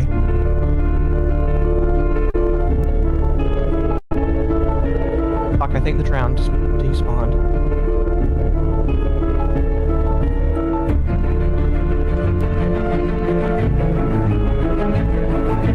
Hello, I'm the Theorizer, and as you know, in part 1 I claimed that Dama Fortuna has ruined the lives of many villains, making them evil. More proof of her possibly ruining the lives of the villains is seen in Rumpelstiltskin. It just so happened that Shrek saved Fiona immediately as Harold and Lillian were about to sign a paper that would throw away their kingdom. The fairy godmother's time with all of this is utterly impeccable, and Rumpelstiltskin's rage only grew from that point forward. She's creating villains. Another thing I talked about in part 1 is the godmother's neglection of her son, Charming. She doesn't truly care about him, and he is the means to her end, to her domination of the kingdom. I go on to explain the instances in which she doesn't tell Charming much about her plans, and this right here is more evidence of that. Charming had no idea that Shrek would show up and take Fiona, and in part 1 I made it very clear that the godmother wanted all of this to happen, and she in fact was the witch who casted the curse on Fiona to begin with. The final thing I discussed was in my major 2016 Shrek timeline video, and it was that the magic mirror, which advertised Fiona as a candidate for rescue, was a strange thing in the movie. Fiona was supposed to be on lockdown by the godmother, and she was only supposed to be rescued by Charming, so who let the mirror in on this information about Fiona? In my 2016 timeline video, I said it could have been Queen Lillian, who suspected the godmother of evil but knew nothing of the true plans, and thus let the advertisement reach Farquaad. But now, I think it was the fairy godmother who sent it. I believe it to a very high extent. Lillian never could have slipped the mirror past the godmother's plans unless the godmother wanted it to, or she did it herself. So she wanted Shrek to save Fiona. Perhaps the godmother was even behind Farquaad wanting to exterminate fairy tale characters. Perhaps she's been granting him his wishes and forced all of the fairy tale characters into Shrek's swamp so he'd be forced to meet Fiona. Oh my gosh. Oh. So now... It just makes sense, Akka. Fairy godmother is why we have... Okay. Dema Fortuna was supposed to be in the first movie, but it was mysteriously scrapped. So, I looked for more, and when watching the first Shrek movie over again, I realized something very specific and odd about Fiona's curse. Something in its wording. Her curse turned her into an ogre by night and kept her human during the day, until her first kiss of true love, which would turn her presumably back into a human after she kissed one. In the first Fairy Godmother video I made, and more primarily in my big major Shrek theory of 2016, I made the very accurate claim that it was in fact the Fairy Godmother herself who cast the initial curse on Fiona. She was the witch who set it all into motion, as that was how it happened in the original Shrek book. The Godmother did this to, jumpstart her master plans, but there's something interestingly unique about the wording to the spell. If she truly wanted Charming to save Fiona and turn her into a human, then why would she even allow this curse to have her stay an ogre to begin with? Why would the Godmother make Fiona specifically allowed to become one or the other? You know what? He does have a point. The curse should have been more specific, I guess. If she was so desperately wanting Fiona to get with Charming, and Charming alone, why not just make the curse say, true love's kiss will revert you into a human? Well, she didn't do that because there's a secret agenda behind this, and she wanted Shrek to save Fiona. She somehow knew Shrek specifically would be the one to save Fiona. It's why she sent Charming in immediately after her rescue. I said all of this in part 1, but why make Fiona an ogre? Why make Shrek specifically save her? And how did she know it would all play out so precisely? If Dama Fortuna really is behind even the first movie's plot and everything, why Shrek? Why ogres? I know the answer. The Fairy Godmother's powers root from old-fashioned and historical witches, sort of like the ones from Shrek 4 kind of representing. The Fairy Godmother has deep roots in prophecies and alchemy. Yes, that kind of eerie witch. She needed Fiona's savior to be Shrek because it was always Shrek. That's how she knew. She has the ability to predict the future. I know. It's like outlandish sounding, and I intentionally shied away from talking about this in part 1, but now I have evidence staring me in the frickin' face. Her name is Dama Fortuna. In the Shrek book, she was a fortune teller. Her name means Lady Luck or Dame of Fortune. That name applies to her making others' fortunes come true, but it also means fortune teller, her occupation in the book.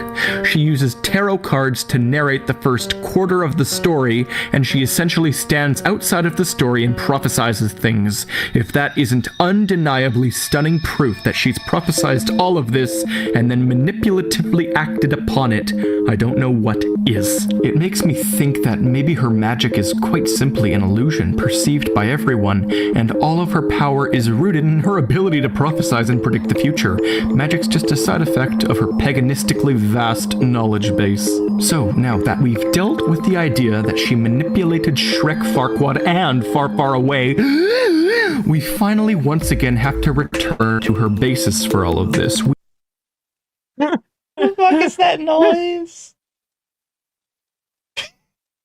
I don't know.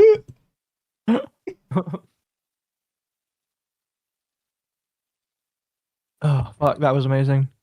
What is that noise?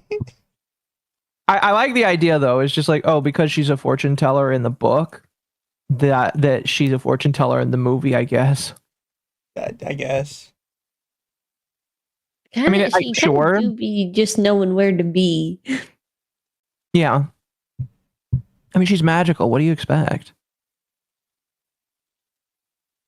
Just magic him up a wife. Yeah, but if she made Prince Charming a wife, she couldn't become the ruler of Far, Far Away eventually. Exactly. You need to get a clip that gas per a soundbite. Why did it reset my shit again. We know she's doing this to become the leader of Far Far Away's royalty, and we know that it likely had something to do with her abilities being feared and shunned by Lillian's family, but that's not all. What exactly did she do? Well, her cottage-turned-factory might give us some clues. Possibly, it could have very well been her first transitions of people. Using her magic to grant happy endings was likely seen as frightening and demonic back before I hate it. place, and I bet she was shunned for it. Sort of like Rumpelstiltskin from the 4th movie. Shunned. So she began granting unhappy endings in defiance. Cruel fates in return, creating villains which only would have amplified things back at her, to the point of her removing the highest regals and forcing the position to be open for a new king, who she was going to make sure was Harold the Frog. Lots of famous people are famous for initially frowned upon things which are forgotten over time, leaving only a superstar. Oftentimes, a superstar with a famously bad attitude, as seen in her posters.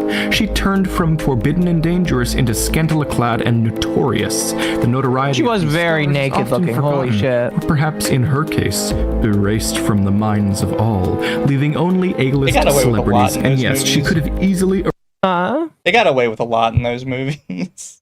They did. When you realize they're children's movies, you're like, hey, you kind of got away with a lot of shit. It's kind of funny, honestly, though. erased her darkest past from the minds of the citizens. She has memory potions. How do I know? I know because she can make people fall in love, which logically would require the erasing of various emotions and memories of opposing events. Perhaps it was her transition of the city, or rather her transition of one of the people on her walls of fame, but it was something that got her shunned by the ex-royals.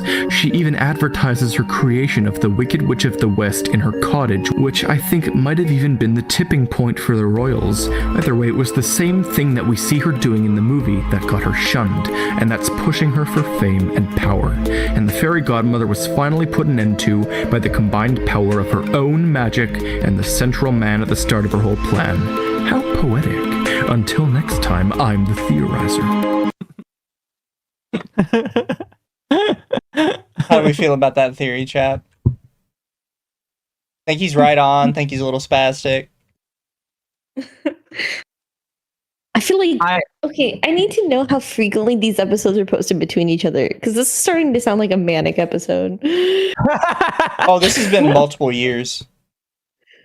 I'm saying like these specific like theories. Like couple weeks to a month.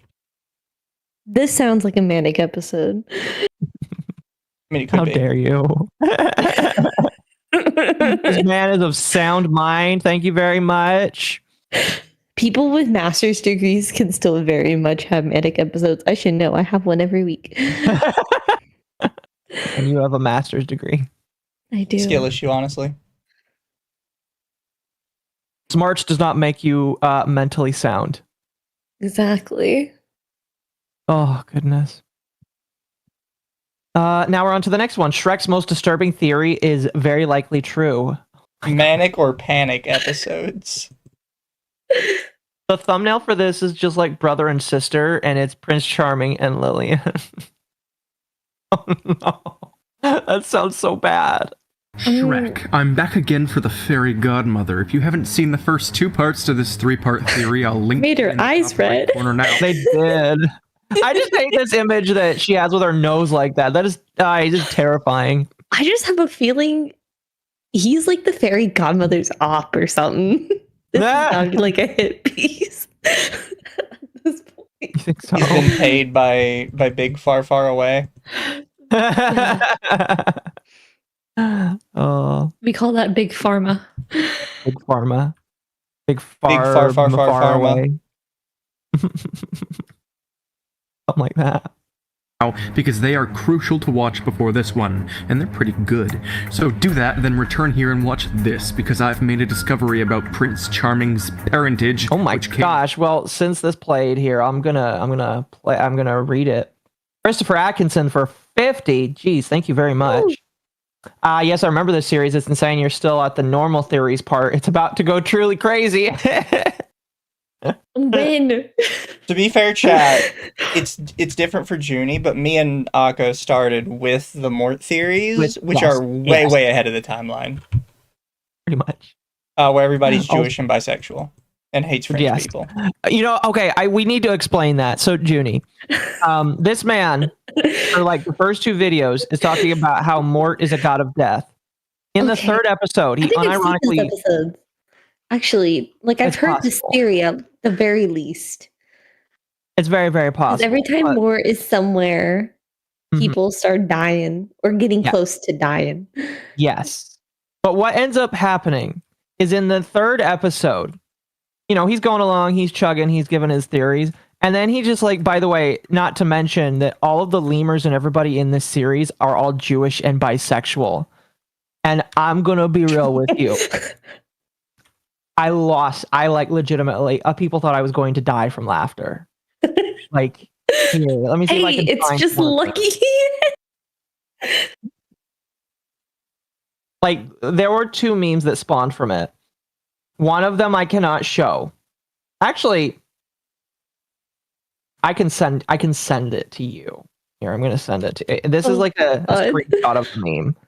This is a screenshot of the meme. Like that's how badly it was. That's how badly I was dying.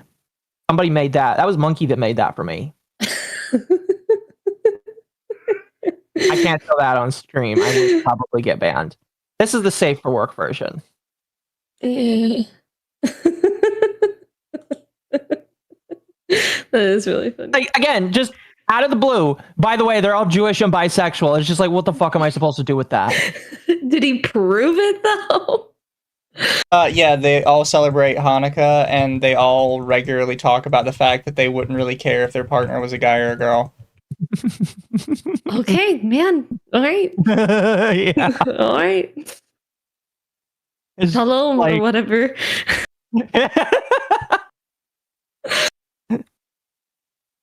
Also, Lobert for 5. This guy and his theories make the Cherry Foxuan Bridge look extremely tame. I mean, she is pretty tame, but yeah, you're right. And then Internet Zen for 5. Quote, it's magic. I ain't gotta explain shite. Unquote. Fairy godmother, probably. They're bisexual Jewish lemurs. Yes. Yes. Yes, chat. Yes, they are. All right, let's continue. As a shock to me will come as a shock to you, and blew my damn mind so hard that I started shaking like a tased pufferfish. Oh. Tased pufferfish. I didn't know that was a thing. Holy tree.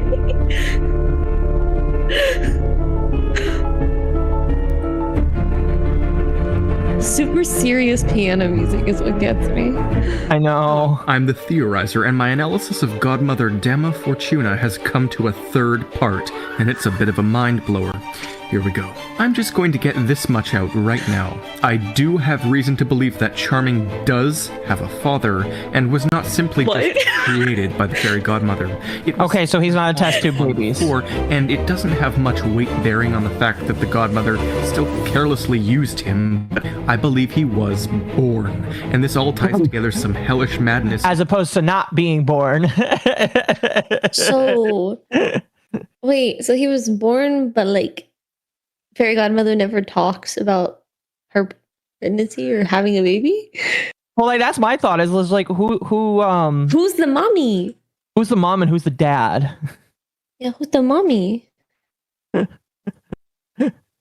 Into a small idea that blows everything into new territory. The reason the fairy godmother is evil is because she's trying to rule far, far away's royal setting so that she can destroy the kingdom in an act of revenge against the previous royals. Oh, did I get raided? Family. Thank you for the... Wait, hold on. Let me make sure. Yes, Saturn, thank you for the raid. Welcome, everybody. Welcome, welcome, welcome. Saturn, all of you are welcome to jump in on this if you want. Literally all of you. Should be fine. Well, thank you so much for the raid. I deeply appreciate that. Welcome, everybody. We're reacting to Mort right now. And it's getting more delicious, if I do say so myself. In the last 2 parts, I claimed that maybe they had shunned and ridiculed Dama Fortuna for her witchcraft and creating unnatural happy endings, but now I think I have an idea that makes her anger feel a little more sensible. I believe Charming was actually born from one of the Retard raid? Yeah. Yes, I think that Charming is the son of the fairy godmother and one of the members of Lillian's family, and this was the core reason as to why she was so brutally shunned. The fairy godmother was considered to be an Wouldn't that just make it some form of incest then? Like 2 or 3 ways removed. Like I'm just thinking about that because it's like Fiona is Lillian's daughter, and if he's part of the Lillian family tree, it's just like, yeah, that would cousins thrice removed or something. yeah, it's 1 to 2 times removed, 100%. So what is it? What's that one? Wait, this circles back to the French. What's that one French family? What's that one French family that just kept marrying each other? Is it like the Habsburgs or something? That's a good question. I don't know. Mizu, you might be able to help out with this. Habsburg, exactly. I was right. Oh my gosh. It all comes back to the French.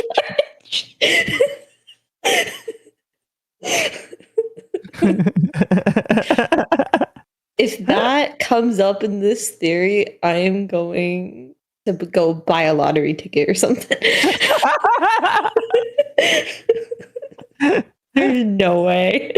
All right. Well, this video is 7 minutes and we're already about 20% of the way there. All right. External stain on their family. This kind of thing has happened in many real-life royal families and powerful political powerhouses in which the mistress on the side is afterwards publicly ridiculed and forcefully hated. Oh, I was getting a little freaked out there for a moment. On Dama Fortuna's revenge, it then opens up a plethora of other questions that I can luckily answer in a brilliant fashion. Firstly, we do know Charming visually looks like he belongs to this royal family. Golden royal hair, blue eyes, all of it is seen before in the shared traits between Queen Lillian and Arthur, all the same. And they're the only 3 characters that really share this. This is nowhere near coincidental, and also you must consider the fact that Charming actually is a prince, and he says far, far away legally is rightfully his. There are no other kingdoms around that he could even be a legal prince of except Duloc, and I highly doubt that Daddy Farquaad is a real thing outside of fan Oh God, please no. Meme Lord's sleep paralysis delusion. So then the question it brings up is, who is he the son of? Well, the consensus by the Shrek community is that Lillian had at least one other brother who was the mysterious father of Arthur, and she of course had a father and a mother. Obviously, Lillian's mother can't be Charming's father, leaving only Arthur's dad and the old king as candidates. The age difference between Prince Charming and Arthur is both significant and minor at the same time. Assuming Charming is in his mid to late 30s and Arthur is around 20, this could still mean either the old king or his son is Charming's dad. However, I do in fact believe it to be the king, because while Arthur's dad did mysteriously disappear from Arthur's life, making him a suspicious candidate, the king had far more sway and influence and likely more ability to ruin the godmother's life. Thank you for the raid, Magma. Welcome. Matches what his would be, and Lillian, at the time of Charming's birth, would have been a young adult. Young, beautiful witch and an older, regal man. Kind of an interestingly cliched royal scandal. I believe their relationship was meant to be a secret of sorts, but the godmother likely did it to have a tie to the family regardless. So whoa, I need to slow down here. Here, I'll take what I think happened bit by bit. Dama Fortuna, a young and beautiful good witch, began a secret relationship with Lillian's father, Why is he using scribble knots? I was like, I was wondering if you were going to notice that. That is kind of weird.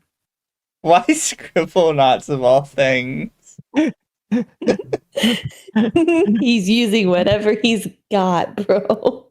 Doing his best. This is why I keep saying it's a manic episode. That's why I keep none of the graphic. He was like, I need to make this right now, and I ain't got time to find a proper graphic. Well, AI already did this back then. Google image search. I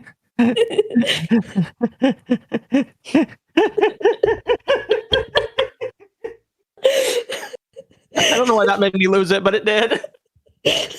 King Google image search. Pick the first Fuck. thing available. Child is conceived either accidentally or by Dama Fortuna's secret intentions, and the relationship begins to leak out.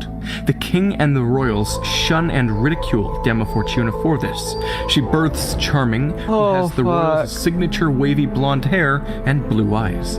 Lillian's brother left, and possibly with the fairy godmother, had a son. Oh my gosh. Oh, I hate that picture. Means I'm gonna send you something. Is it bad? It's female hate monger. Oh. It's not the I can't girl show it that's on tied to the stream. table with hate monger about to bash her in, right? No. No. Because the ladies were very thirsty about that one. No, it was drawn by Mossy Borger. He made her like somewhat petite, and then he just like made her a female. It's actually I would show it, but it literally just has tits on the screen, so I can't do it. It's very adorable though. I like it a It's lot. got tits on it. Naked? No, like she's clothed, but like she's Oh, saying no. she's thinking about tits.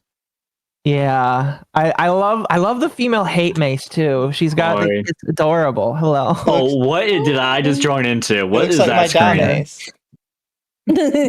Exactly. Here, send that to me. I want to show it to the chat. I thought that was amazing. Oh, what my thing? I'll be honest. Yeah, I'll be honest. I think we need to like have some of the Wait a minute. honest Psycho Warriors. Wait a minute. What? Okay, that's interesting to see. Oh, I love that.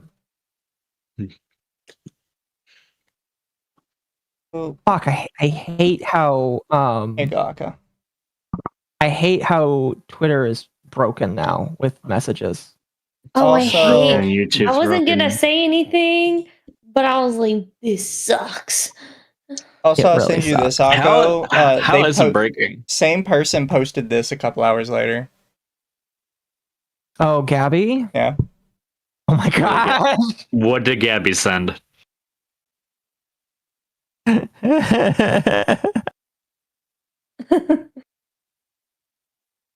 What are your thoughts, Akko?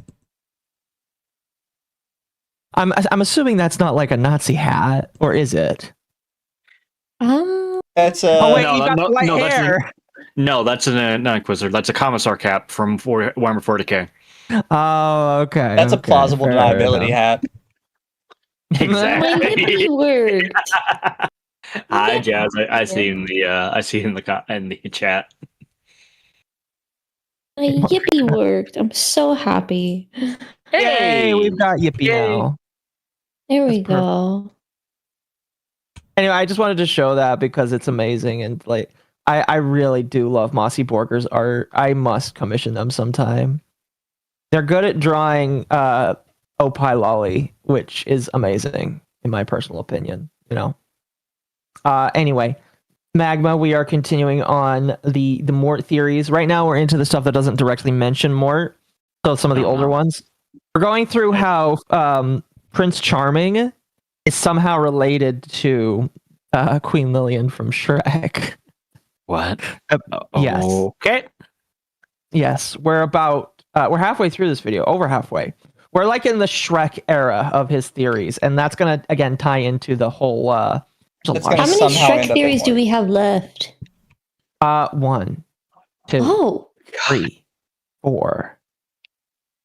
4 more Shrek theories. And then we move on to, let's see, after Shrek theories, we move on to another Madagascar theory. And then Over the Hedge, just a general DreamWorks one, a Metro Man one, another Metro Man one, another Metro Man one, and then we just jump into the Mort theory got real. King Julian. Let's continue. And dragon. Oh, that brings a whole new layer onto this. Arthur's mom is also the godmother. I have no proof for it, but it's entirely possible. The likely reason Arthur's father left, dropping him at the school. Welcome, Jazz. Welcome. Oh. Hi, Jazzercise. Welcome. Wow, don't. God, I'm not hanging outside the ice buildings. That is not me. I have nothing to do with Wow. that. That shit, Jazzercise. that shit is still so funny to me. Oh my god. The fucking clip. So ridiculous. Indeed. All right. Just when you think there's nothing sillier. Let's continue. Is because he needed to save his kingdom, but he was promptly stopped and destroyed by the fairy godmother, who'd already disposed of the king and queen, and had already begun her plans to spark a relationship between Harold the Frog and Princess Lillian Pendragon. It is so neatly tying all of this together, it's nothing short of brilliantly perfect. And I mean, it's odd to include a random subplot about Arthur's dad in Shrek 3. They had it for the bonding effect between Shrek and Arthur, but they never really dwell on it. I sometimes wonder if Charming is Arthur's father, but that obviously makes absolutely no sense at all. Yeah, that makes no sense. The fairy godmother quite simply was desperate for fame in the beginning, but it escalated to full-on royal power after she was shunned and ridiculed. She birthed Charming intentionally to worm her way into the royals permanently, but it backfired in her face, and she's very evil. I think she was the one who removed the headless horseman's head so he couldn't play the flute like his lifelong dream was stated as. I think she... Not the flute. No, not the flute. Jesus Oh, yeah, that's right. I remember that from Monday. Yeah. Also, feral gang, I'm not gay. Just hate aliens. I'm not gay. I just hate women. I mean, no, not yet. not yet. Give me a few more shoe-on-headed videos. Do you not see the thing I posted on Twitter the other day? Maybe? Remind me, which one are we talking about? Here, let me copy image. Pardon me. It was this one. It just came with the caption, "I'm not gay, I'm homophobic. I just really hate women." Oh yeah. Yeah, I did see this actually. Fucking hell, that's pretty good. Man, I want to be a psycho warrior. Everybody wants to be a psycho warrior. Yeah. There's no restrictions on race with Psycho Warriors. You just have to be a man, so that works. And you have to hate aliens. That is true. That is true. Although no, I'm sure he hates Space the King legal intended. aliens. As the Space King intended. Thing is, But we need to make a Space King version of that. I don't think we've actually seen a black one yet, though. Because the only ones whose faces we've seen are Bryce, Chestnut, and Hatemonger. Oh, we haven't seen Hatemonger. No. We've not seen Hatemonger's face. It's never going to come off, and I hope it doesn't. Yeah, I exactly. But we've only seen 3 of their faces so far. Everybody else has kept their helmet on. So, and all those 3 guys are all white. So we actually have no idea whether or not they got other like some Indians or black dudes or any of that. I'm sure that they do. Oh, probably, yeah. I mean, if nothing else, every time you do the hand sign, stay positive, right? Like the coagulators are probably black because he could do the thing. You can do the hand thing. Yeah, trust me, I've tried. You gotta be black to do that hand sign. Jazz, is this true? Oh, that explains why I can't do it. Damn. You think tends to be the one with boobs? Yes. I haven't actually tried. I should try it. I have tried. I can get the BLOO. Well, I can get the BLO, and then I can get the D. I can't get the other O. Like, my finger just won't do it. No. It is kind of difficult. I'm gonna go back and look at it. If I can figure it out, I'll take a picture. Well, I know how to do it. I just can't move my finger that way. Okay. Oh, fuck. Bless you. Bless you. Oh, there you go. All right. Let's continue. Sorry. Go ahead. Immediately after she did because of his overused frog age. And for those wondering why she couldn't avoid her death, it was because she had no idea how it would happen. She may be able to read the future, but only in tarot cards. And that's not simply enough. So now what do you think of her? Rude, fame-starved serpent turned supervillainous dictator? Check. She's nuts. Her ties to the royal family were scandalous and sexual. You're one to talk saying somebody is nuts, buddy. This dude would make a great VTuber. He's already Minhera. Listen, Akko, you have no idea whether or not this is just like extreme commitment to the bit, okay? It absolutely could be. No, he made a video saying that all of this is like he's being 100% serious about it. He literally has a video And called you "Is the believed Mort him? Theory Satire?" And you believed him when he said that? Come on. I mean, he says it's not satire. What do you mean? I don't know. I I genuinely feel think like he's it's- this crazy. I feel like it's still like yeah, a no, this 50-50. this dude had marbles and he has effectively lost them. Listen. After the fucking Nikocado reveal, like, I don't trust shit anymore. It could be the Nikocado Avocado has longest con in the world. also had marbles that he lost. Yeah, but I'm just saying, like, the long con could absolutely be real. You just don't know. I'm not trusting anyone who wears a panda mask saying 2 steps ahead and then it's 2 steps ahead. Miss me with that. Oh goodness. The man called an entire island of lemurs bisexual and Jewish. I don't think he had marbles to begin with.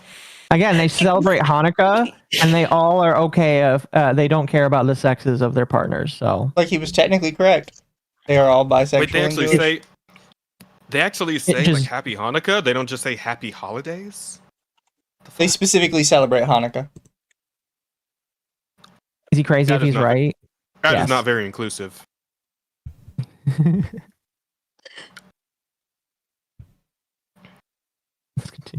She wormed her way around everyone, likely killed all of Lillian's family discreetly, and Charming is at the core of everything. But his lack of any true knowledge is why, when he was on his own, he flailed around unorganized like a stupid head. Shrek 3, everybody. I hope this was a relatively satisfying semi-conclusion to my trilogy on the Fairy Godmother. Until next time, I'm the Theorizer.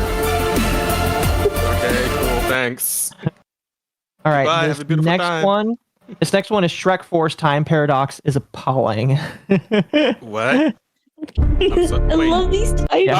Oh, yeah, the one where he meets Rumpelstiltskin. Yeah. Oh, that's the Beldam from fucking.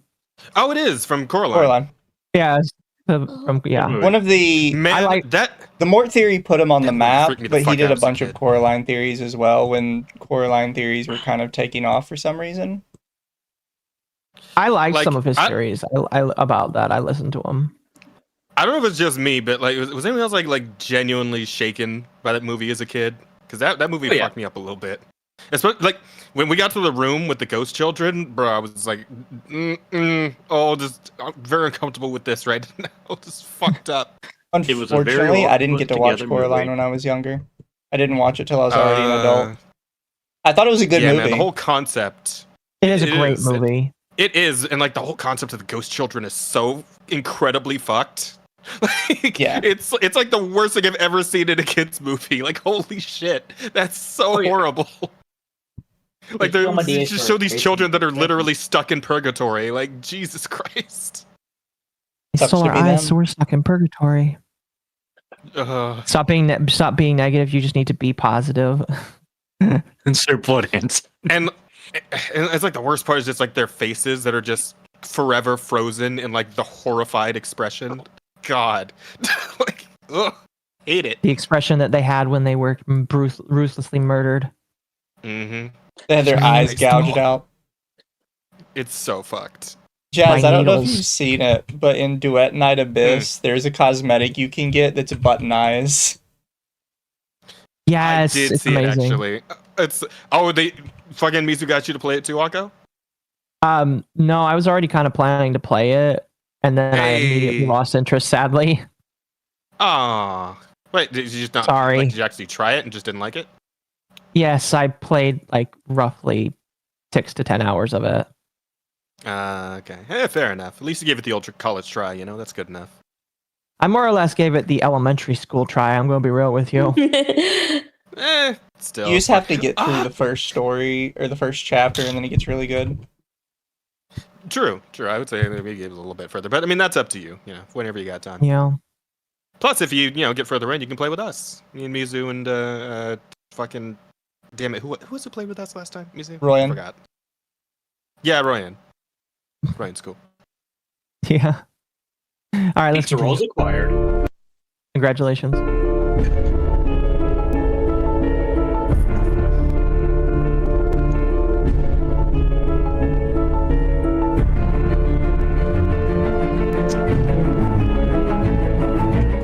Hello, I'm the Theorizer, and today we'll be discussing the alternate timeline repercussions of Shrek 4, and I'll be tying it to my 3 amazing theories on the fairy godmother. I love explaining paradoxical temporalities, so here we go. So Rumpelstiltskin is... I'd like to point out, by the way, that one of these videos is about how the donkey and dragon made babies. That's one of the... What? Excuse me? Did you guys watch it already? A donkey and a dragon love each other very much. The donkey key component of Shrek. Did you guys actually watch it already? No. Huh? We haven't seen Did that you watch yet. it already? No, we haven't watched it. No, we're not there Oh, yet. I'm so excited. Oh, I'm Are we gonna excited. Are we gonna get to it excited. today? Oh, we should. It's like in 2 videos. Oh yeah. Hey. Oh okay, yay! Everyone shut the fuck up. We gotta get there. Thank you. Prior instated timelines results in plot holes, which today I shall explain away as hidden lores. In my past 3 videos on the fairy godmother, I delved into everything and ripped a massive conspiracy out of these films that runs deeper than anything superficially expected. However, I made all 3 videos before even uploading the first one, so I was caught off guard when a couple of commenters noticed something interesting. It was something that they saw as counter evidence to my theory, but I pinned their comments because in actuality their evidence proved my theory outright. It was quite simply this. In Shrek 4's alternate timeline, Shrek was never born. Fiona later explains that without Shrek to save her, she simply got tired and escaped the tower on her own. However, guess what? Charming never showed up afterwards anyways to save her. In Shrek 2, Charming showed up right after Shrek, and this odd timing was prime evidence for my fairy godmother theories, but now there's objective proof that the fairy godmother wanted Shrek to save Fiona. Shrek's non-existence I feel caused like her if, plan to collapse, so she... I feel like if fucking Prince Charming had showed up, like had tried to save Fiona in Shrek's place since he didn't exist, he probably would have just gotten fucking like clapped by the dragon like instantly. Oh, he would have, yeah. Probably. Yeah, that's the thing you have to remember too, is the dragon was gone when Charming got there. His donkey was busy fucking dragon it. was... yeah. Oh yeah. The third movie proves Charming's incompetence as a person. Yeah, he would have immediately But if Shrek and Donkey had never like shown up at the tower, then the dragon would have still been there when he showed up, so he would have gotten clapped. Also, we don't know how long Dragon's after fucking it body. is. Fiona could have been like 1 day away from flipping shit. Ah, true. That's a fair point. She never sent in Charming. Ultimate proof. But these commenters saw this as counter-evidence because it messes with the 4th movie's timeline a bit. And as I've said in very old Shrek theories of mine, the 4th movie's timeline contradicts itself. And the counter-evidence doesn't break my theories, it just breaks the 4th movie altogether. So now, after 2 years of thinking over the alternate timeline, I'm finally here to put an end to the plot holes. And guess what? It all miraculously ties in with my 3-part godmother theories. So first of all, the reason she wanted Shrek to go to begin with was a reason she didn't like. Even with her tarot cards, she could have altered the outcome, but she chose to keep Shrek because he was the quickest route she foresaw, because she needed the king and queen to avoid taking Rumpel's deal. The sheer and utter coincidence of them literally beginning to sign his contract and a dude comes crashing in with the news of Fiona's rescue is staggeringly timely. The godmother needed a quick solution so that the king and queen didn't disappear and fracture her plans, so she begrudgingly picked the future she foresaw that involved Shrek. The timing is utterly perfect, and it also explains her extra hatred of Shrek in the movies. He was a necessary problem she now wanted to eliminate. If you can recall, I discussed how the fairy godmother, also known as Dama Fortuna, was most likely an old-fashioned kind of witch, similar to that of which we see in Shrek 4. All of the green kind of pagan ones. So what if I told you that there's a good chance we are shown the fairy godmother's backstory in Shrek 4? I believe she used to live in this trailer park before her self-upgrade. She was always a lot like Rumpelstiltskin. You lived in a medieval trailer park. I'm gonna be honest, that looks way worse than a normal trailer park for today. Not depending on the state, really. It depends. Holy fuck. Fortune teller who'd grant the wishes of people she preyed on. I almost feel like Rumpel was the one who took up the torch of scheming blackmail after the fairy godmother left the trailer park. Them knowing each other would explain a lot, such as how the fairy godmother knew about Rumpel's deal with the king and queen, which she put an end to via Shrek saving Fiona. So what about these massive plot holes and timeline repercussions I keep going on about? Well, to deal with all of that, we first must establish what exactly Lillian and Harold's contract did to them. It vaporized. So the fairy godmother's a hick? Yeah. I'd buy it. I mean, she never really came off that way to me, but she's more like the she's more like the mom of the world, like Mom from Futurama. Like she kind of gives me that vibe, you know? Evil mom. Yeah. Well, like, when I say Mom from Futurama, you know who I mean, right? Yes, I know. Like the. Okay. Yeah. Okay, just making sure. Yes, Sorry. yes. By the way, chat, I will catch up on super chats here once this video is over. This is canon. That's fucked up, bro. I mean, she like owns the whole like fucking fairy godmother wish business or whatever, right? Yeah. Yeah, nothing else. She's at least like an entrepreneur. So she's a self-made woman, girl boss. Whip out how he said pagan and give it to Ava. Back before they were incredibly cringe. Ugh. Oh, fuck. Alright, let's continue. I mean, it clearly did something that the godmother was horrified of. The contract makes use of the word disappear, and as Rumpel said, it was a play on words. In order for all of the king and queen's problems to disappear, I believe it simply made them disappear, so their problems would go with them.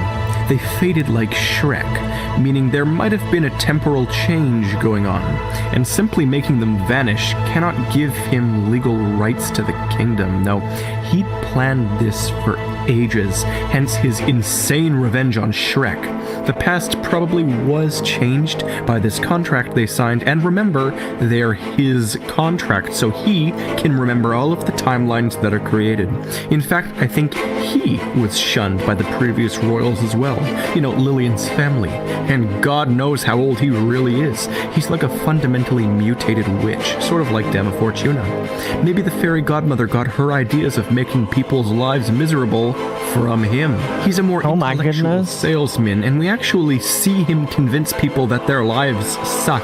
He ruins lives too. Do you think it was any coincidence that Shrek's days felt repetitive at the beginning of Shrek 4? I bet Rumpel had some hand in all of it. Anyways, why do the timelines mess with the movie? What are these plot holes? Well, I'm sorry if what I'm about to discuss gets confusing because I'm about to explain around the counter-argument brought upon by my commenters. I'm about to explain the reason they think their evidence works against my theory rather than with it, and why that doesn't exactly work. Okay, here we go. Their argument. Fuck you, commenters, I'm right. Why Dama Fortuna didn't send in Charming anyways to save Fiona. The answer is because Shrek never existed due to Rumpel, and Dama Fortuna, a tarot reader, noticed this timeline fracture.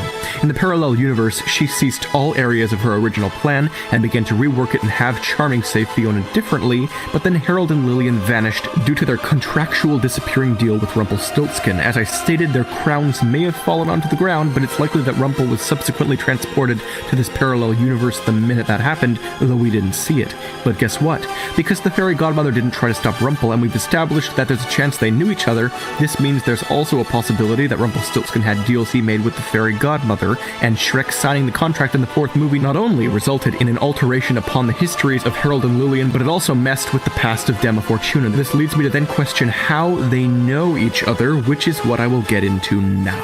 I first of all believe that, to some extent, the Shrek book character known as Dama Fortuna wasn't simply translated into the fairy godmother character, but part of Fortuna was also translated into Rumpelstiltskin, or rather the creepy witch side of Fortuna. Logically, this would tie the godmother and Rumpel's backstories together on a fundamental level.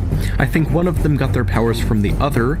Now, I would say that Rumpel wished for a bunch of contracts and magic ink, but based off of the fairy godmother's backstory I established, it only makes sense that she would turn to him in her time of of need, wanting revenge on the previous royals that wronged her. So if Rumpel made a deal with the fairy godmother, perhaps she failed to sign it because she suddenly learned of Harold the Frog being in need of saving. However, in Rumpel's altered timeline, Harold vanished with Lillian, meaning the fairy godmother had nobody to blackmail. So in the past, she signed a deal with Rumpel to exact revenge on the royal family in some other way, leaving her completely segregated from Fiona and the original plans in that old timeline. I don't think Harold and Lillian were never born, though, because then Fiona would have ceased to exist in the alternate timeline as well, but she did not.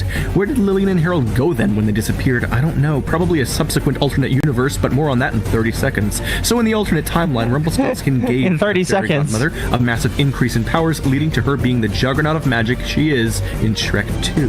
Rumpel's a sneaky little thing. He seems to remember all timelines he took place in since they are his contracts. What's weird, though, is the fact that the ogre tribe from the parallel universe seemed to engage in a dance sequence with Shrek during the credits of Shrek 4. They also captured Rumpel, leading me to believe that it was him who granted all of their memories back.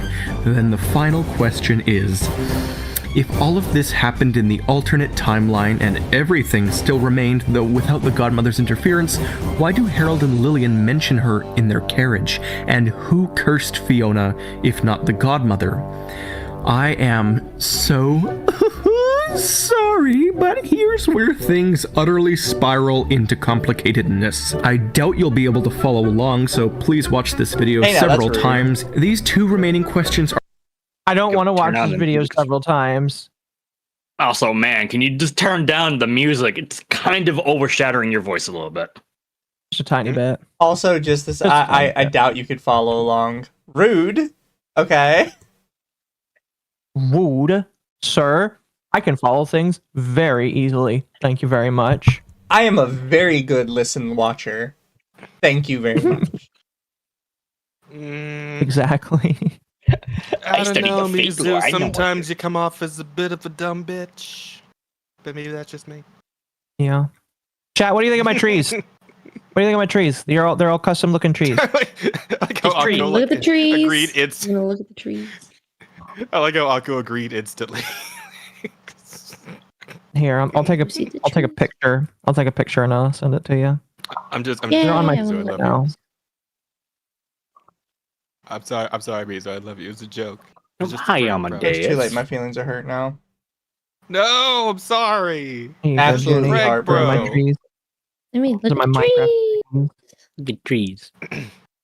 Oh, those are nice I need trees. them on different soils. I need to like replace some of this ground and put more grass on it because trees don't grow out of rock. But yeah, I love my trees so far. Anyway, let's continue. Are left, which means there's yet another timeline, the one we see at the beginning of the film, where Lillian and Harold never signed, but the godmother did, back in the past. We never see this timeline where all three parties signed their contracts that What? I said this shit's turning into the Zelda timeline, for fuck's sake. It's about as complicated, yeah. I'm discussing. Let's call the original Shrek timeline number 1, Shrek 4's alternate timeline number 2, and this big other one we never see, where the godmother signed her way back in the past, number 3. Number 1 has no complications, but number 2 starts to get weird, because Harold and Lillian sign and disappear. So why didn't the godmother go to save Fiona? Because Shrek's non-existence gave her no opportunities for further manipulation.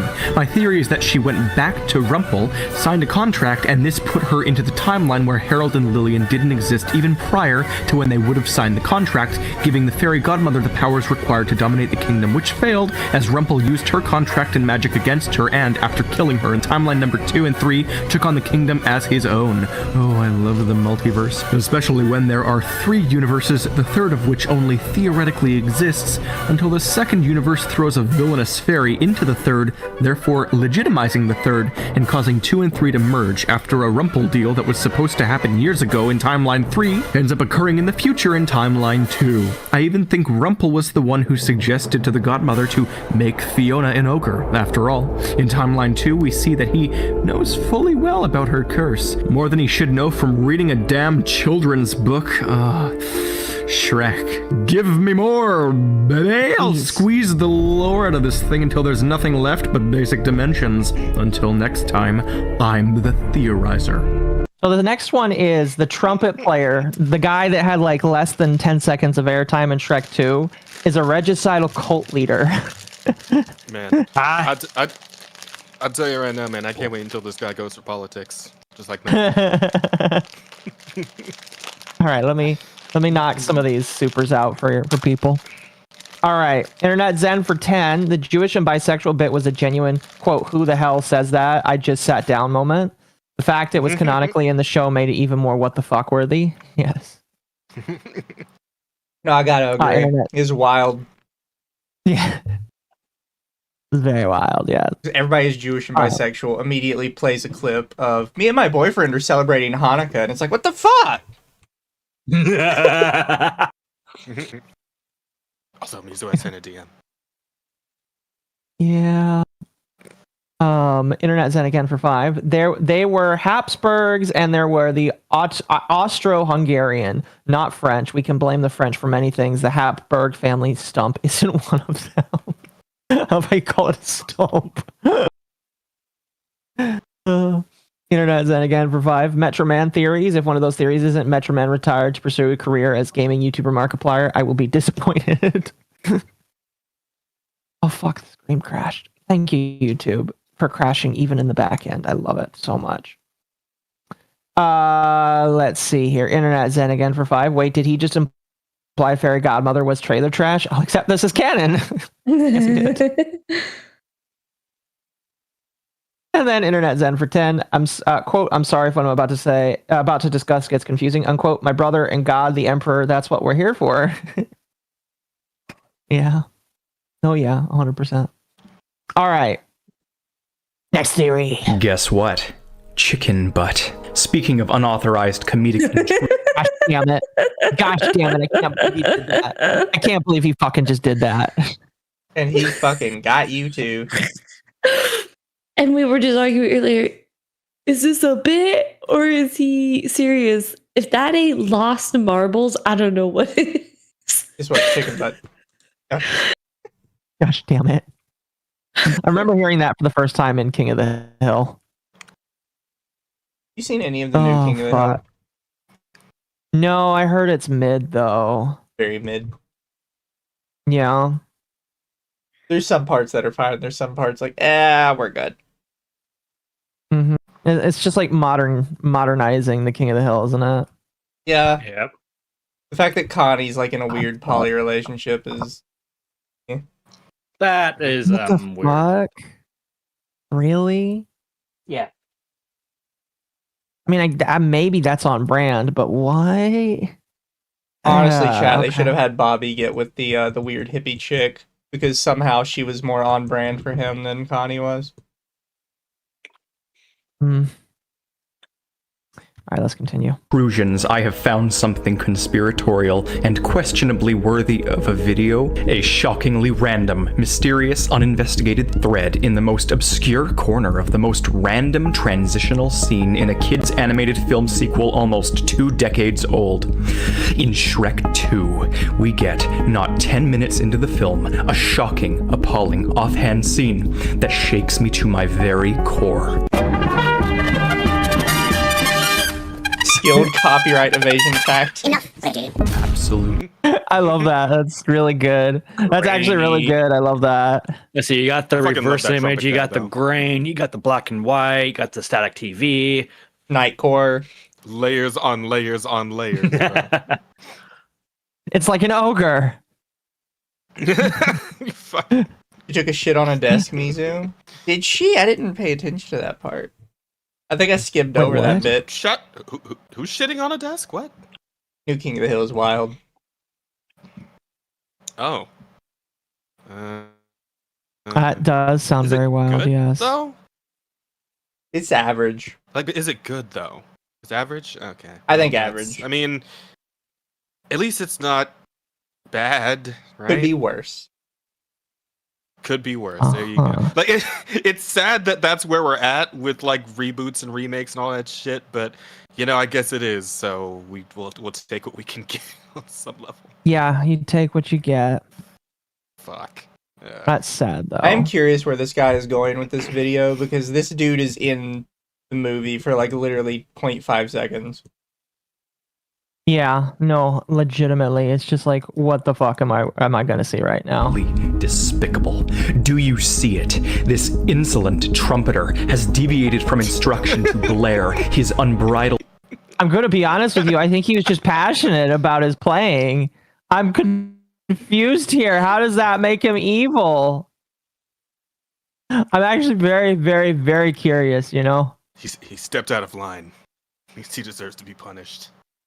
Snark at the most important moment in the Royal Kingdom's known history. He plays the Hawaii Five-0 theme song. I would start going nuts about how it exists at this time in history, but we know full well that the Shrek films have a convergent time. Oh no, I can see where this is going now. I can't. It's just the tone of voice. It's like they start playing the Hawaii Five-0 theme song. If he's going this nuts over this reference, like I'm so excited to see what's gonna happen when like the cops part happens, right? Like the cops parody bit where it gets like the fucking like pepper shaker in if he talks about Donkey's it. eye. No, Shrek's eyes. I hope so. Please. It's like my favorite moment, like any Shrek film. It's so I like good. that everything in Far Trumpeter Far was Away Mort is like a Bob, yeah. Hollywood reference. Yeah, the fucking cat dip bit too. Oh, that was a great joke. Oh fuck! It's like getting to the TV show. Oh, go ahead. I was gonna say it's getting to that one point of it just reminds me of that one clip of Matt Pat, and it's like everything adding up to Undertale. Oh, it was like the running joke, yeah. Yeah, something like is that. Ness's Sands? Although, Gary? as far as you guys would have me believe, it's not a joke this time. This guy's 100% super serious. No, he is 100% serious. 110% this man's serious. That's what makes it serial funny. chat. It's funnier if he's serious. Yeah. Oh god. Similar to cops in it, so this is again. Huh? Yeah, there it is. No, I was like somebody in chat mentioned Mort again. It's like, yeah, if Mort like somehow popped up in the middle of all this, that'd be pretty funny. Sorry, go ahead. I'm done. is typical. It's the study of Shrek. I've done it thoroughly. No, what gets me is that this is a very important moment which he has chosen to interrupt with cringe for no other reason than to further his personal ego. Shrek's unlikely to have seen Far Far Away's version of Hawaii Five-0 out in his swamp. How dare a class clown buffoon attempt this? The dude who is giving the announcement, he is the Herald, I think you pronounce it as they call it, spelt like this, not like our King Harold. Anyways, he gives us information about this fool who has intruded the most integral moment in Fiona's adult life. He scolds him and says, "Enough, Reggie." And with that, we begin our journey into this untapped, unprecedented gold mine. Why did he choose to interrupt this important moment? What does this imply about him? And is he... fact that Shrek became OJ is hilarious. There's supposed to be a whole fucking section on this guy? Are you serious? Yep. I don't see what the problem is. All right. Sure. No, let's go. I'm ready. Let's do it. All right. More than just a petty joker, don't click off this video. Reggie will find you. Okay. Listen, I don't want Reggie to find me, so I think we have to watch this entire thing. When I hear the statement though, like the phrase "Reggie will find you," all I can think of is that one fucking picture of Reggie Fils-Aimé. Oh gosh! Like that creep ass stare of his, yeah. Like Reggie will find you. Hold on, let me see if I can find that picture. Well, I don't have the picture. I don't think I have the picture you're talking about, but I have one that's even better. Here, I'm gonna put this. I'm gonna put this in. I'm gonna put this in the side chat. This is the face that's just like Reggie will find you. Oh no! Oh, no. Yeah, that is close enough. He looks weirdly thin there. Reggie will find you, Chad. Oh, no.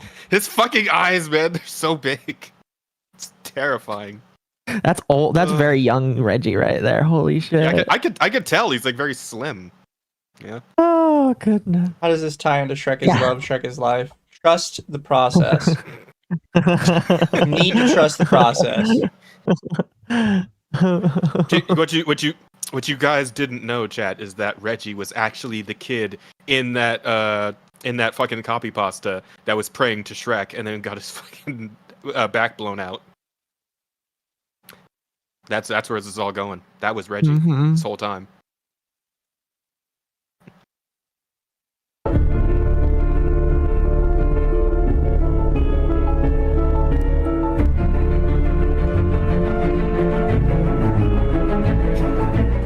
Hello, I'm the Theorizer, and don't tell me this is an overreaction, because it is. Best I understand it, Reginald here is a reference to a character from a 1937 movie called A Damsel in Distress, but that doesn't really help us, and interestingly enough, that's the only tidbit of trivia on the entirety of the internet regarding Reggie. A blank slate. Perfection. As far as we get to know him in this scene, he is a far, far away inhabitant who plays for the Royal Messenger. Brown hair, brown eyes, medium build, middle age. I went frame by frame to identify the handedness in which he plays his instrument, only to learn that typically this thing is held in a certain way regardless. Clever. DreamWorks even sacrificed symmetry to keep the handedness the same on either side. In terms of personality, he is a Chad. A jock. Or rather,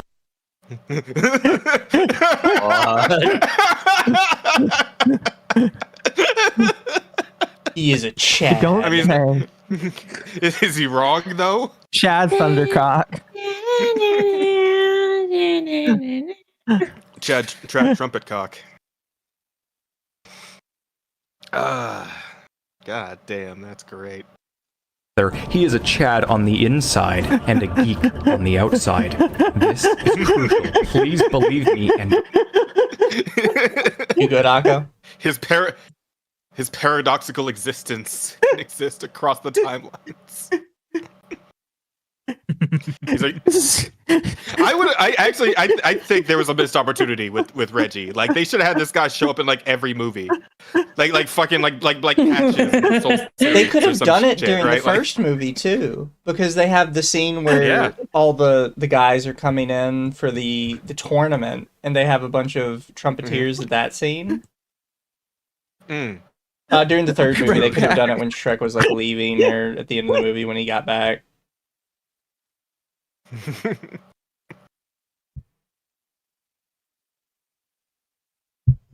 Also, yes, Mizu is playing Mabi. They did a huge update today that made it a lot better for new players. So I recommend everybody go play it, because this is my version of Akko's Minecraft. Wait, what? Mabi is my version of Minecraft for you. Oh, fair. No, like, number one, yes, I'm okay, chat. Number two, I just, like, how is this all being extracted from 10 seconds of footage? You know? Well, that's a lot of wax. Like, how is this extracted from 10 seconds of footage? How is it not?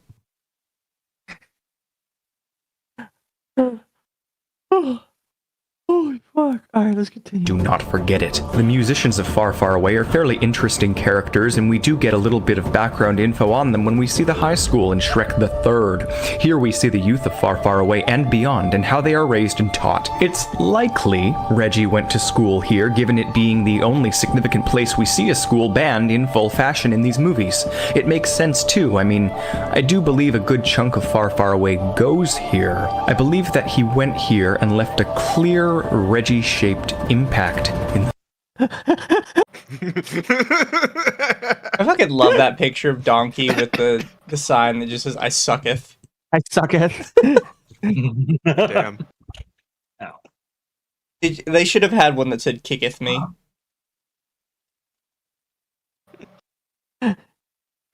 Oh, they could have had one that said "kicketh mine," and then like they could have cleverly always hidden the final part of the sign, because they made so many other like ass jokes in all the movie.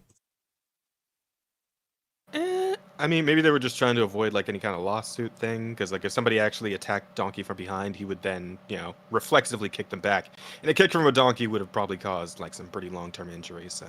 Oh, shut up. I'm sorry. What the fuck am I listening to with this video?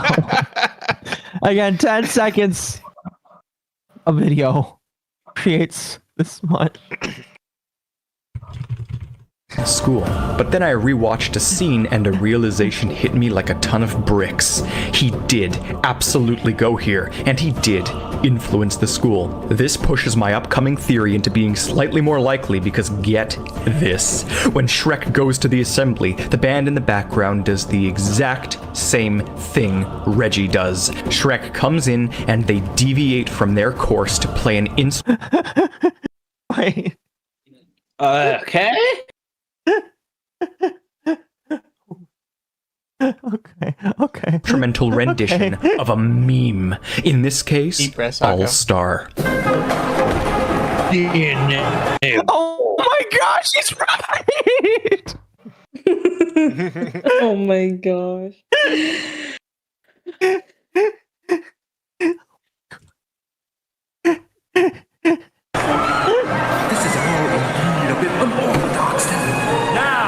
For those who are sane and don't worship meme culture, you might not recall, but All-Star by Smash Mouth is Shrek's very own theme song. It's a joke, it's funny, and here we see the Shrek films doing it before it was cool. Just like Reggie. A meme-worthy instrumental intrusion? This band is suspicious, and Reggie certainly is tied to it. He went to school here, like the vast majority of far, far away boarding schoolers did. Reggie is a Chad on the inside, geek on the outside. In a high school full of division, the only point of unity is inside jokes. This is universally applicable memes. We see that in school, the band geeks, chess nerds, and jousting jocks are all united in their goal of one meme in particular, Arthur Pendragon, the butt of every joke. The unity of this school is commendable, but how did it reach this point? I think Reggie assassinated the king. Reggie is what? Wait, what? What? What? Like, fucking what? Oh. What? Sorry, what?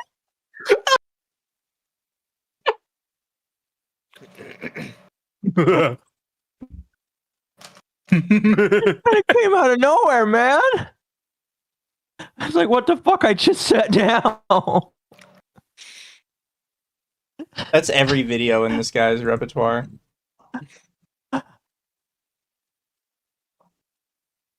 Never waste a good opportunity. Fair. Breathe, Akko, breathe. Deep breaths. That doesn't help. Oh, fuck.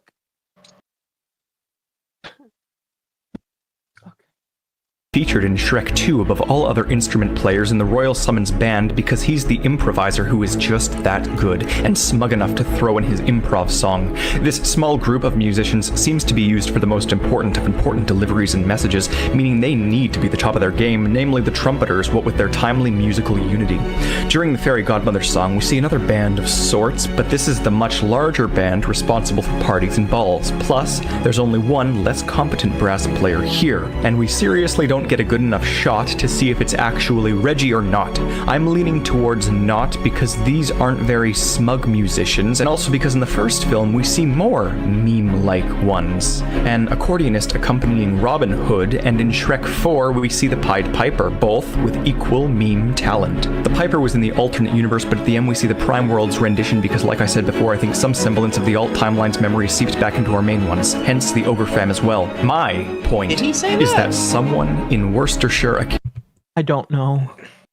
I think we missed that part. Had some of the memories Rumpelstiltskin leak. one. No, he said that. Okay, fair. I must have missed it. My bad. Academy is outputting these snarky social rejects to mock the hierarchy.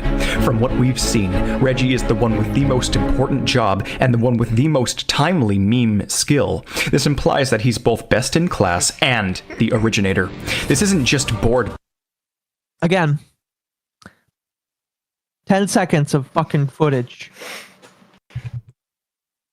You just don't get his band genius, geeks. Akko. This is them in I guess I don't. Inserting their band class boredom into the most serious of situations or abusing the power of music. My point, the cult of Reggie, or whomever else could possibly be. Sorry, whenever somebody says the cult of Reggie, I am again reminded of this picture of Reggie Fils-Aimé. All right? The cult of Reggie will see you now. Exporting these corrupted musicians from Worcestershire is doing so as a power play. The United Bullies have targeted themselves onto Arthur, which would imply once again that the whole school, and whomever originated this inside joke, has the goal of bringing down the monarchy one joke at a time, until royalty means nothing anymore. Merlin was the only one who took an interest in Arthur, and he ended up quitting from stress, neurosis, and fatigue. See? Didn't they not know that Arthur was like a prince or heir apparent or whatever? They didn't. When they were bullying him. Yeah. That was like a big because I can imagine plot if people, if people like knew that, like those kids would have been executed or some shit. I would have to imagine, right? If I was Arthur, I would have Maybe. executed them once I was king. Of course you would.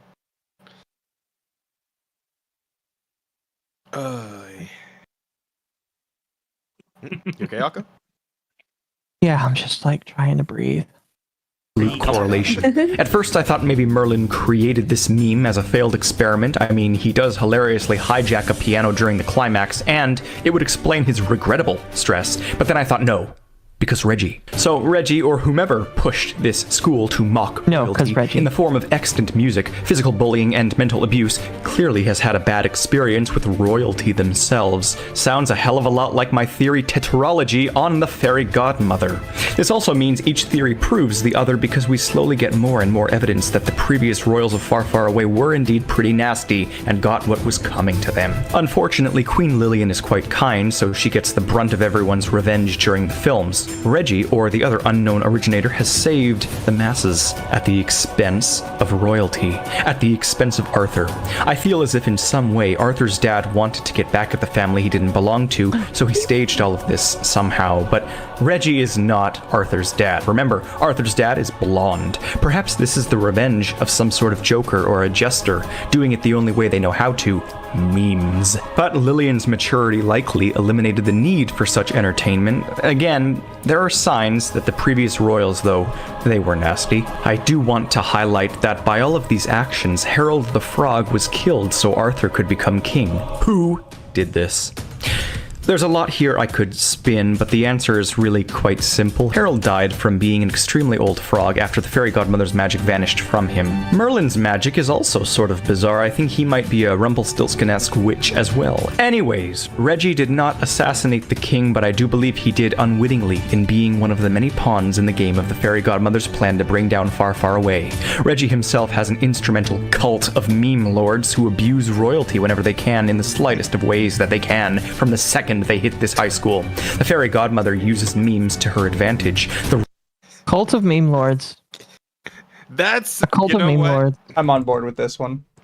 That's a strong team name, right? Like if I ever actually fucking play FF14, like I keep telling myself I will, and I make a free company, that's what I'm naming it. That's gonna be your free company. Cult of meme lords. Every time he That's uses strong. memes It's unironically, yeah, I'm just reminded of Monsoon from Revengeance. Memes, Jack, the DNA of the soul. Yeah. Oh, I gotta go back and play that game again. I want to see him make a It's great Kojima game. theory video. Oh, that would be amazing, and somehow put Picora in it. It would be like 38 parts at a minimum then. The reason that Arthur was treated so brutally is because he was royalty. Wasn't worth it? Well, he will only perpetuate the cycle because his last words to Worcestershire were mocking and condescending about how he's finally become king. A vicious cycle that humbles royalty only drives the commoners up the wall. Now there is one final thing I want to touch upon, and it's that I finally have a genetic depiction of Arthur's mother. She very likely has brown hair and the maiden name Le Fay. In bonus features on the Shrek 3 disc, we see profiles of characters and see one called Morgan Le Fay, who states to be Arthur's cousin. There is a chance she could in fact be the daughter of Reggie, though that is extremely Unlikely. Point is, LaFay is not a name heard elsewhere in these films, and the genetics are not consistent with the blonde royals, meaning she's on the other side. Arthur's mother was a brunette then, which may assist us in the future. There's lots of shifty stuff overall. I do wonder how Reggie and friends got out of the swamp and back to far, far away so quickly, or how they even got there. At the end, it sort of looks like they just dive into the swamp. They don't have any transportation, so there you have it. Reggie is either the leader of or a high-ranking member of a meme cult that uses musical comedy to take down monarchies. What a conspiracy. What bullshit. What bullshit indeed. What bullshit indeed. Still think he's Check his faking love, check his life? Jazz. Yes. Thank you, Plastic Ween King. Wait, what'd you say, Mizu? Still think he's faking after you got all this prime, information. Like I said, I don't trust shit, bro. Not these days. Now you tell him, Sophie. Oh, let me read a couple of these supers, and then the next one will be about Donkey's children. Okay, and I know we're all excited for that. I know that'll be amazing. Yeah. Okay. Yeah. Internet Zen for 5. Chad on the inside, Geek on the outside. What does not compute. Man. And then Internet Zen again for 10. Quote, I think Reggie assassinated the king, unquote, in the words of Anchorman. Well, that escalated quickly. I feel like it's gonna be some absolutely crazy shit for the Donkey Dragon videos. Is this actually propaganda for interracial relationships or some? Oh, that would be amazing. Please give me that. Please give me that. I want to laugh more about interracial relationships than I already have today. Honestly, Wait, I don't today? know What if the this fu- wait, man what the is the fuck I result missed? of too many meds or a lack of them. Wait, no. Hang on. Yeah, Rewind. so What the fuck did I miss? There is a person on the internet who was observing me and Rage, and they think that Rage is my black manager boyfriend that somehow is a 24-inch dick. Rage is black? Yes, Raging Bull. Huh. What? I did not know that. I can talk about it more with you offline, but yeah, that's unironically, they And they were talking about unironically me. think that. Well, I don't know if the dick thing is true, but they unironically said, "Oh, Akko is legitimately in a relationship with this manager," and I'm just sitting here I've seen what Rage looks like, and I am not interested. I'm sorry. No offense against Rage. Ouch. No offense against Rage, but I'm not interested. I thought Mizu was the gay one. Mizu is the gay one. Oh, there we go. Okay. You don't Is that understand, true? Jazz. Akko's a Rock? woman. No, they know I'm a man. They still think I use a voice Dylan's changer. messaging me. Funnier. He's like, there was a video that Akko Yeah, made me calm watch down, today Thor. about that. Yeah, dude said that. Oh, that's crazy. I won't show it, but yeah. I would explain the name. Yeah, I guess it would. But yeah, people unironically legitimately think that of Rage and me, and I'm just sitting here that's the last thing I would have guessed people would try and tie to my name is fucking my manager that I'm not interested in, but you know what? People are allowed to think whatever they want. Yeah, they're wrong, but they're allowed to think whatever they want. Either way, let me read one more here. Internet Zen for 5. Quote, an instrumental cult of meme lords, unquote, but do they have the DNA of the soul?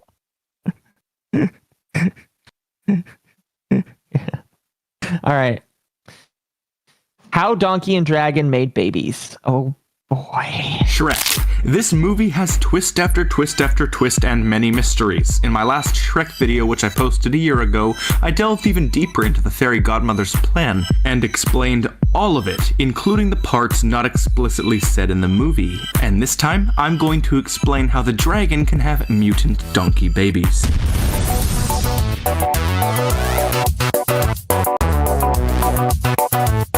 That's a Kevin MacLeod song. I'm the theorizer, and I'm going to call these things Donkagons. I know that everyone else seems to call them Dronkies, but I think Donkagons. Donkagon or Dronkies. That's Sounds like a shape. You know what Donkagon sounds like? Does. It sounds like a fucking like one of those like battle like card games selling animes from like the early 2000s, right? No, I like feel- it'd be right there with like it'd be right there with like Bakugan and fucking Beyblade. what do you like Yokai Watch? Yeah, Beyblade, Yokai Watch, all that stupid shit, right? Speaking of That's what Beyblade, put a new Donkey Kong game out sounds on like. Steam. Like Did 2 it? days ago. Okay, wait. If it's literally just like digital versions of the fucking like arena where you just like put the fucking like spinning tops in there, that's all I need. That'd be a fucking best. Like they should just make a digital version of that, right? That's basically what it is. That would yeah. be the perfect video. Okay, tell me what's the name of it? I'm buying it right now. I want it. Here, Akko, you continue and I'll give it to him. Okay, thank All you. right, Sorry. hold on. Sounds way cooler. And before we start, remember, this is just my theory as to how all of this works. I don't know if this is obvious or if others have considered it, but it's just for fun and I feel like I should explain it for those who don't know. Besides, I love making Shrek videos. Alright, I'm ready. Let's Shrek-splain these atrocities. So it's no secret that Dunkaguns are impossible. They are hideous abominations to nature, and no donkey I can think breed they're with a adorable. dragon. I mean, how in the name of Oh, I think they're adorable too. They just shouldn't exist. Are you against love, Akko? Donald? I am against love, yes. I'm a bigot. For 110%, I'm a bigot. Sorry. Disgusting behavior. I Trump, can't believe would I'm that friends with work? a vegan. Honestly, I don't even want to explain the traumatizing procedure Shrek that this noble steed would need to venture on to accomplish this. Oh my god, I just barfed. My point is, Dunkagons are paranormal little freaks of nature. They don't happen. Not even in the logic of something as redunculous as Shrek. Unless they are aided by something, of course, that is not natural. Something supernatural. So what do we know in these movies to be supernatural? Well, the magic, of course. And as Puss in Boots says, the fairy godmother is the largest supplier of hexes, potions, and magic in the whole kingdom. So does this somehow root back to the fairy godmother? Well, it isn't like this part pixie pain in the pants ever even met dragon. That's a good like pairing. Part pixie pain in the pants. That's a good. I like that. Solid I like that a lot. At least not directly. Well, I suppose there was the fact that she created the dragon to guard Fiona's tower, but I'm referring to after that. She never cared to help Donkey and the dragon. Why would she do anything to help them achieve their happily little quaint mutant family? And so, I reprised that last line I made. It wasn't directly. The fairy godmother's happily ever after potion was stolen from her cottage by Shrek and his bumbling buffoons. When Shrek drank from it, he and Fiona shifted into humans. It also changed various other things rather than just their bodies. See how when Shrek transforms back into an ogre, his clothes change back with him. Initially, when he became human, they never did that. His clothes just stayed the same, as they didn't really need to change. But basically from this, we know that it isn't just their bodies that change. It's You have not been granted the rank of bigot by the council. You are simply a biga as of now. Thank you. Thank you, Bigot Bear. It's outrageous. It's unfair. everything that pulls together their happily ever after. That's how the potion literally works. Notice how Donkey and Shrek change forms at the exact same time, despite the fact that Donkey drank the potion slightly earlier than Shrek. Also, notice how Donkey turns back into a donkey at the exact same time. And this can only mean one thing. The potion he drank was not responsible for his transformation into a horse. It was Shrek and Fiona's potion that changed him. What? The fact that it changes him at both the same times as Shrek, and that we already know that other things change with this potion, proves in every way that Donkey was turned into a stallion because of Shrek and Fiona's drinking, not because of the one. But Fiona didn't drink any of it. Change because in their happily ever after, they constantly call him their noble steed. So, based off of this incredibly powerful potion, he was altered into exactly. I'm noticing he's using Kevin MacLeod's music a lot more. I mean, if he drank the potion himself, why would he turn? I'm fine with that. It just doesn't make sense. But here, There is a with plot this hole to that, explanation, it does, and it fits. What? Now the fact that the mushroom also changed into a flower before they actually fully change into a human and horse. You are correct, yeah. Maybe he You're just very affects correct. plants quicker. This is true. Pretty much every way. But I suppose you could argue that they all simply changed at midnight and then had like 24 hours of lasting effect, but that was never a rule or law it had, and the chance of that happening is never stated as likely or probable. Besides, even if it were likely, it wouldn't really matter when you consider the noble steed fact and also what I'm about to say. And what does this all mean? How am I tying this all to the Dunkgons? Well, right after Donkey drank the potion, Shrek said that it probably wouldn't work on donkeys. Yet, it would work on an ogre? Why would it be fit for an ogre and not a donkey? Aren't they both animals? So we know that it would still likely work on a donkey anyway, since it works on Shrek. I think an ogre is a mythical creature and a donkey is an animal. I feel like what he's getting But it's at a is the talking same donkey. question I asked during the movie of would it change their children? And what did the dragon change into? No, yeah. Oh, goodness. Shrek, but I'm guessing it's directly intended for humans only. And so, this arises the question, what would result from Donkey drinking it? Most viewers of the movie didn't second guess it, and those who did assumed that the dragon either became a stallion like Donkey, or more likely, a larger, shinier, more powerful dragon. And while both those are good, it doesn't explain the fact that Donkey only became a horse because of Shrek drinking the potion. So what really happened when Donkey drank it? Dun dun dun dun dun dun dun dun! Dunkagons. These little mutant freaks of nature are the result of Donkey drinking the happily ever after potion.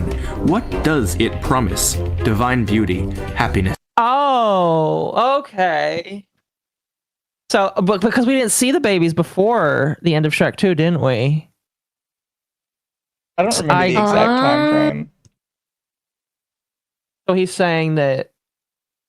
But she was pregnant during. He even said that. Well, she wasn't pregnant, but Donkey was like, "Oh, she's moody" and all that kind of shit. And it's just like, we all kind of thought that was her being pregnant, but maybe she, or on. I was about to say period, but I didn't think dragons could have those.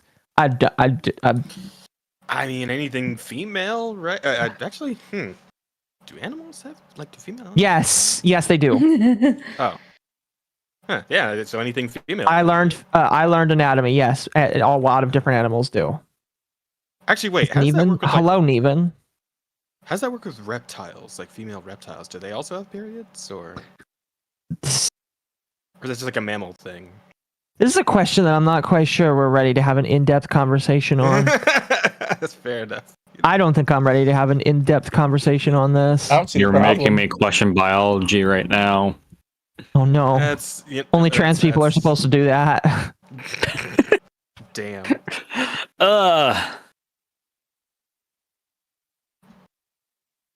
All right, let's continue. And comfort. Does it say that this beauty must be physical? No, it does not.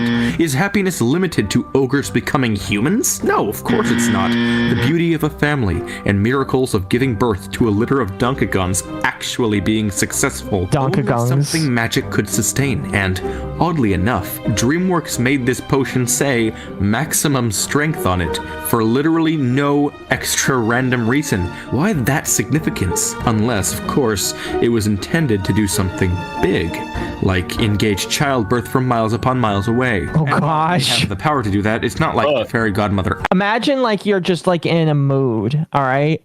Your husband has like gone away on your best friend's honeymoon, and you just are suddenly forced into like you're not pregnant, but you're suddenly forced into labor with like a half dozen baby dragon demons. I'd be so mad. I'd be so mad. That would be divorced so fast. Well, you wouldn't know it's him. You obviously wouldn't know it's him. It's just like you are just but when they suddenly start like, coming out oh my looking God. like the two of us, I could connect some dots.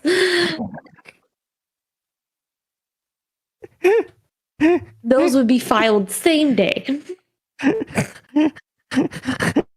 In the room.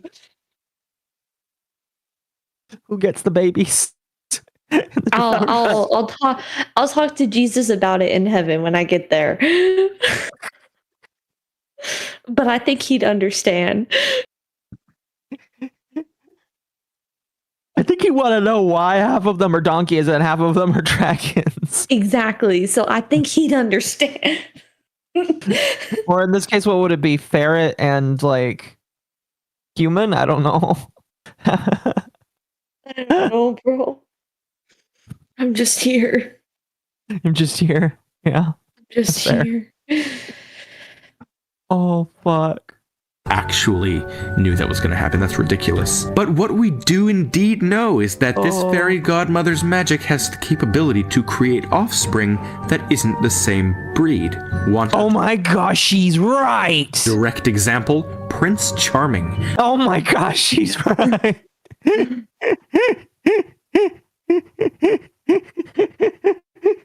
For fuck's sake. Don't kill yourself, Akko. I am. Listen, when I pass away from listening to these videos, you are to put on the headstone, died by the theorizer. Death by theorizer. The theorizing videos were he morted too close to the sun. God damn it. But then, of course, what the headstone will really say, chat, is that Reggie was here. Nobody's gonna get pinned on Reggie.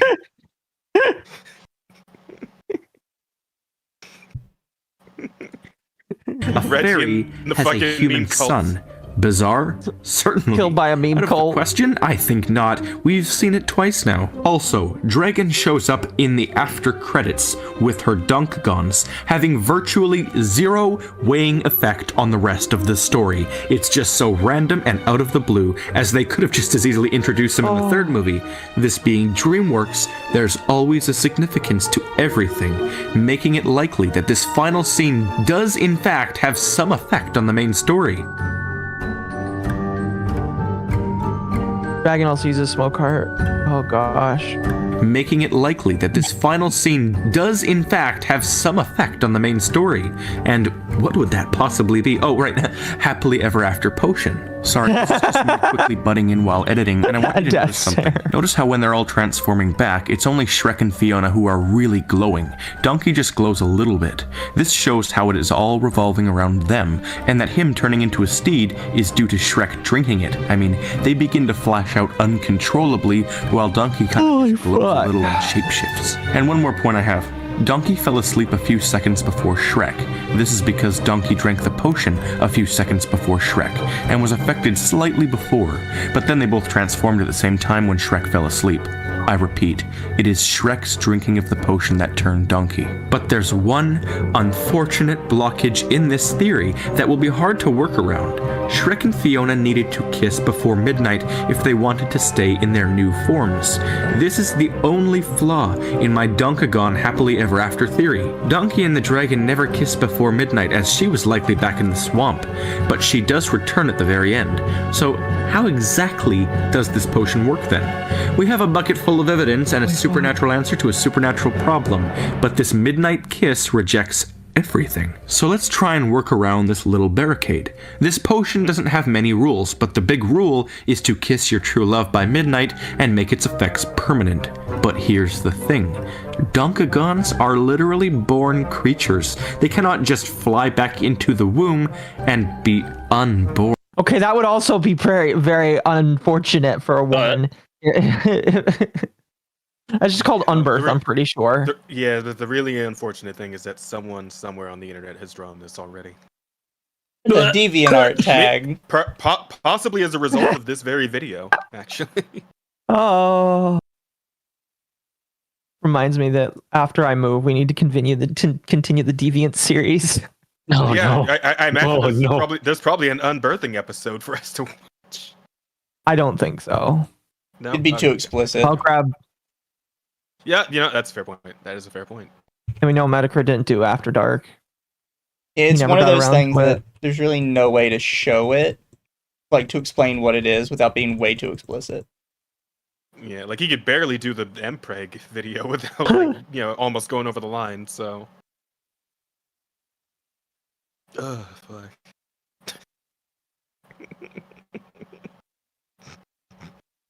born. And disappearing into thin air isn't really a standard option either, so that's one kind of sort of reason. But then I also realized that Donkey was affected by the potion when Shrek took it, and he was also affected by his own drinking of it. So could Shrek and Fiona's undoing of the potion have somehow affected Donkey's?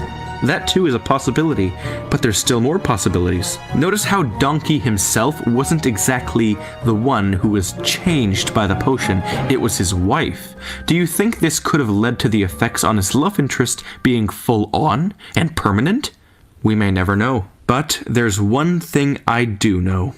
If there's anything that the Shrek universe has taught me, it's that there's always a way to work around the laws of magic. See Rumpelstiltskin in the fourth movie. All of his contracts have a way to get out of them. But there are also other reasons why Donkey didn't need to kiss. And I have another option as to why it could have worked still. Another option is that maybe Shrek was right, and Why it that works face? differently on donkeys. All of the evidence is here, and there are many different ways for Donkey and the Dragon to work around these rules, without even knowing it. So, I'm going to leave you with that. Shrek and Fiona's potion losing effect was sent through Donkey and Dragon. Or, Donkagons can not be unborn. Or, Donkey's lack of apparent effects of the potion he drank led to dragons being amplified and permanent. Or, it just works differently on donkeys. Either way though, this theory has value to it, and there's always a way to work around things like the potion's rules, especially when you are a donkey and a dragon. Also, and here's the big one, which I think is the correct answer. Notice how the one final warning on the potion is that it's not intended for those who are hyperactive or nervous, and this is likely for comedic effect of parodying medications, but regardless, Donkey shows to be quite hyperactive, and Shrek looks at him, worried. So is that the official workaround? Does Donkey only partially qualify, thus breaking the rules? I think that fits, as, well, this is surprisingly random, and Shrek and Puss look at Donkey as he's acting all hyperactive. Such a weird thing to include out of comedy. DreamWorks. So that's most of what I've got for now. But I do know this. I am not done with this theory. I will try to return to it when I get a success. There's a part 2? On how this really works. I will decide on an answer. It has to be one of those 5 reasons, but most likely the last one. Donkey breaking the warnings can result in altered outcomes, or maybe it's a good mix of all of them. Either way, until next time, I am the Theorizer. Oh my gosh. Hi, There's a part Atari. 2. Go, Atari. Sleeping Atari.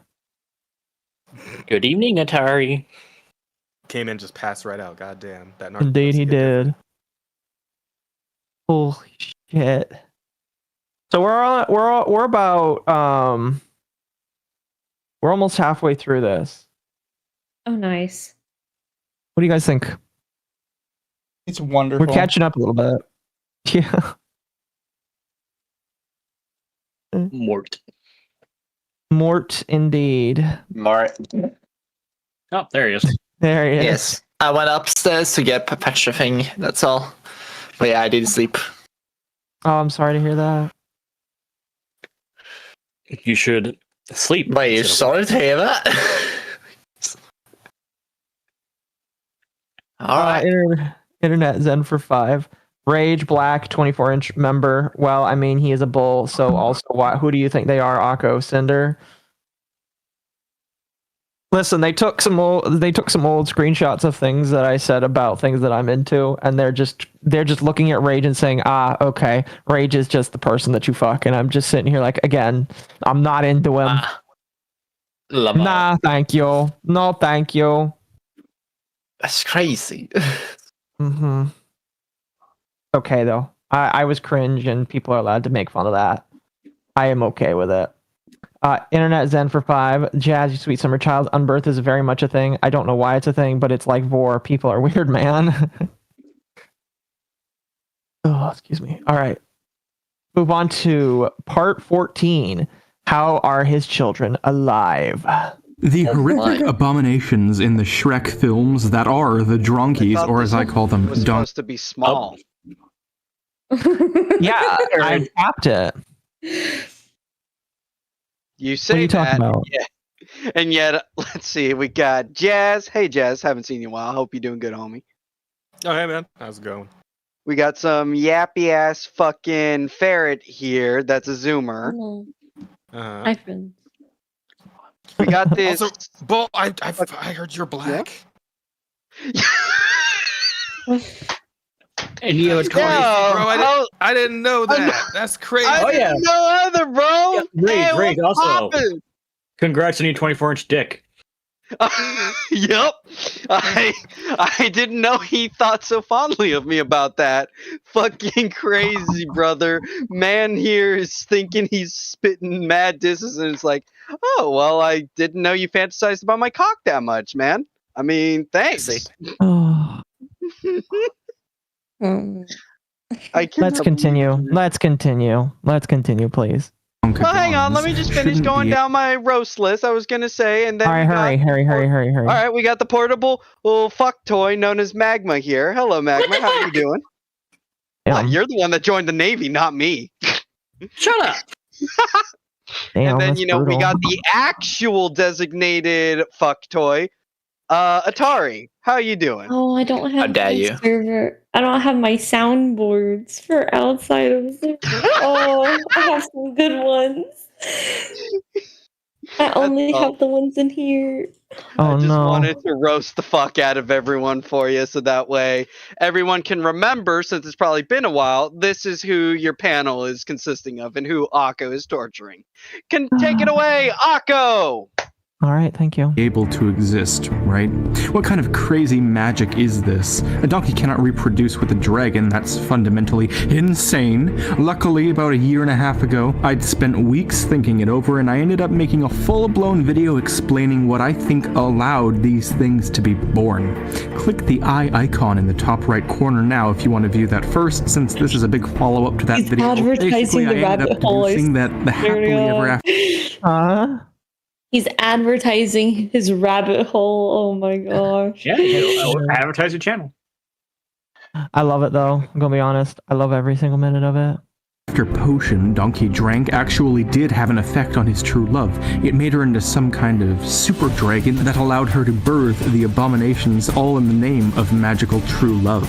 This is supported by loads of evidence, and most people agreed with me on the idea, but there were a couple of fundamental flaws in my theorizing that I only noticed after uploading. However, I can successfully say that these so-called flaws are nothing more than mere stepping stones to expanding the theory even more.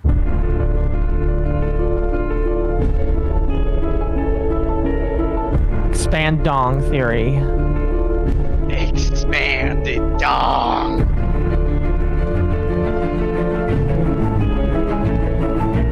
Hello, I am the Theorizer, and guess what? If I sound like I have something in my mouth during this recording, it's just because I've been quite sick for the past, several months, and that would just be, well, a repercussion of that. But guess what, in regards oh dear, theory, there's an immediate freaking bombshell of proof that Donkey drops in Shrek the Third that could be construed as a comedic joke, but the way it ends up logically playing off legit proves my whole theory.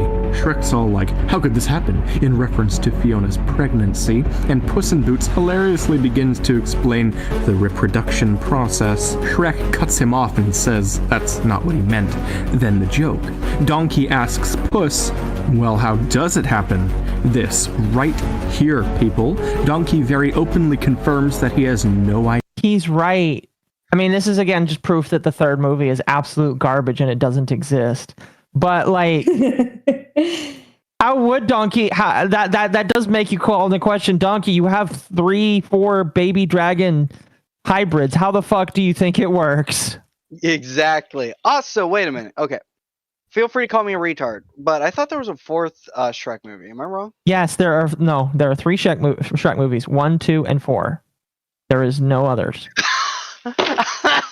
Oh, okay, I see. I understand now. Yeah, because okay. And also, yeah, I mean, listen, Akko, if I can, defend my man Donkey here, can I be devil's advocate? I was gonna make a joke. I'm not going to. No, do it.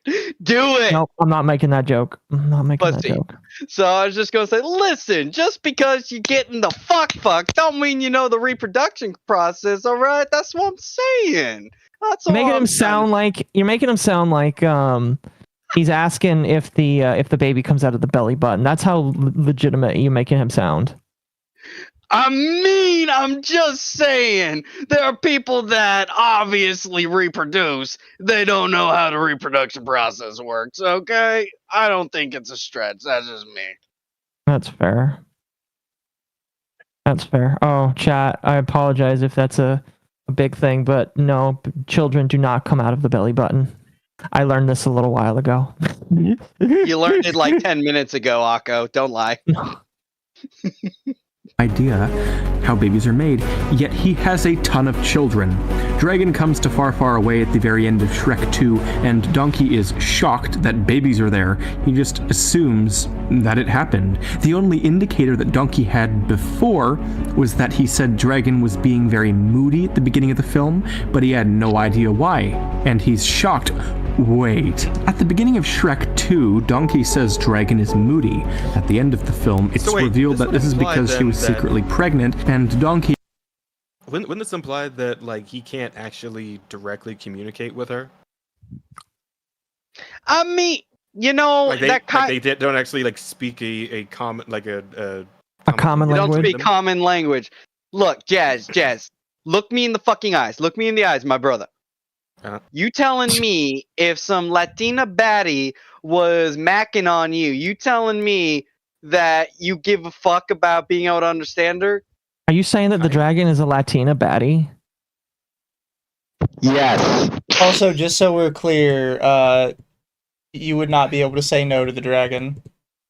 Yeah, I was like about literally, to say, you don't really have an to, option in this I'm one. telling Celestium you said that, Rage.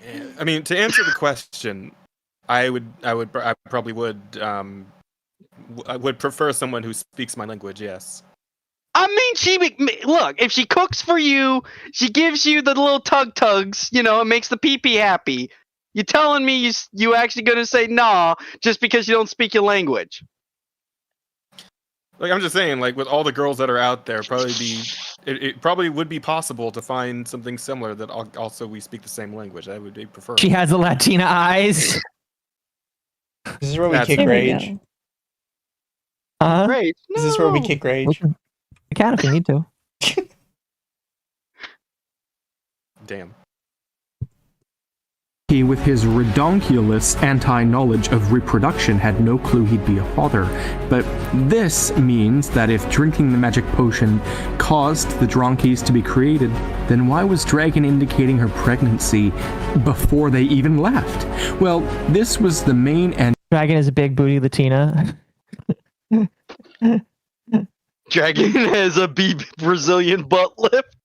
Well, AI artists in chat, you know what to do. Oh, I'm actually gonna look on R34 right now. I'm curious if there's actual art of her. Dear sweet baby Jesus. We will see. Is a fork found in the kitchen? I know, but I'm curious the quality. I wonder if is it like 5-year-olds drew it, or is it like No, it's probably high quality. Rage, these are furries you're talking about. Of course it's high quality. We will see. There's probably people who have put in like hundreds of dollars worth of commissions to the specific thing you're looking for. Yeah, you don't need to go to R34. You need to go to E621. You're right. Also, oh god, 345 commissions. Yep, there you go. And yes, it is high quality. But I told you that. I actually did try to tell you that. Dumbass. And only criticism of my theory here, and I'm here to tell you it actually supports it. Dragon clearly had some crazy abomination brewing. Donkey doesn't know much about the reproductive process, but clearly something happened, intentional or not, whether he knew it would create babies or not, that caused her to become fertilized. And here's what my theory's point is. Why would you Dragon's say it that birthing way? process would have been Caused her to become fertilized. Bro sounds like a robot when speaking about women. Goddamn. Could you not have just said like made her pregnant? Like why is it caused her to become fertilized? Knocked her the fuck up. Imagine this guy Junie. actually has a pretty hot wife IRL, and we're just like total bigots towards him. Junie, language, behave. No. I would still make fun of him. I'd still make fun of him, yeah. Yeah, but I'm just saying it would be really funny. It would, but still. Having a wife does not. I don't care. I have high standards. You're telling me to behave on the topic of procreation with my writing history? Please. Listen. The viewers have not been thoroughly primed on the new Junie 2.0, more degenerate version that's been revealed. Thank you for sharing this, Rage. A picture of Mrs. Kobayashi's Dragon Maid with Donkey, and Shrek is like, what the fuck? I saw that. That was a recent submission. I'm gonna be honest, the smirk on Donkey's face tells me all I need to know. Exactly. That's why I posted it. Fucking smirk. Thanks to channels. Right now, it's really just me and Akko, technically. Oh my god. Your chat. What? Hey, don't say that. Nah, let's make sure that they can follow Junie, the Ferret, and Atari, and Jazz, of course. Damn. And that's everyone that needs to be followed. I need to get I appreciate it. Need to get Magma and Junie. I gotta help my homie out. In my messages so that I can just press a Also, button. while Aka's distracted, okay, Jazz, have you seen the recent episode of Smiling Friends? I think some friends were. Yeah, the camping one, right? Yes, the camping one. The panties doinked? Is that like a brand of underwear? That is not a brand of underwear. DNKD. The pandies do not know. What is Ball Buddy? Oh, Ball Buddy! No, that's an artist. That's the artist. Yeah, I know him. He makes Ball Buddy wonderful is shit fucking post great. art. Yeah, He also makes yeah, that some is really his great art. 40k memes too. Yes. That is his and art. Jazz, all I was going to simply say is that one scene with Mr. Boss and Pim that's rotoscoped, fucking love that. That's me and you. Dude, you my man. What is up, dog? Just slap me some skin, homie. DNKD is a type of underwear. Is it like a brand of underwear? It is? Wait. Or no, DNK it's a type of Oh no, DNKD. guys! They're saying that her underwear has DNK on it. Donkey, like how there's no. black. DNKD is a type of athletic wear. I'm literally looking at it right now. Shit, right? Yeah, Wait, DNK, okay, it's DNKY. You guys are getting way too like caught up on it. No, there is literally DNKY is the name of the company. There is literally a company named DNKD that does athletic clothing. I'm not saying there isn't. I'm just saying you're getting really hung up on this right now. It's DNKY. I was gonna say we should trust the woman on this, but it's funnier if we just ignore her. Listen, chat. When I see lettering on underwear, I have to know if it's a real thing or not. It's real, but it's also ironic. Welcome back, Junie. This is your I'm welcome. gonna quit. I'm gonna go on hiatus again. Actually, next time it'll be white text. It will be a black text on a white background. Oh no! Hiatus. Oh no, that'll be graduation. I'll have a picture of myself holding a bouquet. Damn. Hey, she got married. No, she said a bouquet, like she's married, right? Graduated. I was gonna say right. the fucking bouquet is for marriage, right? No. It's not. No. But Anyway. but the married women throw bouquets, right? Let's continue. The video after this is going back to Madagascar finally. Been a horror show. This is unnatural, and no DNA would ever reform naturally into a split between a donkey and a dragon. She would have given birth to a litter of dead fetuses, broken, deceased. Jeez! Jesus Christ, has no resemblance to either of them. This is why she was moody. She was pregnant. The potion didn't put the children into her, it healed them by temporarily making her some sort of super dragon so that she could successfully give birth to creatures that otherwise could never exist without the aid of magic. Anything she wanted would be born. A happily ever after. Okay, wait. How does that make sense when she didn't drink the potion, but that donkey drank the potion? Yeah, but neither did Fiona. Oh, you're right. Yeah, Fiona got changed, but wait, donkey did. Okay, did drink. This has implications. This has implications. No, it doesn't. Well, no, because think about it. Because because with Shrek, it was because she kissed, True Love's first kiss, so she became an ogre because that's, what Shrek was. Okay, so that makes sense. But no, it doesn't make any fucking sense with fucking donkey and dragon. What? Who the hell starts a conversation like that? I fucking agree with Barry right there. Fuck yeah. Cheers to Barry. Taking a shot for you, buddy. It was nice talking to you. Not a damaged and half-developed mess of organic matter. So then comes the big one. How are they still alive? Donkey is no longer a horse, and Dragon stopped being whatever crazy, enormous dragon Pegasus thing she became. So shouldn't the Dronkies become unborn? Shouldn't they straight up die? No. And here's why. They are unique. They are actual balls of life that were created by the spell. They cannot be undone. They aren't just physically altered things resulting from the potion. The potion actually birthed them. In fact, some people pointed out something else. Yes, the writers originally had Dragon become a Pegasus, which would suggest that the Dronkies looked like much more beautiful creatures before the potion wore off. Now they look slightly mutated, but it can't go so far as to unbirth them. It only went part way. Or maybe they'll get progressively dumber before dying in the 5th movie, I don't know. Charming was birthed by the fairy godmother's magic. Oh my gosh. Is that like in the director's cut or something where, director's commentary where they say that, so when Donkey drinks the potion, wait, it does? Yes, they say that originally it was going to be a Pegasus, but they never put it in the movie.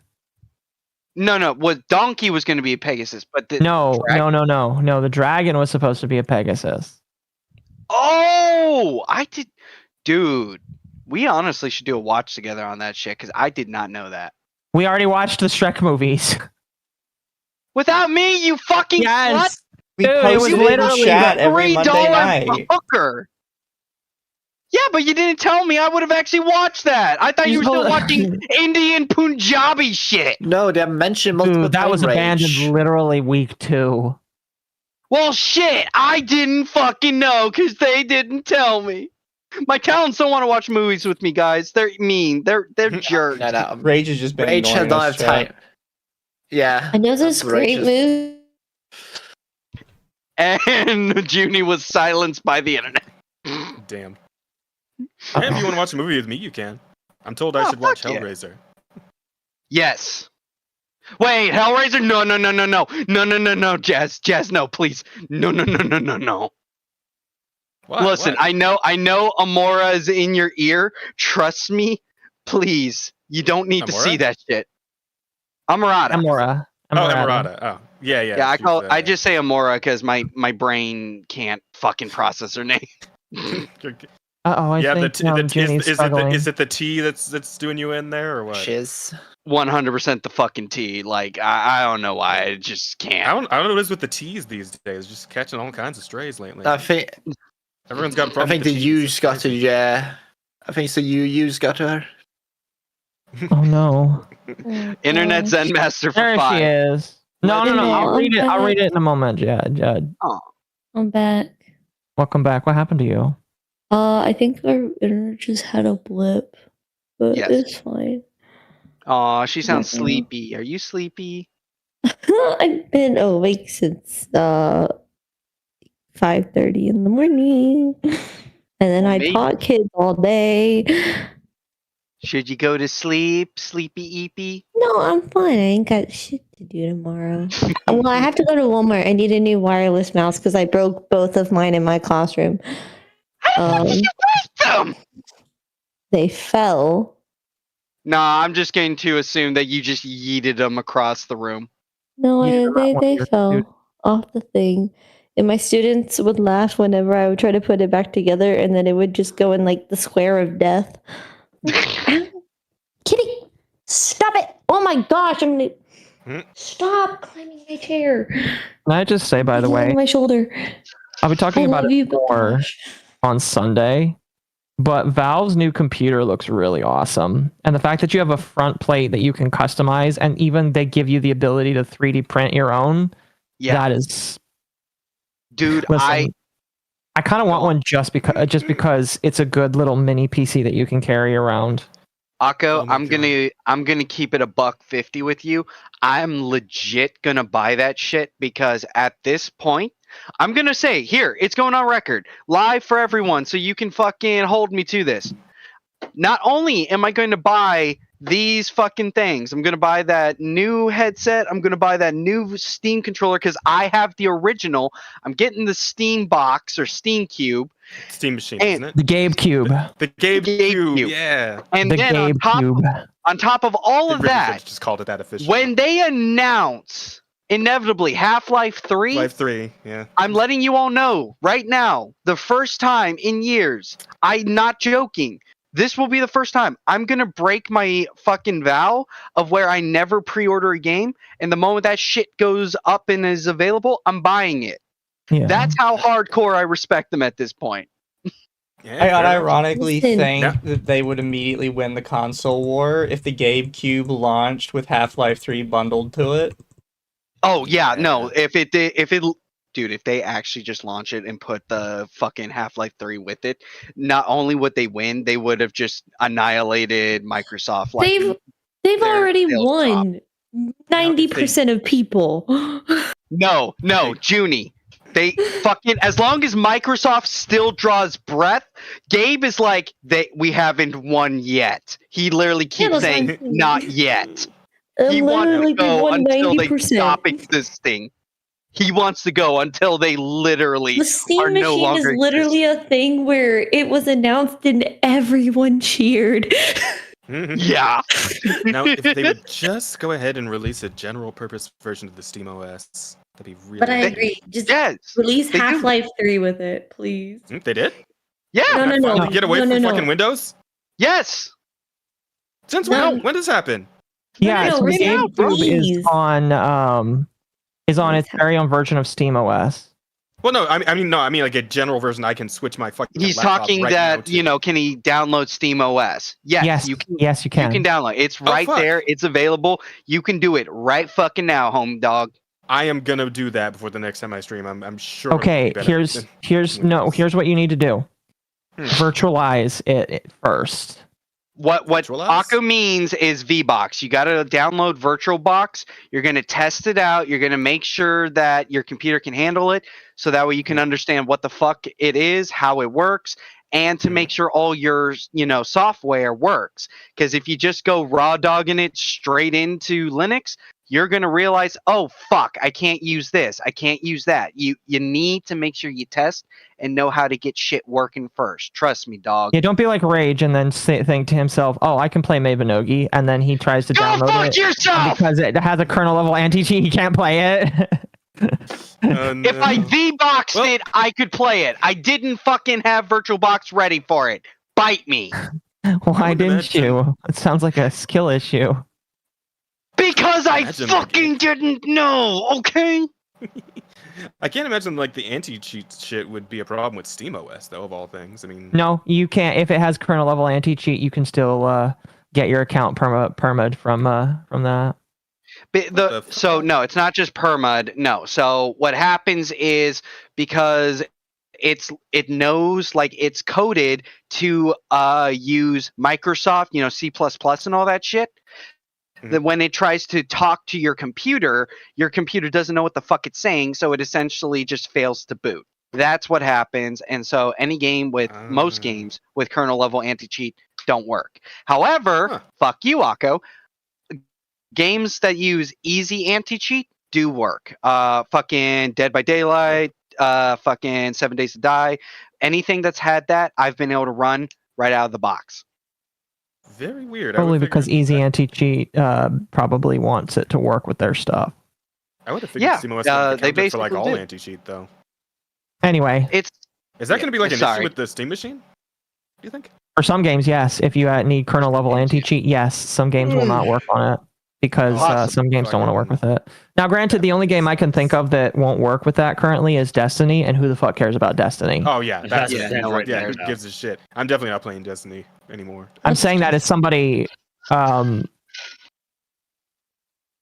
It's hard to explain, but basically, the people who made Halo made another game, and it's bad. It's very, very bad.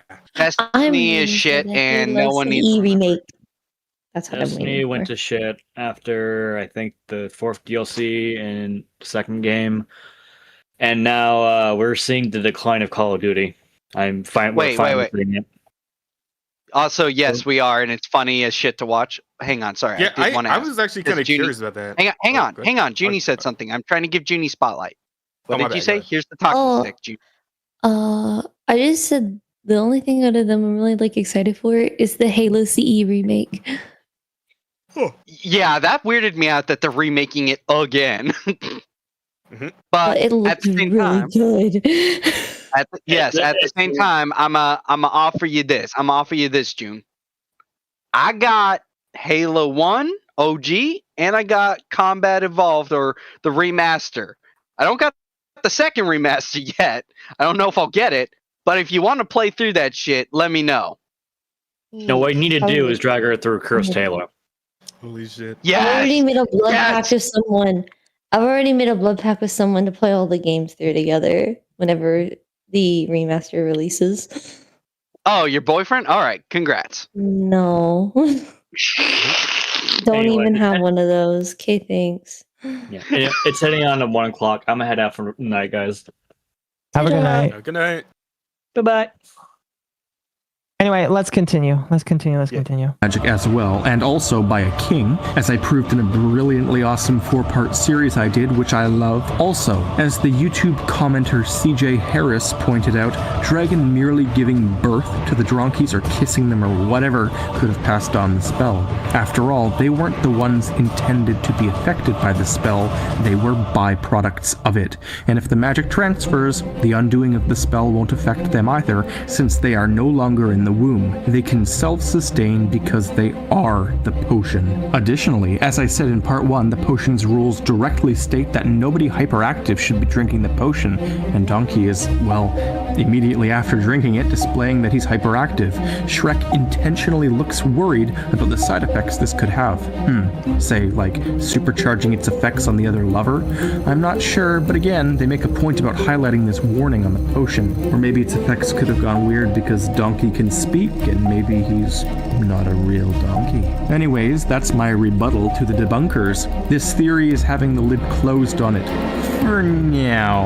And until the next theory, which will likely be even deeper and on a sillier topic, yes, I'm the Theorizer. Don't forget to click the subscribe button below the video, because if you do, you'll be able to see when I upload my next analysis. If you want to be even more sure that you'll know of its existence, click the little bell next to the subscribe button. Okay, what do we think about that? My head hurts, and that is fucked. That is because the fucking side effects were like, side effects of if you drink the potion, and they thought that Donkey was going to be shitting himself and puking and on fire. Which would have been funny. It would have been fun. Really funny. It would have been extremely funny. Not gonna lie. So I don't know where he's going with this. Like, I think he's smoking a bit too much of the reefer on God. I'm hearing there's a chance. Yeah. All right, this next one, Madagascar theory that explains literally everything. We're getting back to Madagascar, guys. Finally. Although this is still an older video, I don't think this is in the Mort timeline that he's created. Am I sure we finally getting to Mort? I don't know. This is the picture of this is a picture of the crazy dog from the Madagascar that I just remembered. Hello, I'm the Theorizer, and I absolutely love animated movies. I'm so sorry I haven't gotten around to doing really much of them lately. You see, they were all scheduled for early 2018, so And here you go. Anyways, today I'm going to be looking at the two main villains of Dear sweet baby Jesus, DreamWorks films, the Madagascar franchise. For those who are unaware, in the first Madagascar film, all of the animals have escaped the zoo and they've arrived at Grand Central Station, where all of the humans are running wild in terror. All except an old lady, that is, who's just walking slowly and casually until she suddenly lashes out insanely and viciously attacks Alex the lion with karate? Yes, it is bizarre that she has such insane attacking abilities and the capability to literally flip a multi-100-pound lion. Then she yells "Bad Kitty" at him. When the police have the animals surrounded, the old woman somehow bypasses their blockade and disables Alex by destroying his testicles. We also see her in the Christmas special entitled "The Madagascar Penguins in a Christmas Caper." She purchases Private, the penguin, thinking he's a chew toy she can give to her poodle, Mr. Chew.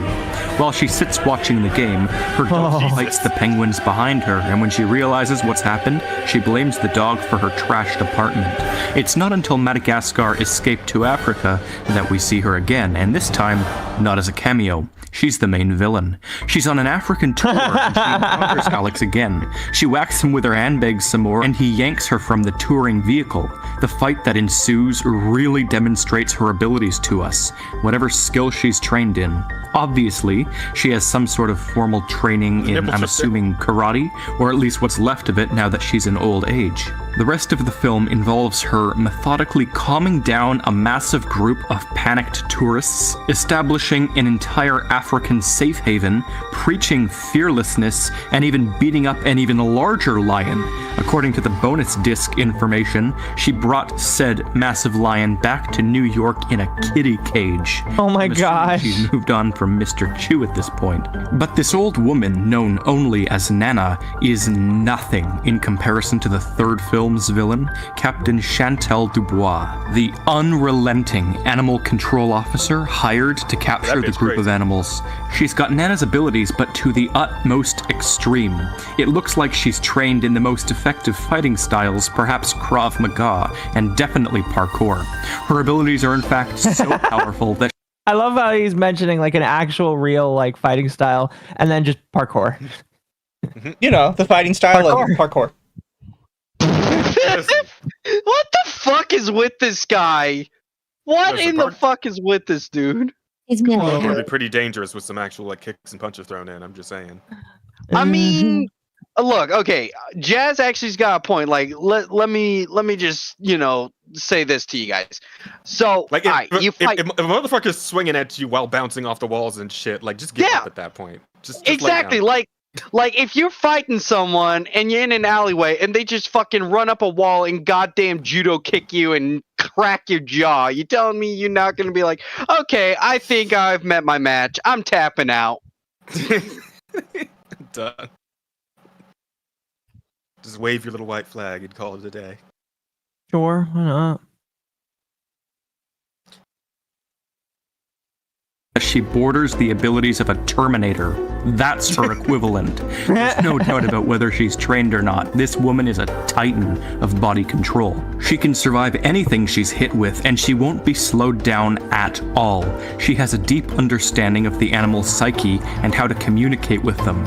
She doesn't second guess their massive plane or the fact that they're driving cars, but her visions, impulsive, reckless determination, and her perception of reality exceeding ours meets her with almost every single symptom of what psychologists would call schizophrenia. She sees reality in Is he saying she has schizophrenia?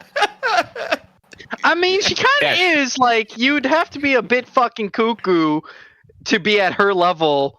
But, you know, since you're fucking insane, you can understand the animals. You feel me? No. Akko just isn't at that level of enlightened, guys. I'm sorry. I guess I'm not, no.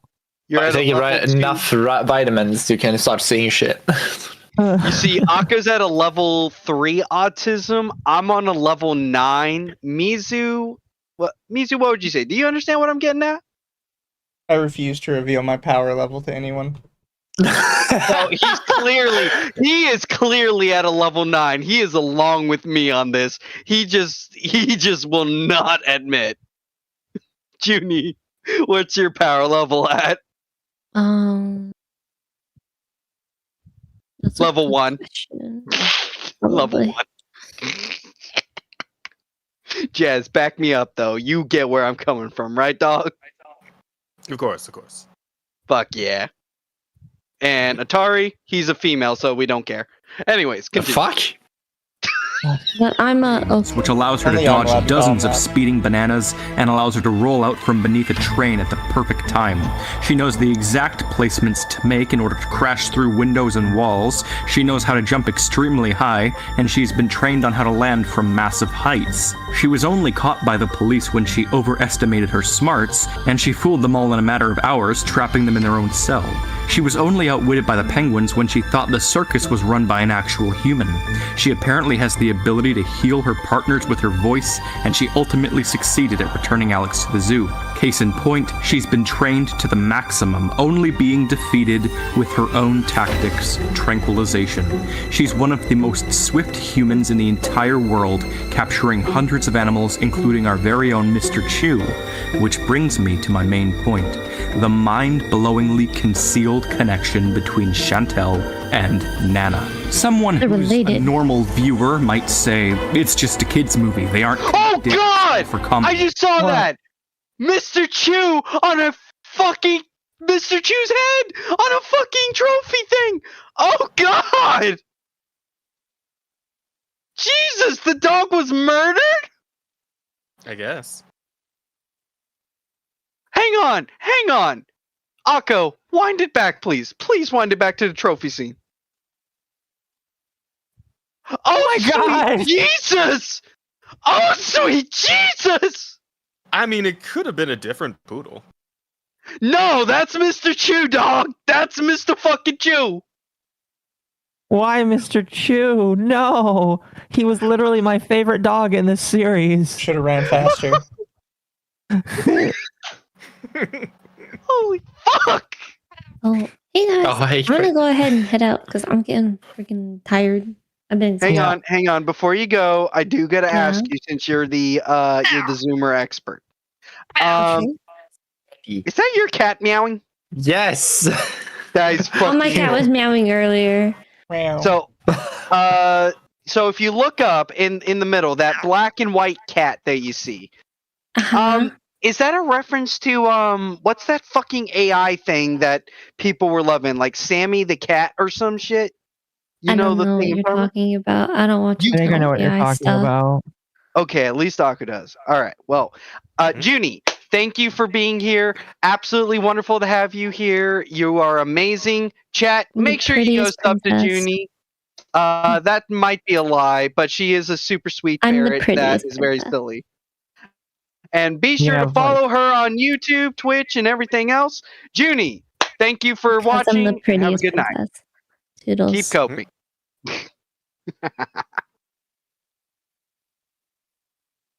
All right, let's continue. Mr. Chew, which brings me to my main point, the mind-blowingly concealed connection between Chantel and Nana. Someone who's a normal viewer might say, it's just a kid's movie, they aren't connected, it's all for comedy. I would refer them to one of my many other videos on DreamWorks films to convince them otherwise. Someone who's a smart viewer, one that likes to think outside the box and theorize, might say that there's a chance of them being biologically related. You just need to look for the evidence, such as the rare trait of blue eyes they share, or other little genetic similarities. But someone who's an intelligent viewer, someone who considers all possibilities of critical thought, might say that the relationship goes far deeper than that. And it definitely does. First off, Captain Dubois is obviously schizophrenic. She sees hallucinations of animal musk, she has clear delusions of being an unstoppable goddess of animal entrapment, she has rapidly changing moods when she's in her mode, although she has a great lack of emotion overall. She's very apathetic and has no care about the repercussions of her actions. She's all around quite unstable. Just show a schizophrenic this movie and say, oh my gosh, that's me. No one's gonna mention that her neck is half the length of her torso. Listen, at this point, first off, true. Secondly, I'll say, so those of you who know what Malkavians is, she basically is like a goddamn Malkavian with her knowledge. and her like sheer level of schizophrenia, autism. You can't All have we need both at is once. schizophrenia, autism? Yeah, you can't have both at once. That's too much. Nah, that's why she's such a threat, because she does have both. She's the 1%. She's the 1%. Oh no. OMG, she is. Oh goodness. But could this simply have been a result of her training? We'll get back to that in a minute. Nana is Russian, as indicated by her accent and big fluffy hat I've seen on other stereotypical Russians. Dubois is very obviously French, as they establish many times. So a biological relationship is very unlikely. Not impossible, mind you, but still very unlikely. There's the chance that they could have been trained together, though. Nana has clearly got less abilities than Dubois, but that's just because of her very old age. They have the same methods of attack, except Nana's elderliness reduces her to simple flipping, kicking, and punching. In Madagascar 2, the tour guide approaches Nana after she's been brutally attacked, and she's totally fine. He tells her she's one tough cookie. Nana promptly says, "Brownies, Troop 416, Yonkers." Brownies are a subdivision of Girl Scouts for those unaware. So she was a Girl Scout when she was younger, about age 7 to 10 if she was a brownie. And Girl Scouts are a worldwide thing, so French, ew. Exactly. In Russia, though it's very improbable based on the context. Besides, she says Yonkers, and Yonkers is a city in New York State. It's very close to New York City. But Oh, where we wait! encounter a Wait. Okay. So I'm sorry if this is racist. Jazz. So have you heard the word Yonkers before, yeah? Yeah, 5 seconds ago. No, not shut the fuck up, you bitch. Actually, yes. Now I think about it, it's a song lyric in one of the songs from the Spider-Verse soundtrack. Yeah, like I was gonna say, I remember hearing. That's the only time I've ever heard it. Yeah, like I've heard it in rap lyrics and shit, and I was like, wait, what the fuck is Yonkers? Like I didn't know what this was. I thought it was a gang or some shit. I thought so. it had No, something to do with New York, maybe. Yeah, so she's fucking Yonkers is a town, so she's from a troop in Yonkers. Huh. That's Walked right into that one, Rage. He did. Listen, I apologized first. I apologize for my prejudice, but my prejudicial assumptions were right. Let it roll. Yeah, I think we can get through this one and the next one and maybe another one. We'll see. But we're on 15 and the next one is 16. So I think, we're going pretty good tonight as opposed to the last one. Oh, granted, yeah, these ones are way shorter, but we're doing pretty good tonight. We're doing really good. Problem with the plot, and on this channel, plot holes don't exist.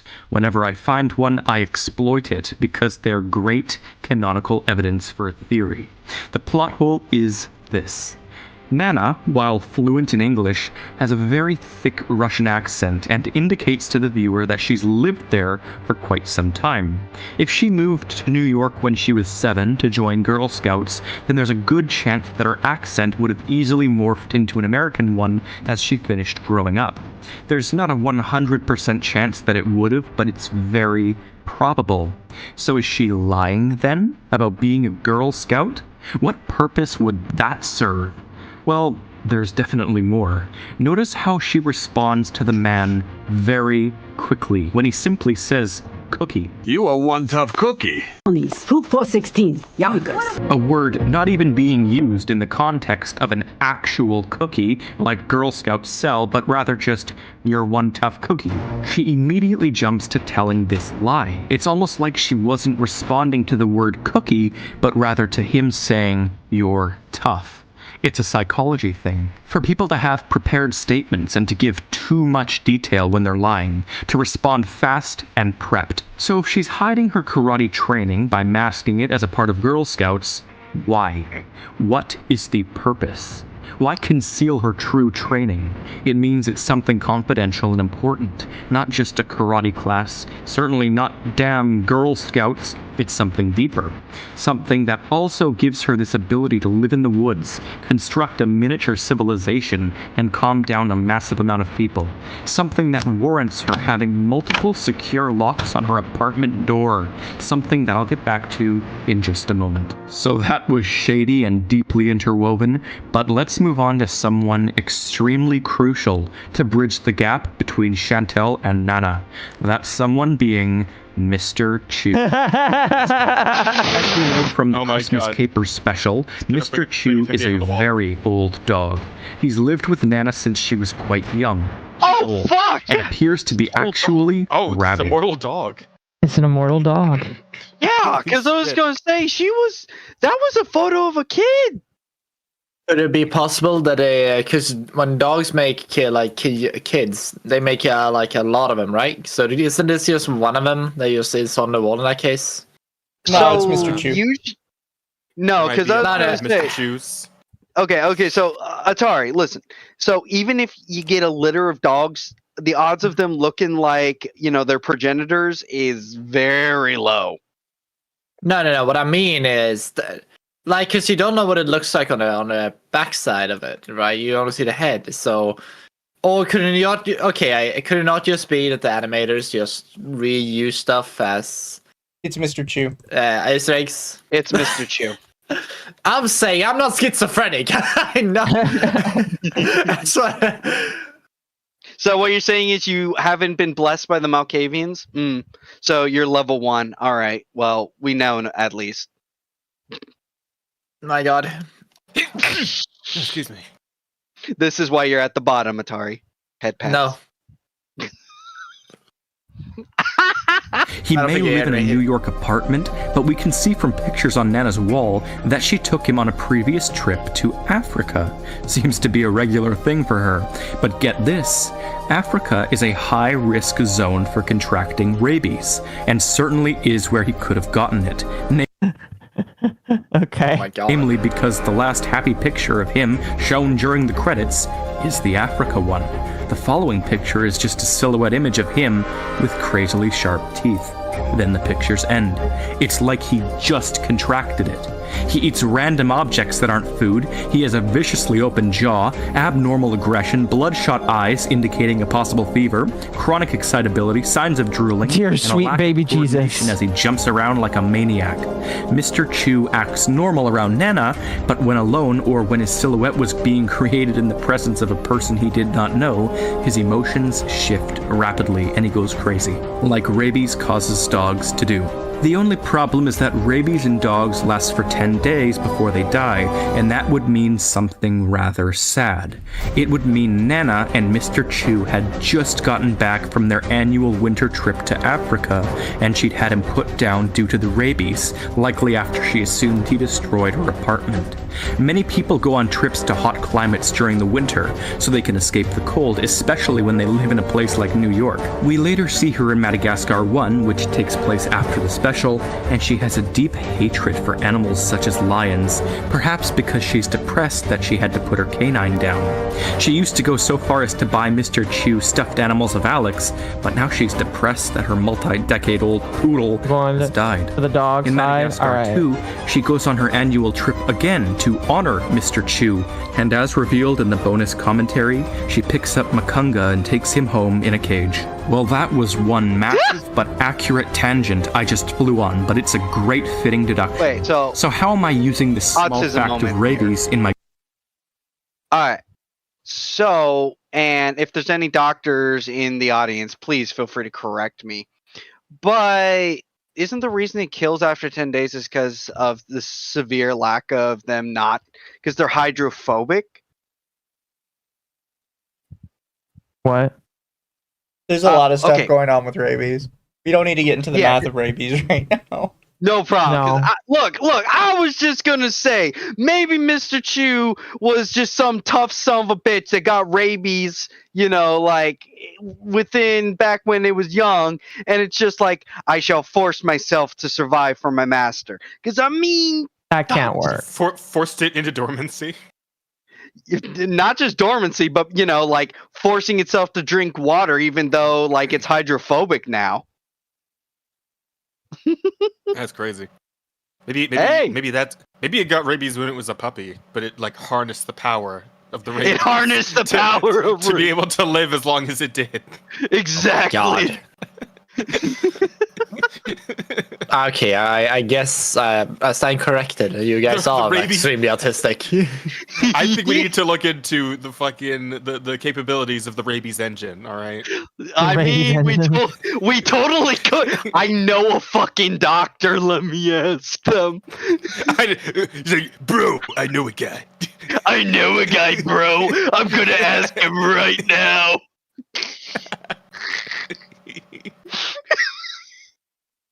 You guys sound so autistic right now. Yeah, a little bit. It's late, and I'm hyped up on candy. It is. My grander theory, take a moment to again ask the question, how does Mr. Chu make an appearance on Dubois' wall? Well, the only way this could possibly happen is if Nana hired someone she knew could get the job done. Chantal Dubois. And that is Mr. Chu on her wall. It isn't just a reused dog model of a poodle by DreamWorks, that's his character. To prove this, just look at how most of the other animals on the wall were not modeled for this occasion, and are actually repeated over and over on the wall. And of the couple models that aren't repeated, Mr. Chu is one of them. If you still choose not to believe that, then you can tell by the reddened eyes that it is Mr. Chu. These films are very superficial, but when you find any small thread you can tug, it pulls open the entire nether side of these films. Everything we aren't I don't want to see the nether side of any of these films. So now we have direct proof that they know each other. It's all here, but how do they know each other? Well, we must move back to the point about their training. Captain Dubois has a chance. Take something and running with it. Though her French last name says otherwise, and she isn't the type to get married, let alone get a new last name. Her accent could have redeveloped over time, but that's all less probable. The voice actress almost makes Dubois sound like a younger, more French version of Nana, but it is still very improbable. So perhaps they're friends, trained together, the skills they share. And the only job required of such training that I can think of that would require Nana to compulsively spew a prepared lie about would be some sort of secret spy team or police force. Oh my gosh. Based off of her age and her locations, Nana matches closest up for, I kid you not, the KGB. Spy chilling in New York. Chantal Dubois matches closest to the DGSE, the intelligence agency of France. She'd have been decommissioned after the stress-induced psychosis and retired to an animal control officer to fit her love of taxidermy. However, these two intelligence agencies are decades and countries apart.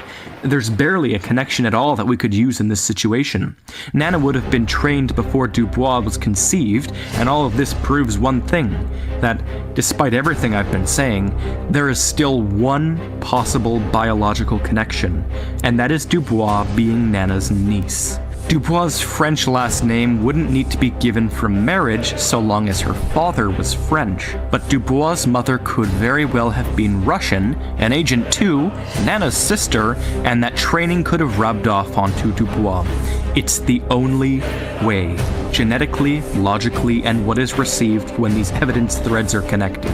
Chantal Dubois' mother is the sister of Nana.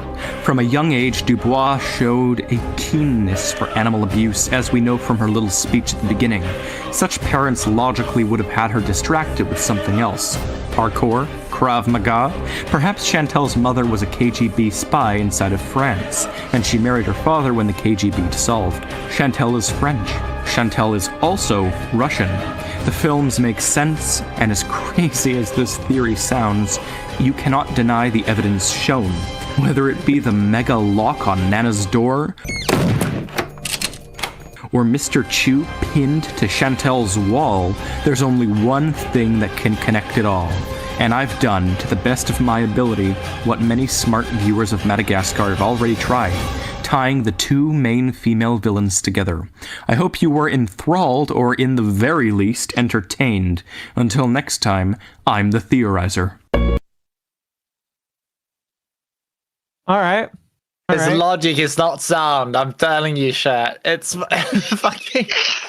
He say he legitimately sat there, told us, "Oh, I can't be the same model that you reuse because they have the same eye color." I'm like, what the fuck do you mean? No, That's no. not the You same see, model me. do not listen to him, chat.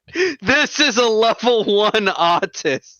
Yes, because he you is didn't see weak. it on frame. He is Doesn't mean weak. it was multiple of them. Listen, He is unless weak. Atari is talking about Warhammer, it goes over his head. Exactly. Exactly. No, I meant the other thing. I had nothing to link these two characters to each other, so I was gonna make up a link. No, no. What he's saying by eye color, no. So what he meant is, okay, you saw the bags under the fucking eyes, so that was the thing Mr. Chew had.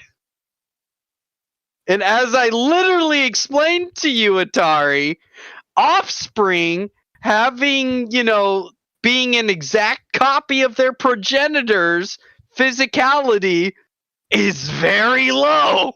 All right, chat, here's what we're going to do. You guys are going to vote here. Press 1 if you think it was the dog. Press 2 if you don't think it was the same dog.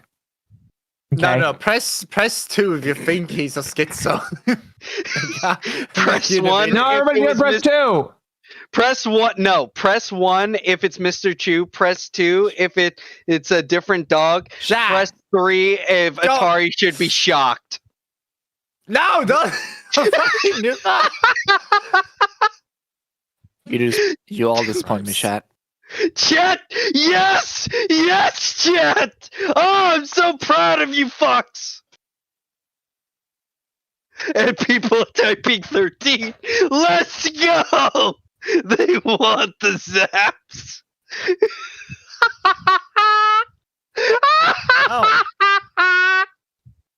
Oh, getting raided. Oh, am I getting raided? Where? Oh shit. Where? Hey, Atari, so since chat has also decided shock and ball torture, put your collar back on. Shira, thank you for the raid. No. Welcome. Welcome, Raiders. Welcome. We're watching Mort Theory. We're moving on to the next one here soon. But I need to read some super chats because they've been piling. Bratty Dragon Lolly, hope you're doing good. Oh, and Atari, put your fucking shock collar on. Dude, don't know. The fuck I'm not. Put it on. No, Hey, all right, man. listen, I'm gonna read the super chats. I'm gonna read the super chats, please. Okay. Internet Zen for the next 4 supers. I just realized if Rage was black, that means he has the N-word pass. The implications are terrifying. And again, by Internet Zen, point of order, Akko. Those would be scalies, not furries. Critical difference, as I have had beaten into my head multiple times. It's a vibration. Real. Oh my gosh. You know what? I'll miss because of that. And again, by Internet Zen, let's be real. Who the hell starts a conversation like that is a running theme with the Theorizer. Very true. Mm-hmm. And Internet Zen again. Atari dogs aren't Dark Eldar. They don't use clone bodies. Okay. Now I'm gonna skits about that a different day, but I'm telling you, they are true born exist for a reason. That's what I am. Oh no! Somebody made a meme of a yippee in a washer. The tagline: "She thought it was warm in there."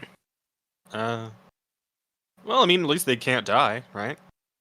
No, it's very hard to kill a yippee. You have to stop feeding them ice cream. You have to throw them into the fires of Mount Doom. Oh, also, hey, so Mizu, I just want to say, so since he's putting his collar on, can you do me a small favor? Not putting his collar on. No, I'm not saying you put his collar on. I'm saying go on, zap the shit out of him. No, he's not. Wait, why? Wait. How would Mizu have the ability to do that? Because Atari sent it Don't to worry me. about it. Or you can just admit it. Or you can just admit it. You Okay, admit it. I I've was- said it on stream before. Oh! So all I'm saying is, chat, all you gotta do is just drop $10 and Mizu will zap the fuck out of him. No, I won't. For $10, Listen. you won't shock Atari. Listen, Really? that remote was sent out of trust and love. He wouldn't do that to him. That's true. For $20. $20? No. We're gonna continue. We're gonna continue. Bowler really is a Mr. Boss style manager to you guys. Huh? We're gonna continue. I love my boy. We're gonna continue. By all means. All right, this is an over the hedge theory. DreamWorks has a track record of making wonderful films. Some have deep world building like Shrek, some are absolutely ever increasingly hilarious like Madagascar, and some are extremely good in all ways of character like Kung Fu Panda. And while the general consensus is that they've dipped in quality since being bought out by Universal, that doesn't prevent them from still creating amazing movies. They're known for letting loose when it comes to comedy as opposed to stuff by Disney, and one of the funniest yet forgotten standalone films they have ever made is undeniably Over the Hedge. This thing is full of perfect timing, actually genius slapstick, and some of the best jokes and characters they've created henceforth. And it may surprise you that there's some unexpected lore to unpack, but if you've ever seen my videos before, you know that it's always the case with me.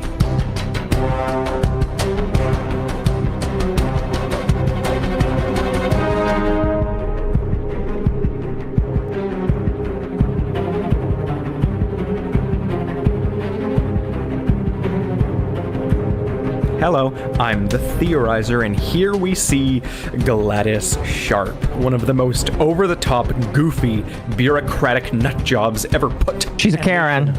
All of the jokes at her expense land well, and that's her purpose. But what can I dig up on her, and what might it unearth?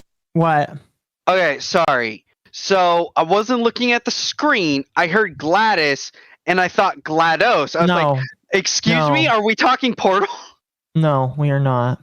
Okay, The rest of this movie's unexplained backstories. I'm gonna explain all we know first and see what comes of it. So, Gladys Sharp is the president of a homeowners association. She seems to organize and dictate this El Rancho Camelot suburb in Chesterton, Indiana. Her rules are tight, strict as hell. She determines such petty things as the 54-acre suburb's collective grass length, and she flies off the handle when it's so much as half an inch longer than is acceptable in any given yard. Nuts. Every other person in the neighborhood. No, that's about normal for a homeowners association. Like this. Yeah, I was community going to is say extremely homeowners isolated from outside interference, and it has its own newspaper. It's a very exclusive arrangement, and this woman is so into her job because managing the homes of this kind of enormous gated community is a job on par with being a sort of city mayor. The suburb is huge. It's been debated whether or not she's even the real villain here. When they all debate in the street over whether Ozzy is dead or not, Gladys exclaims that she hopes he's not in any pain. This is genuine despite her comedic knee-jerk reaction to kill it when he jumps and runs away. Gladys Sharp is not a bad person per se, but she is a workaholic. Yes, she is. She loves being one. She loves perfection and keeping the community she regulates in check. She wanted all of the animals humanely killed before they got painfully injured, but after more and more madness, she lost her cool and demanded. No. Okay, when someone says humanely killed, let me just rip the fucking Band-Aid off. Okay, Canadian you think... healthcare? Yeah, I was going to say Canadian healthcare, because it's like, humanely killed? The fuck you mean? Because let me just put it to you guys real simple, like. You think poison is humanely killing? I don't know. You guys think, coughing up blood, vomiting your guts out, and violently wheezing and being in, obnoxious levels of pain is humane? Nah. She's a fucking psycho. Any homeowners association board member is, and remember, chat, do your duty. And homeowners associations are not people, and therefore, if they try and encroach upon your property, you have every right to use all your rights to defend house and hearth. That is all. I agree with Rage. There are a lot more different ways we can execute a person. We can let them dig their own hole, put them in it, and let their face get eaten by rats. Jesus! I mean, that's not humane either. I'm just...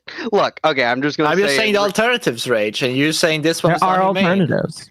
There are alternatives, but the most humane way, as much as you guys think it's fucked, is point and click for pink mist.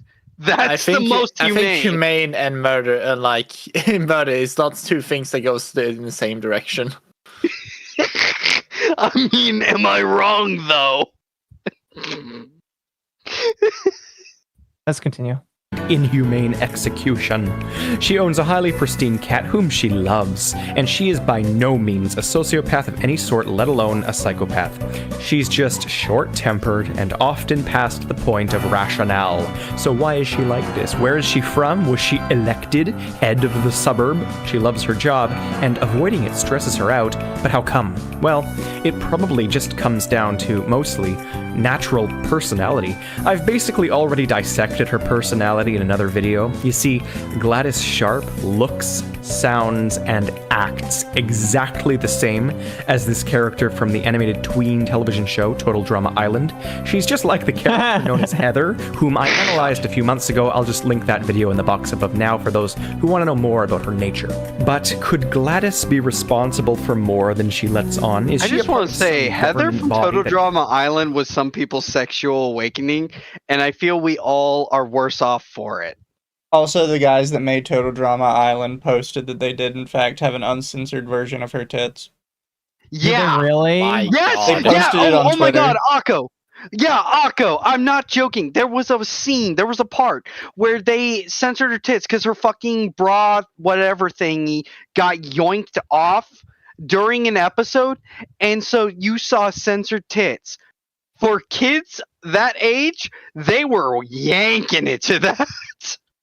Okay, let's not thinking about kids yanking it to that age, but What the fuck? Okay, no, fuck you. That is not what Rage has lost his privileges. I'm just saying, it's true, because it was so fucked. Created That this fucked neighborhood so to many begin kids. with? Probably. She's likely trying to move up the ranks, and this smaller, near-political pseudo-occupation seems to be her stepping stone. The brochure even reads the kind of thing she'd write. Only a select few will call it home. Despite it being fit for 50,000 families. But something about this brochure map confuses me. It shows what's left of the forest. Apparently, the so-called forest is a minuscule patch of wildlife locked within a 54-acre suburb. Not only that, but this mini patch is marked for future development. Gladys couldn't just wait for the construction to move in behind her house. She was so agitated that she needed to exterminate the animals immediately. What this means is that the forest's remnants aren't going to be plowed down for quite some time. And what that means is that the gang of foragers are safe. For now. But this patch of woods is not a long-term solution according to the map. So in trying to dissect Gladys's motivations, I've just pieced together the fate of the animal's home. If RJ and the gang are stupid, they'll continue to rob the suburb, much to their soon-to-be exterminated detriment. They must get out of there. And then I saw the end credits scene where the gang has done it. They're out of the suburb. They're back over near RJ's old home near a mountainside highway. Because they're robbing that same vending machine. I'm not sure this food is a long-term solution either, though. It's not meant for these kinds of animals, and the vendors will eventually stop filling it if it loses money. RJ made them like him. Is that really a good thing in the long run? A family out for itself? So again, if they keep stealing from the suburb, construction will move in quicker, which will push them out, which makes sense then as to why we see them at the vending machine, which itself is also a temporary solution in many ways. Wow. So we know the future of these poor animals, but what's going on with the other characters? Vincent was shipped off to a proper environment. Point of Gladys order? was arrested, and Dwayne... Quickly. I'm here for the Mort. Hey, Roy. Hope you doing good, femboy. So I literally just woke up. Of course you fucking You've did. only got like 30 more minutes and more. I was just gonna say, About that, yeah. So where the vending machine is in the bear den, they wouldn't be encroaching on that shit because that is fucking horrible for development. Like, nah, they're fine. But yes, him talking about being a family of thieves, that cannot be a long-term solution. Anyways, continue. And The also, everyone say hi, exterminator tried to Roy. Escape. Hi, Roy. Most Hello. likely didn't Hello. ultimately. What Have a kind of burrito. fate befits a person who breaks the laws of the state It's and nighttime. the laws of luminous flux? Well, probably at least a few years in prison, right? She'll get out eventually, though, but I'm not sure she'll be permitted HOA presidency again. Dwayne will probably stay in prison longer, unless he smooth talks his way out of a harsh sentence. He is, after all, not the one assaulting officers. So that's that. I've explained all character pasts and all character futures, but the reason I'm focusing so heavily on all these characters, their backstories, and what's to come for them is for one very key reason. There's something bizarre about these two humans in particular, and it took me so long to acknowledge what it is, but I finally got it. When you mix these two villains together, you get the single funniest villain ever to come out of a DreamWorks film, Captain Chantal Dubois from Madagascar 3. The animal Okay. What? I love all this sort of. No, she's peak. She's peak. No. The character's peak, but his reaching for quite a lot.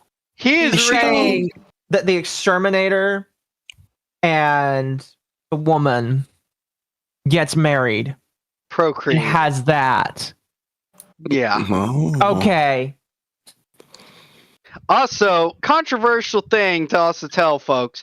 A woman can assault a cop and still be the head of an HOA. I'm just gonna fucking point it out to you. That's how fucking horrible HOAs are. Remember, burn your local HOA. Remember, if any HOA tries to force you in, use every right. Use your Second Amendment judicially. You have every right to. Do not encourage people. No. Do not encourage people, please. I will not have my channel be banned because of that. Look, all I'm saying is self-defense is a valid thing. Stop. Okay, all right. Seriously, please. Right. Officer. Chantal Dubois is the delusional and obsessed French woman with the personality of Gladys Sharp and the occupation of Dwayne LaFontaine. Let's see. Krav Maga, check. Obsessive insanity, check. Extroverted thinker, check. Can use scent to identify all species in a somewhat supernatural manner, check. Obsessed with the entrapment of animals, double check. This is it. So did they move to France? Limited to these human characters. Yes. They expand to the whole of the movies. Let's see. Both Over the Hedge and the first Madagascar were released only a year apart, both by DreamWorks Animation. Both feature a group of highly intelligent animals fighting for survival in a human's world where their voices are masked with squeaks and growls. And Madagascar literally promoted Over the Hedge. I have the damn DVD, I know these things. The comparisons never end. It's like they're the same movie, except one features animals learning about humanity, and the other focuses on animals separating from it. Madagascar 3 feels like it has such a hilarious and optimized villain because it is accumulation incarnate. Dubois mixes at least Nana, Dwayne, and Gladys. It's my occupation, literally, to identify each animated film company's individual multiverse and discover how each Easter egg and pattern similarity crosses over until they become a shared universe. It took me 12 videos and 3 years to solve only a third of Pixar's, and upon studying the technicalities of Dubois and Over the Hedge, I have come to one simple realization. We now have solid evidence to suggest that Madagascar and Over the Hedge take place in the same world. Have you seen that video I made a while back? What? Almost a year and a half ago, I made one of my only theories on Madagascar, where I tried proving that Dubois was Nana's niece. I'll link it above in the box now. We just watched that. Videos, but I'm slowly becoming inclined to suggest that if it truly is a shared universe, and the parallels, by the way, are uncanny, then could it also be true that people like Dwayne LaFontaine and Chantal Dubois, both with French last names, could have gone to the same school or training facility? Some sort of extremely advanced anti-animal intelligence secret society? It's a leap, of course, but their abilities are spot-on identical. I didn't know he had a French last name. Swimmingly. They know animals are smart, and they know how to cut them down. This supposedly Texan exterminator is more than meets the eye. The French are breeding exterminator terminators to suppress naturalistic IQ in hopes of keeping humanity dominant. Obviously, that's why the French. Why the fucking French? Because the French are deranged fucking animals, Akko. Obviously. Why the fucking French, man? Also here, okay. I'm gonna do something for you to make up for my past sin. Oh, come on. For everyone, just watch No Panic Button. He teaches you how to properly handle HOA. And it's not illegal! This time. It's a jump, but the similarities between them are uncanny and desire explanation. It's sounding like a cliche Pixar theory-esque timeline right now, but it's not. This is merely a complex pattern. So, in summary, Pixar is warning Gladys, us about the Dwayne, and French. the animals' futures. We've scanned for Gladys and Dwayne's backstories, and using loads of evidential patterns, I've come to the proposal of a shared universe here, with overlapping seen in the educations and surnames of Dwayne and Dubois. I'm going to be covering lots of DreamWorks here, assuming copyright will be friendly. If you're new here or you just haven't been recommended my videos in a while, I have been posting a lot of really deep theories, far deeper than this, in 2019 so far, so go back and check them out. Click subscribe if you haven't yet. I have lots of nostalgia to go through in the coming... Alright, let's move on to the next one. How many of these are there? Too many. We're on Way too fucking many. 17 We're on 17 out of 28. Oh. Fucking kill me! We're doing pretty good. We were on 6 earlier today, so... Hey, Mizu. Would you actually... No? Really? Even if I said, here's my 9mm, No. you're telling me you're gonna look me in the eye and say no. No. No, we could just kick you from the call. I gotta say, Shad. Like, At that point, I was gonna say, at this point, that's mercy. Rage, you don't vote to have kick to me. be here. You're choosing to be here. Rage. Let me do this. I need you to think about the bunnies and go in the other place. Come with me. I'll be right back. You're thinking of the rabbit, Tommy? Before we start the You will next take care of him, one, Rage. I want to watch a Yik video with you later. Not. Oh, fuck not off. today. No, fuck you. Fuck you. Fuck off. Not today. I'm working. Not today. No, I mean not today. At some point in the future. No, Akko, fuck Yik. I'm so sick of Yik. What do you mean? I've been playing it all week. Look, I'm saying I'm sick of Yik because it is the progenitor of millennial writing tropes. Like, genuinely, fuck Yik. So I wanted to You say, guys could talk about Yik on a day where we're not covering something. Yes, Agreed. we're gonna watch. We're gonna watch here. All right, we're gonna watch. Carry on.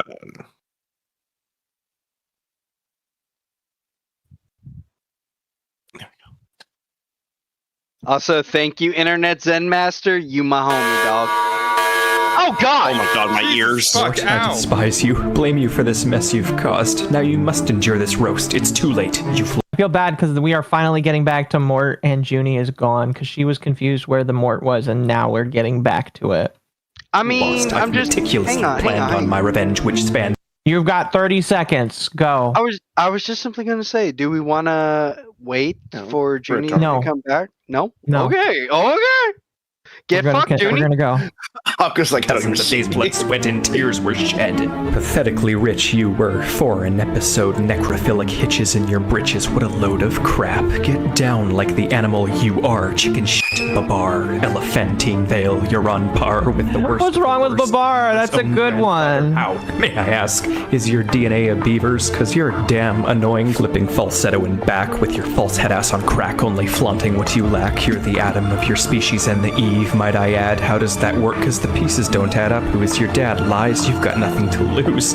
Which is why you simply choose an inconsistent history. You're not a mystery. That was good. I liked that.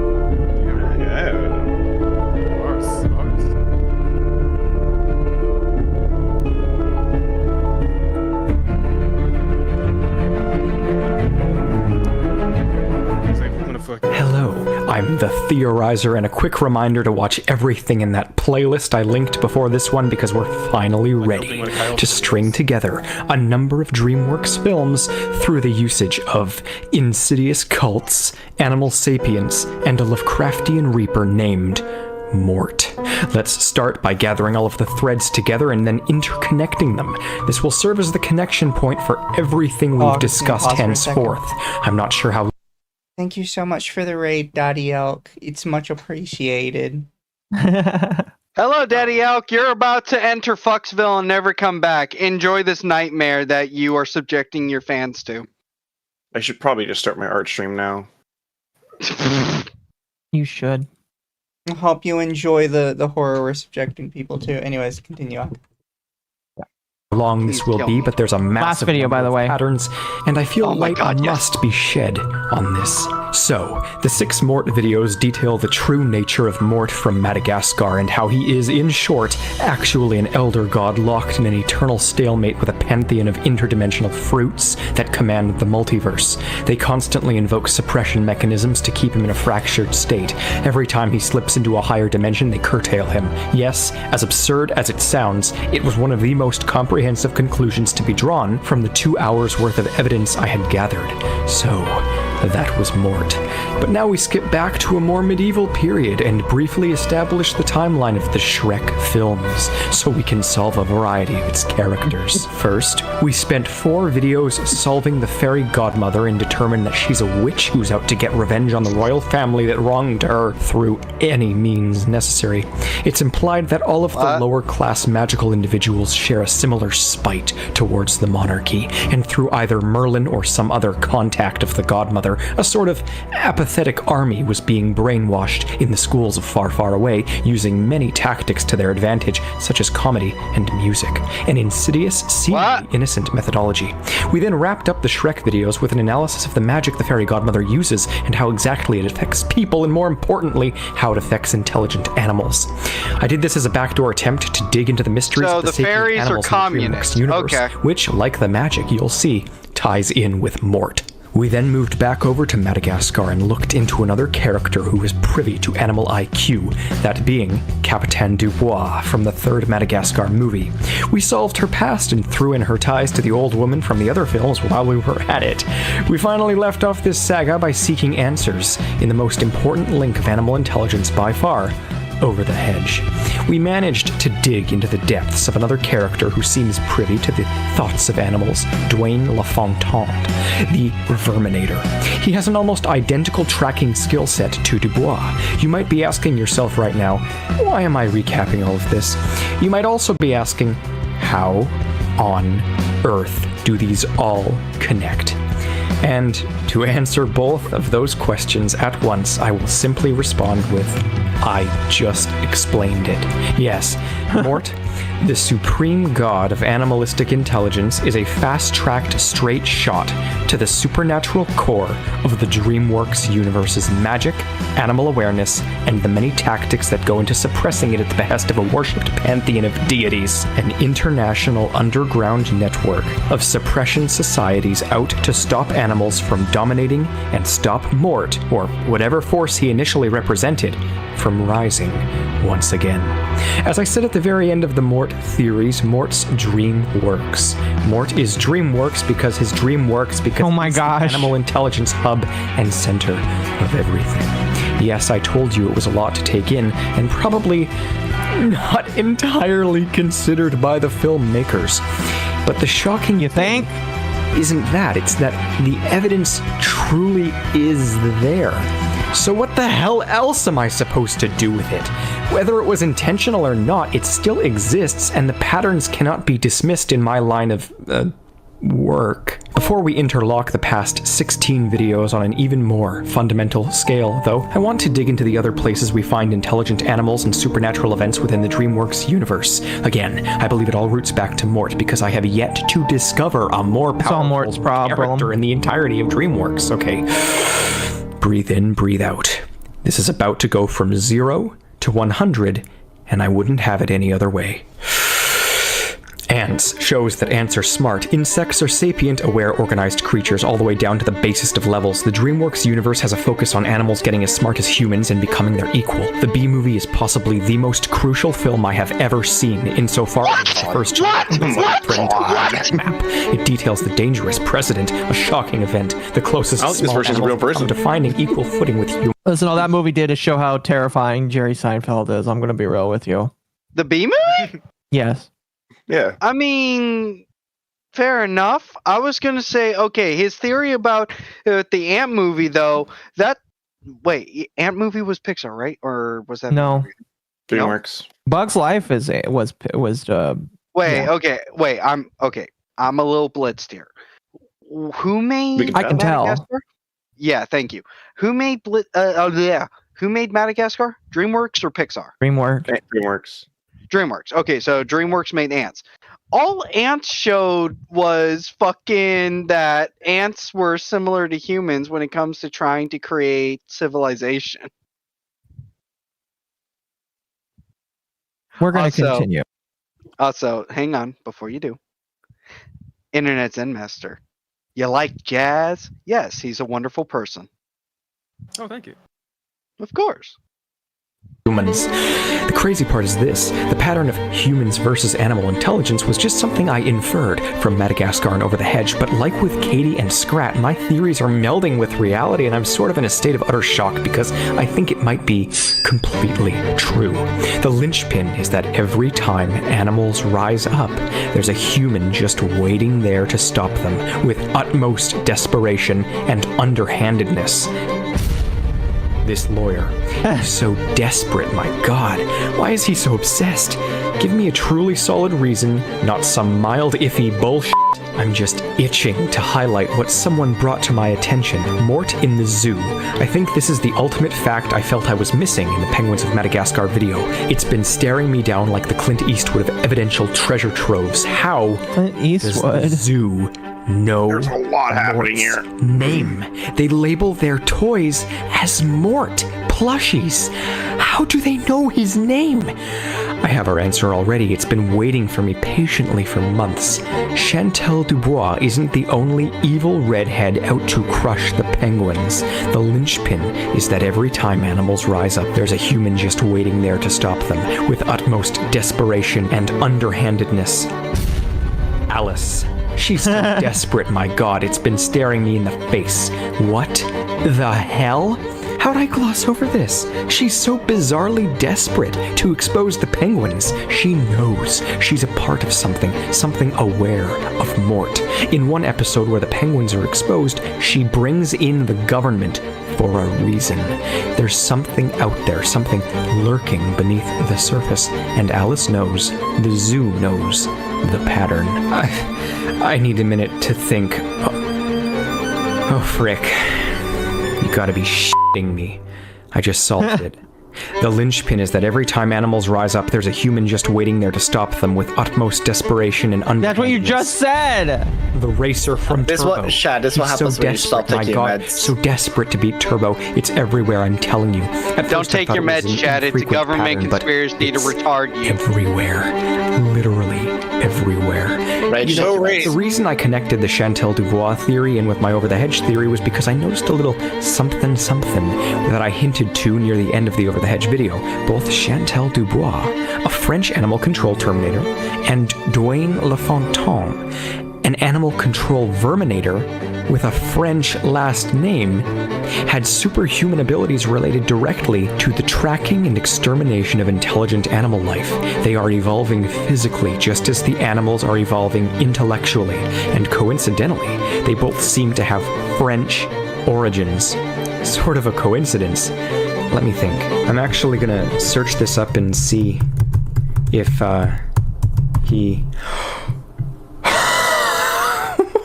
What? It is. It's another one. He's also French. Was French. What? Oh my God. This is bringing me to tears. What the hell sort of link have I stumbled upon? What sort of pattern is this? Guy Gagne from Turbo, he doesn't seem to be superhuman, but there is another unique link in that snails are notoriously French cuisine. Hot damn, I'm on a roll of some sort, but I don't know how.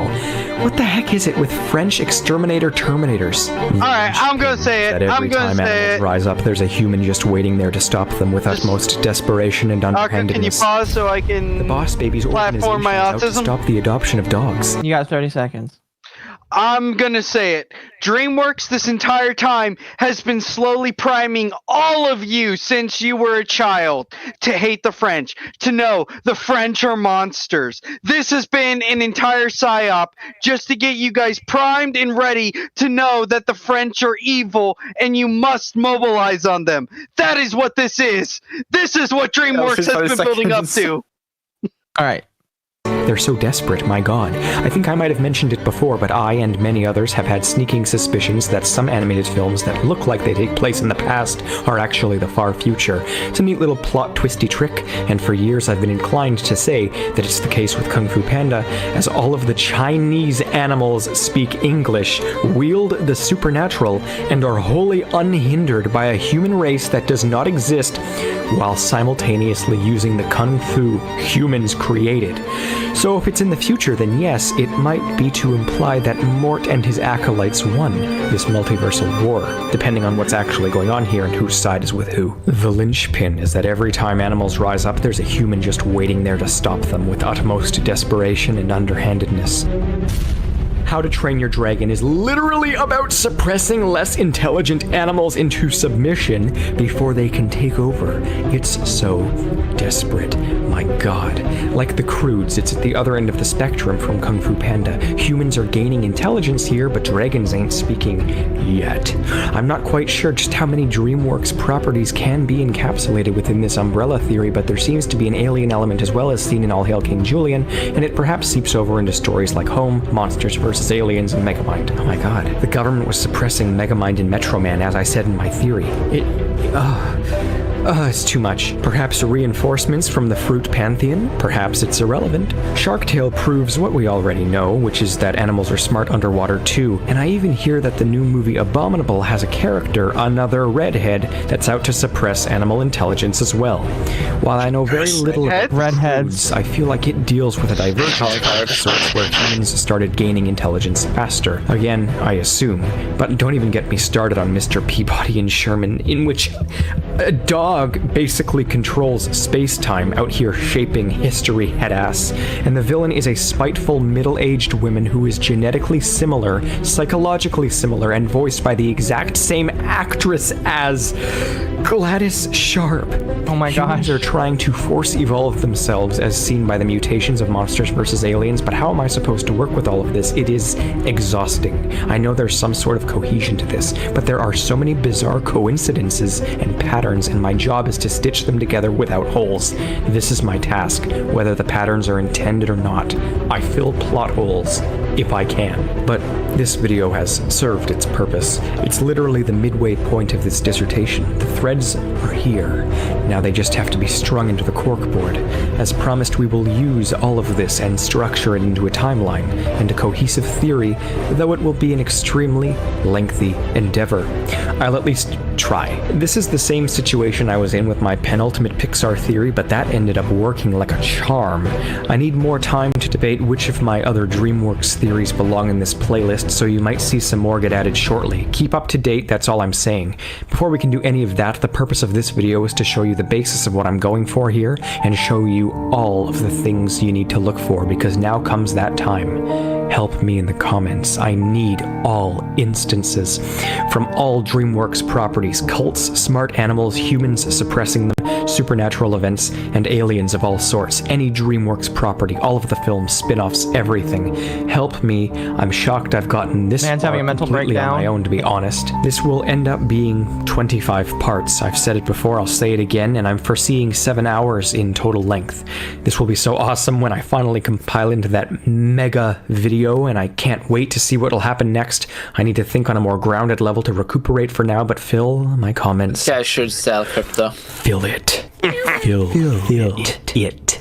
Until then, I'm the theorizer. I don't You like that can't he win said this time. that. This is where I draw the line far as the eye can see. You can't be free of me. The con haunts your dreams, questions bursting from your seams, but anomaly. I'm just gonna pause it right there. Bro had bars. He's been doing that in some of the Mort videos. I don't know why. All I got from this chat is remember, marry your local redhead and do not pull out. Oh my fucking man! I'm so happy I have not started streaming and I'm on preloading for that. You're welcome. You're welcome, Roy. That's my boss, everyone. Well, chat, I hope you enjoyed that. I'm sure everyone did love it. Certainly so. Starting next week, or next time we cover this, excuse me. I don't know when that will be. But it sounds like we're going to get into some Metro Man theories. Come on.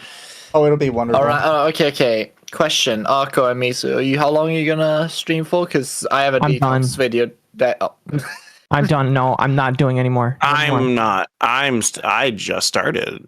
Yeah, Roy just started. So Atari, you're gonna hang. You're gonna hang Yeah, out. Mizu and Akko, you fucks can go sleep. You fucking pussies. I woke up recently. What do you mean? And what? I said Mizu and Akko. Now, hang on. My bad. Sorry. Hang on. So I do got one important thing. So Akko's chat. Put me on trial. Marry your local redheads. 1 for yes, 2 for no. 2 also means that I get yeeted. Continue and enjoy. Well, only think. I know. I thought I'd give them that so that way they can put me on, on trial. Bye, everybody. Y'all have a good one. Bye. Good night. Internet Zen 5 says, let's not talk about humanely PETA treats their rescue animals. Yes. And Internet Zen again, as a fellow no panic button enjoyer, I can confirm.